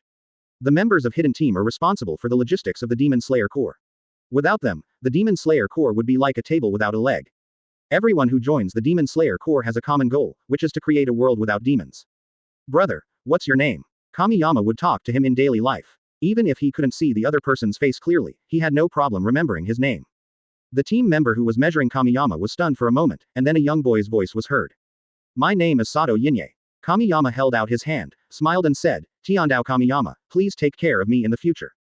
Thanks a lot. Yin Yi looked at Kamiyama in disbelief. After all, few people would say thank you to the members of Yin. Yin had always been in charge of logistics, so he was not as popular as the swordsmen who were on the front line. Most swordsmen also took Yin's efforts for granted. Advertisement. Please take care of me, Mr. Tiandao. Yin Yi held Kamiyama's hand tightly. He remembered the other's appearance and the respect he showed. After all the preparations were completed, Yin's team members left Tengshi Mountain one after another. They wanted to deliver the things back to the headquarters as quickly as possible. The players who passed the selection went back to their own homes, waiting for the Nichiren blades and team uniforms to arrive, and then began to carry out the demon-slaying mission. Rangoku Shinjiro's crow left Fujikiyama in a hurry, and it wanted to bring the good news back to the headquarters as soon as possible. Headquarters, Ubuyashiki residence. Ubuyashiki Kagaya and Shingmei were discussing something, and Taro fell on Kagaya's shoulder noisily, and his voice sounded as passionate as Makijiro's. My lord. Great news. Taro, don't be anxious, take your time. Kagaya said with a smile. The survival rate of the final selection is 100%, 25 people survived. Hearing this, the list in Kagaya's hand fell quietly, and even the calm lord couldn't help but tremble in his heart. 100% survival rate. He removed the letter from Taro's leg, which was written by Rangoku Shinjiro. My lord, Congratulations. I believe that within a few years, the decline of the Demon Slayer Corps will definitely be reversed. Kamiyama, Obani, Sabito, Tomioka Giyu, and Kyujiro have beheaded a total of 95 demons, and the demons in the entire Fujiki Mountain are almost extinct. All 5 of them have the qualifications to become pillars. Thinking of this, I am particularly happy. I hope my lord takes care of himself. Close black lens bracket. My lord, what makes you so happy? Xingming noticed the change in his lord's aura and asked. Guillaume, the future of the Demon Slayer Corps will be extremely bright, and you will be able to become a senior in no time. Kagaya looked excited and repeated the contents of the letter excitedly. After hearing this, Xingming clasped his hands together and couldn't stop crying. This was indeed great news. Amane, please get me a pen and paper. I need to write a letter to thank Yorokodaki Senpai, Kawashima Senpai, and Makijiro Senpai. They have trained excellent swordsmen. Hearing this, Amane walked out of the room with a pen and paper, with a genuine smile on her face. She rarely saw her husband smile so happily since he took over the Tioni team. Kagaya wrote furiously, with something in mind that he had never dared to think about before. The conflict between humans and ghosts may be resolved in this generation. Chapter 34. Master, we are back. Narrow Mist Mountain. The moonlight passed through the thick fog and fell in front of the wooden house at the foot of the mountain like a silver veil. Yorokodaki Sakanji stood in front of the door like a stone sculpture, and through the red Tengu mask, one could see his worried eyes. With a creaking sound, the door of the wooden house opened, and Makoma walked to the master with a blanket. She handed the blanket to the master and comforted him softly. Master, they will definitely come back. She looked at the master's white temples, feeling a little distressed. You have been standing for a whole day, go back and have a rest. Yorokodaki Sakanji raised his rough big hand and rubbed Makomo's little head, his tone much gentler. Silly girl, I'm fine, I just want to see the moon. Wow, Sabito's voice sounded incredulous, coming from the fog, and with a hint of dissatisfaction. Master, when can you be gentler when you talk to me? Hearing this, Mr. Yorokodaki was startled, and Makomo's eyes widened. They both laughed at the same time, because there were 2 figures in the fog. This means that Sabito and Giyu are both safe and sound and they have successfully passed the final selection. It's good that you're back, it's good that you're back, it's good that you're back. Mr. Yorokodaki muttered absent-mindedly many times, and his heart finally settled down until Sabito and Giyu walked out of the mist and stood in front of him. Sabito raised his lips and laughed, saying, Master, we are both very strong, your worries are unnecessary. By the way, we even made some friends. They are all very strong, especially the one called Tendo Kamiyama. He is the apprentice of the previous sound pillar. Do you know him? He talked incessantly, but Giyu still said little, just nodded frequently. After a brief chat, Sabito and Giyu suddenly became serious. They stretched out their arms and spread out the bundles. Master, not only are we 2 back, they are back too. Sabito's tone was tinged with a hint of sadness, while Giyu slowly uncovered the layers of cloth that wrapped around the 11 disaster-averting masks. When the blood-stained mask appeared in front of Yorokodaki Sakanji, he understood everything in an instant. He took the broken disaster-averting masks with trembling hands, and the voices and smiles of his disciples flashed through his mind. It's good to be home. Yorokodaki Sakanji's voice was trembling, and this time, he was speaking to his deceased disciples. Makomo understood immediately and quickly dragged the 2 idiots into the house. She knew that her master needed to be alone for a while. Yorokodaki carefully wrapped the masks and went up the mountain with a knife. A moment later, he was walking on Narrow Mist Mountain, dragging a smoothly cut tombstone without any words on it. Advertisement. The fog was rising, as thick as white ink, but even so, it could not hide the sadness of a teacher. Mr. Yorokodaki found a feng shui treasure land and dug a hole. He picked up a mask and carefully carved a name on it. Gradually, 11 masks with names engraved on them were neatly placed in the pit. He scooped up a handful of soil and filled the pit. Soon, a mound of earth appeared on the Shawu mountain, and Linglong erected a stone tablet. There are 11 names engraved on the stone tablet, and 4 big characters at the end. Tomb of Beloved Disciple. Yorokodaki Sakanji hugged the tombstone, 2 lines of clear tears flowed from under the Tengu mask, and the tears fell on the new soil, splashing small bubbles.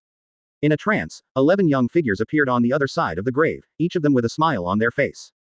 Master. Goodbye, Master, we are leaving now. Take care. Master, it's great to be able to go home. Master, these are our own choices. There is no need to blame yourself. Master. Through tearful eyes, Yorokodaki Sakanji saw a beam of light descending from the sky, and his 11 disciples ascended to heaven with smiles on their faces. At this moment, he felt relieved. In the bushes not far away, the 3 Shuehu kids watched everything silently, and also saw their senior brothers and sisters off. The sky is full of twinkling stars, but this sky does not only belong to Saogiri Mountain, it also belongs to Taoshan Mountain. Taoshan in autumn is a fruitful season. The wild peach trees on the mountain are full of ripe fruits. The fresh, juicy and fragrant wild peaches hang on the branches, making people salivate. Kamiyama walked along the familiar path and picked a peach at random. He rubbed it on his body and took a bite, the peach burst into juice. Well, it would be nice if Shinobu was here too, the peaches in Momoyama are so delicious. What a pity. She can't have it. Seeing the peaches reminds me of someone, so I can only turn my grief and anger into appetite and eat 10 kilograms of food. On the distant horizon, where the moonlight shrouded, a short figure quietly emerged. It was old man Sangdao. He heard a baji, baji sound in the peach orchard in the middle of the night. He thought the ripe peaches had attracted wild boars, so he came out with a knife to check. Advertisement. Until he saw that familiar figure, the old man looked disappointed. There was a pile of peach pits next to Kamiyama, but he was still eating them. Well, the old man sighed, and the joy of meeting each other suddenly disappeared. Really, you don't even come into the house first when you get home. Stay with your peach tonight. Kamiyama heard the voice, looked up, and saw the old man standing there. He ran over and hugged the old man, but the old man pushed his apprentice away with a look of disgust and said, "Don't rub against me, it's so dirty." Huh, Kamiyama looked at his master in bewilderment. When did this old man care so much about his image? Something is wrong. 9 out of 10 things are wrong. Grandpa, have you made any progress with Grandma Jingzi? Get out. The old man kicked Kamiyama, but the other party easily dodged it. Wow. The old man stretched out his voice. This B*********** D has made a lot of progress and seems to be very hardworking. It's like the sun is rising from the west. By the way, why didn't that little girl come? The old man asked as he walked towards the cabin without looking back. Kamiyama folded his hands behind his head, followed leisurely, and replied. Grandpa, I'm going to participate in the final selection, not to go on a picnic. Why are you following me? How do you feel? Old man, let me tell you, your disciple is a killer. Those ghosts were so weak that I killed them one by one. You didn't see how heroic, handsome, and romantic your disciple is. Before Kamiyama could finish showing off, old man Kawashima came up and gave him a slap in the face. Come on, you are just bragging. Don't underestimate the enemy when holding a sword, be modest and cautious, or your life will be in danger. Kamiyama rubbed the big bump on his head and nodded. Are you hungry? Old man Kudao suddenly asked, why are you eating so many peaches? Isn't home right here? I'm starving. Kamiyama nodded like a chicken pecking at rice. I'm not afraid of disturbing your rest, master. I'm just being filial. Change your clothes, you look like a beggar. Mr. Kwangdao pointed at the wooden house and went to the kitchen. We'll have dinner later. No matter how long Kamiyama has been gone, the old man is still the same old man with a sharp tongue but a soft heart. Chapter 35 Kaigaku. Taoshan Town. Kamiyama was strolling around town leisurely. The production of Nichiren blades and team uniforms would take more than half a month, so he had a rare break. If he stayed in the mountains without practicing sword skills, he would definitely be scolded by the old man, so he came to the town to hide away. As he was walking, a little boy suddenly ran over crying. The moment he saw Kamiyama, the little boy was stunned at first and then immediately hugged Kamiyama's thighs, crying and sobbing. Wow wow wow, boss, you're finally back. There's a guy from outside this town who stole our pocket money. You must help us get revenge. Stop, stop, stop. Kamiyama pushed the child's head away with a look of disgust. You're too close. Stop rubbing your snot on me.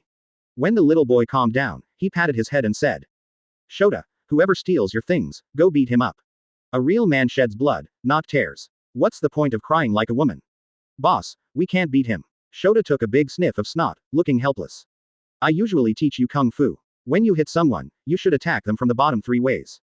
Don't you know that monkeys steal peaches? Forget it, lead the way. I want to see which B********* D dares to hit my people. Kamiyama waved his hands with a look of disappointment. Hearing this, Shota's back stiffened. Kamiyama has been the leader of the children in Taoshan Town since he was young. It is his duty to vent his anger for his younger brother. After all, adults treat the little things of little kids as minor matters and rarely care about them. After a while, the two came to an alley where few people passed by. The light inside was dim and a figure could be vaguely seen. The man sat in a damp corner, like a rat in a sewer. He was counting money, cursing as he counted. Damn, what a bunch of little bastards. They only have this little money, which is not as much as what I stole. I heard there's an old man living in Taoshan. Once I become his disciple, I'll definitely have money when I join the Demon Slayer Corps. Mamoyama, old man, at this time, could it be that Kaigaku guy? Kamiyama guessed as he listened to the boy cursing. Hello, why did you steal my brother's money? Give it back to me. Kamiyama threatened the man in the shadow. He thought that guy was Kaigaku. Get lost. Don't make me beat you again, are you sick? The man in the shadow said with a cold tone, like a knife.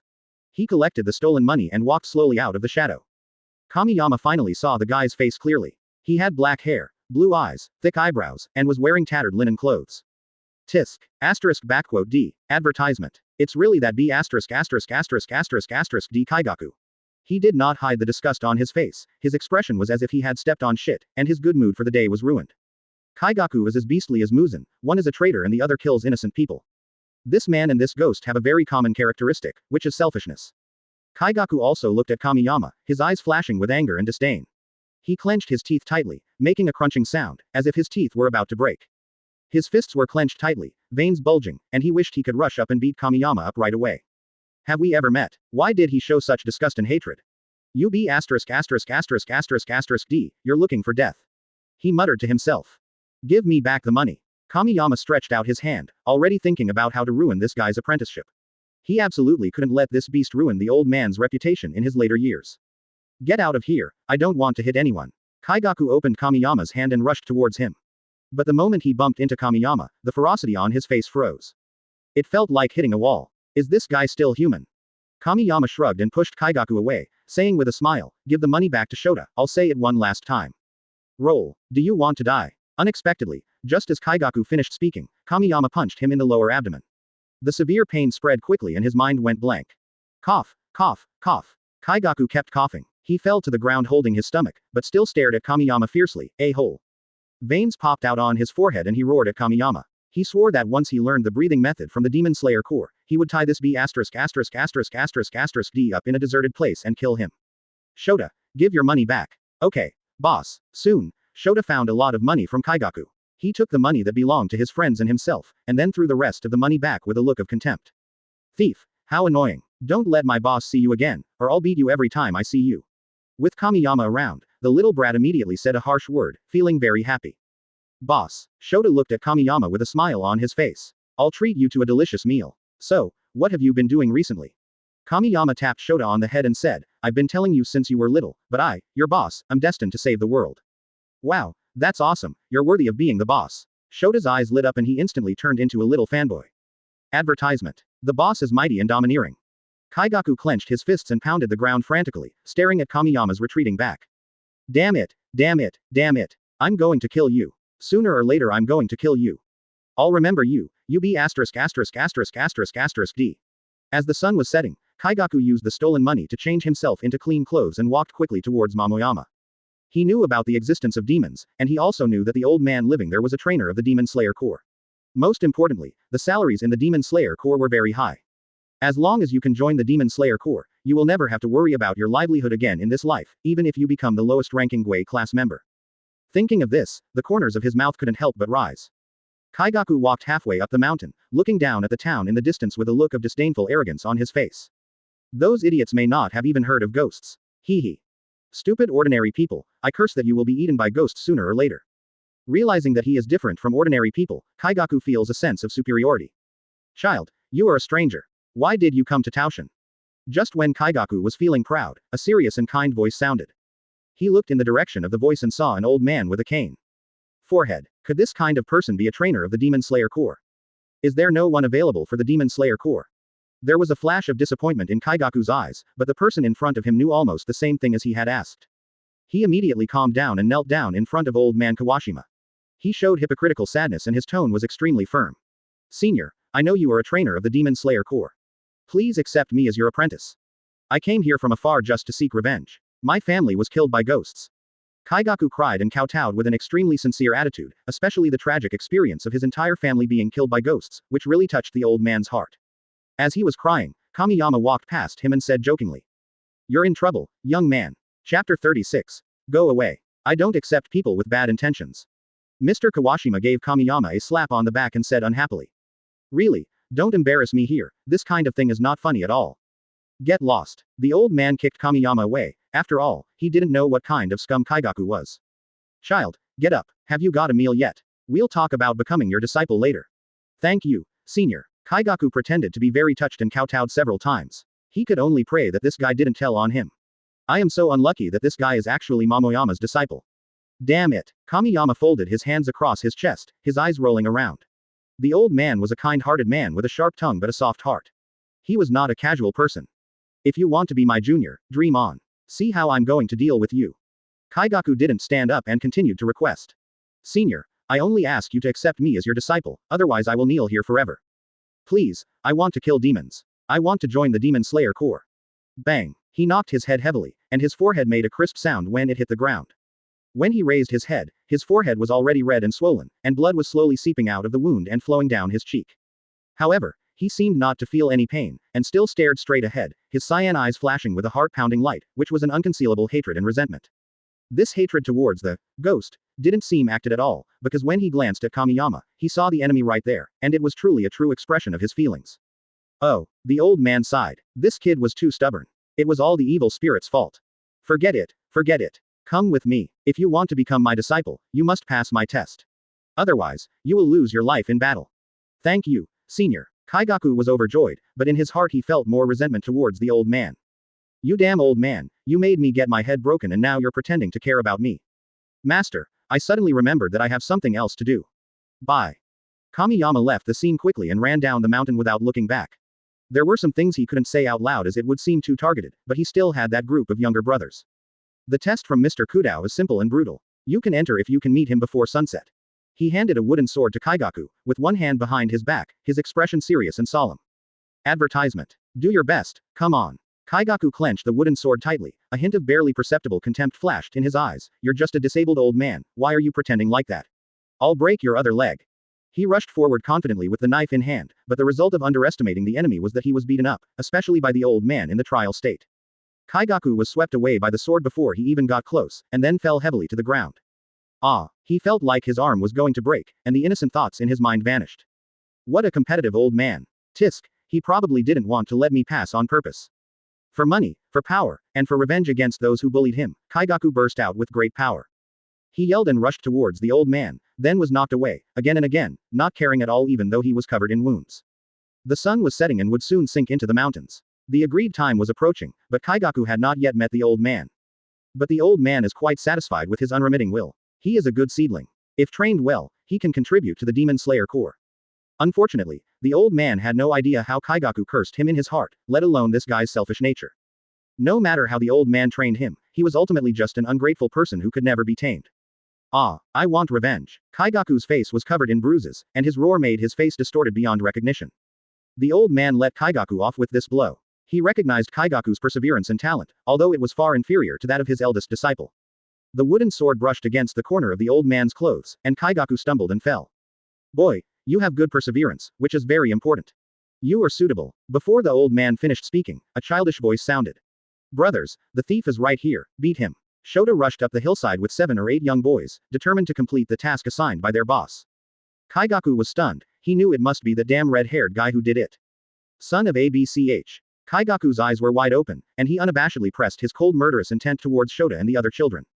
The old man happened to see this scene, and he was surprised. Why did Kaigaku have murderous intent in his eyes? Why did these dolls of Shota hit him? Stop, stop, stop. The old man stood in the middle. Just standing there scared Shota and the others so much that they didn't dare to move. Speak clearly, why did you come to my mountain to beat people up for no reason? Grandpa Jigoro, that guy is a bad guy, he stole our money. Advertisement. Yes, yes, yes. If we don't give it to him, we'll be beaten. He also stole money. I saw it all, but he said he would kill me if I told anyone. But the boss said that we can't protect evil people. That's wrong. 8 or 9 kids listed Kaigaku's crimes one after another. Hearing this, old man Sangdao frowned. He was a man of swift and decisive character in his life, and he couldn't stand people who stole things and bullied the weak. He turned his head to look at Kaigaku lying on the ground. The murderous aura accumulated over decades almost materialized, and he asked word by word. Kaigaku, is what they say true? Instantly, Kaigaku felt his heart stop, the biting cold enveloped him, and he trembled with fear. Soon, desire overwhelmed fear, and he struggled to get up, looking like he would rather die than surrender, and said. I didn't steal or rob, they are talking nonsense. Oh, the old man turned his head and looked at Shota and the others, and they were so scared that they dared not move. Did you lie? Under this kind of pressure, it is extremely difficult to lie, especially for children. But there is no need for Shota and the others to lie, everything they said is true. Grandpa Jigoro, we didn't lie. Brother Jen helped us get the money back. That guy came to the town a few days ago. The boss hadn't come back yet, and he bullied us every day. The little guys were not afraid at all and confronted the old man head on. Oh, the old man sighed, could it be that he had made a mistake? Stealing, robbing and lying, Kaigaku is a bad kid. Suddenly, the old man turned into a golden lightning, and by the time Kaigaku could react, the blade flashing with cold light was already at his throat. If he could still say that even when he was dying, it would prove that he was not lying. Now it was Kaigaku's turn to panic. He just wanted money and didn't want to die. Tell me again, did you do those things? The old man asked. Kaigaku watched a drop of blood slide down the cold blade, and felt a sharp pain in his neck. His desire was ultimately unable to overcome his fear of death. I did it, kill me. He roared like a hysterical madman. The old man put away the knife, what a waste of his perseverance. Go away, I don't accept people with bad intentions. Chapter 37. The Swordsmith, Hotaru Kotetsuka. Kaigaku was in despair, just like a climber who was only one step away from climbing over a mountain, but at this moment, all his efforts, no, all his performances were in vain. He stood up and staggered past the old man, Shota and the others. In addition to selfishness, his heart was also wrapped in a thick cocoon, a cocoon called hatred. But all this was the result of his own fault, but a selfish person will never blame himself. As night fell, Kaigaku left Taoshan town in despair. He hated this place. Kamiyama walked home slowly. The old man was sitting at the door. He lowered his head and rested his chin with his hands. He felt very complicated and questioned his ability to judge people. For a moment, the old man had the idea of not accepting any more disciples. Kamiyama. The old man suddenly called out his apprentice's name. He seldom called him that, but it scared Kamiyama. Did you call Shota and the others? Ahahaha, what are you talking about, old man? I don't know. Kamiyama scratched the back of his head and looked at the old man's sharp eyes, feeling very guilty. But the old man's next words made Kamiyama dumbfounded. You smile when you lie, and that smile is different from usual. Oh, Kamiyama was helpless. When will the old man learn to read micro-expressions? Why don't you become a psychologist? Yeah, Kaigaku is not a good thing. I'm just thinking about you, okay. He sat next to the old man and comforted him, but you have to trust your own judgment of people. Kaigaku is such a good actor, it's not your fault. As he spoke, he pointed at himself and boasted without any sense of incongruity, look at me, regardless of my talent, my character is also top-notch. This means that it's not your fault at all, old man. If it doesn't work, let's practice more later. That was true, and the old man knew that it was his disciple who was comforting him, but he just felt that something was wrong. Soon, he realized that this guy was trying to teach him a lesson. He hit Kamiyama with a knife and said unhappily. Good fellow, you are lecturing me. Are you the master or am I the master, you little b******************. D. The more the old man spoke, the more he felt something was wrong. Did this kid just want to rub his head? So, without bothering to think too much, he picked up the wooden sword and swung it at Kamiyama, determined to let this guy know who was the boss of this family. Kamiyama dodged it easily and looked at the old man in confusion. You still want me to practice more? I've seen more people than you've eaten. Advertisement. Also, if you have something to say, why don't you just say it directly? Why involve those little guys? Did you practice swordplay today? Ah, Kamiyama shouted in a long voice, and complained as he ran away, old man, I eat 3 bowls of rice a day, maybe it's more than the people you have seen. You traitor, how dare you talk back? Stop right there. The old man returned to his old, vigorous and violent style, and the light in his eyes returned. Taoshan remains the same, with the young ones running in front and the old ones chasing behind. The appearance of Kaigaku was just a small episode in Kamiyama's life. Anyway, he couldn't influence the old man. As for how that guy would survive, he had no control over it. If that guy still turns into a ghost, just chop him up. He doesn't take Kaigaku seriously at all. In October, autumn deepens and the leaves gradually turn yellow. As the autumn wind blows, they slowly fall from the branches like dancing kocho, gently covering the ground and forming a thick golden carpet. Taoshan was dyed with a layer of golden color, like a golden ocean. On the mountain path covered with fallen leaves, a tall and mighty figure was slowly climbing the mountain. He was wearing a red fireman mask and holding a Nichiren blades in his arms. Jingle. The wind chimes hanging under the man's hat made a crisp sound, which was particularly pleasant to hear along with the rustling of fallen leaves under his feet. The man's posture of holding the knife was strange, as if he was holding his child in his arms, showing his tenderness. Hotaru Tetsutsuka, from the swordsmith village, is a fanatical knife chef with an eccentric and paranoid personality. She will hunt down any human who breaks the Nichiren blades. He came to the cabin halfway up the mountain, knocked on the door, and then waited quietly with the knife in his hand. Who is it? Hello. You. I'm going. The moment he opened the door, Kamiyama couldn't speak clearly and was so scared that he quickly closed the door. Hotaru Tetsutsuka frowned, thinking that this guy was really rude. Soon, the door opened again, and Kamiyama warmly invited Hotaru Tetsutsuka in. All the cakes and tea were served to him. He was afraid of neglecting this ancestor, and even more afraid that he would suddenly pull out a kitchen knife from his arms. Hotaru Tetsutsuka still held the knife tightly, his eyes shooting out from under the fireman's mask, peeking at Kamiyama without any concealment. The look in his eyes was like that of an old father who was about to send his daughter off to marry, but the person opposite him was a yellow-haired guy, and the old father's heart was broken. Ha ha ha. Kamiyama laughed to hide his embarrassment. Can you give me the knife? Name. Hotaru Tetsutsuka did not answer the question, but asked it like an interrogation. Advertisement. Tendo Kamiyama. Address. Mamoyama. Kamiyama felt uneasy and as if a thorn was at his back. Brother, you came here for Mamoyama, do you still need to ask this? Are you sure you can protect this knife? Kamiyama. Shouldn't the knife be protecting me? Sure. Kamiyama nodded like a chicken pecking at rice, with unquestionable determination in his eyes. Yeah, Hotaru Tetsuzuka nodded. His attitude was very good. He should be a guy worthy of trust. Here you go. He handed the knife to Kamiyama reluctantly, and Kamiyama took it carefully. So, a tug-of-war game began. No, brother, please let go. I'm loose. Tetsuzuka Hotaru tightly grasped the scabbard and said very seriously, you can't even get this, you'd better stay here and retire. He muttered to himself that his sword must be handed over to a powerful swordsman, otherwise it would become covered in dust.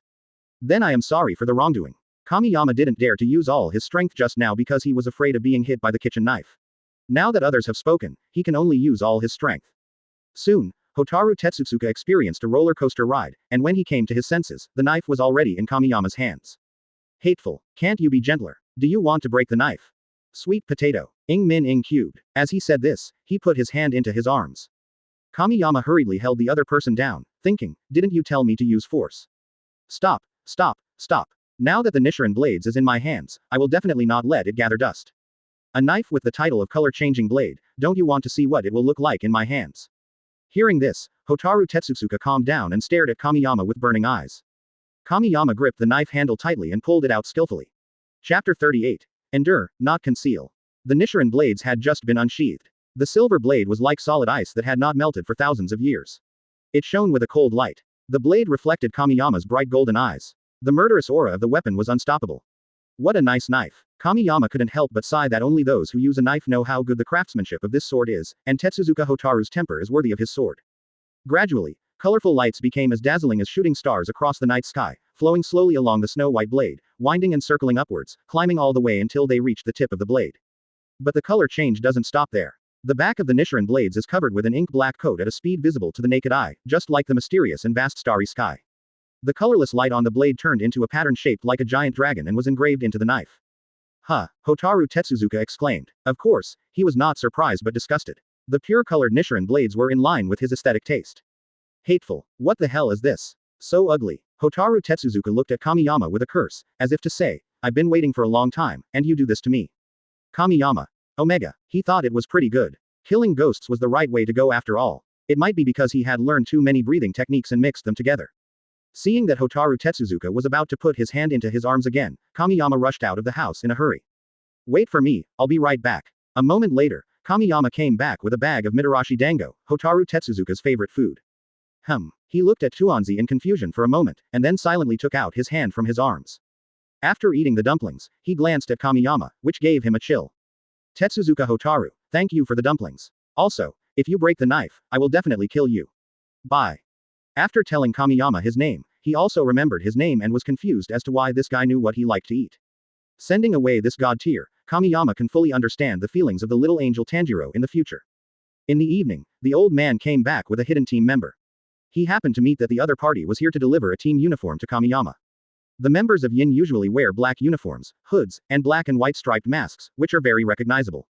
Kamiyama tried on the team uniform and found it fit him well. Because it was getting dark, the old man decided to keep this player. After dinner, Yin's team found Kamiyama relaxing on a big tree in the peach forest. Are you okay? Because this team member hadn't spoken a word, Kamiyama thought he couldn't hear him, so he was particularly concerned. Advertisement. He jumped down from the tree, started writing in a small notebook, and handed it to the other person when he was done. Soon, the other party returned the notebook. Hello, my name is Yin, and a person named Kochou Shinobu asked me to bring you a letter. Closing square bracket.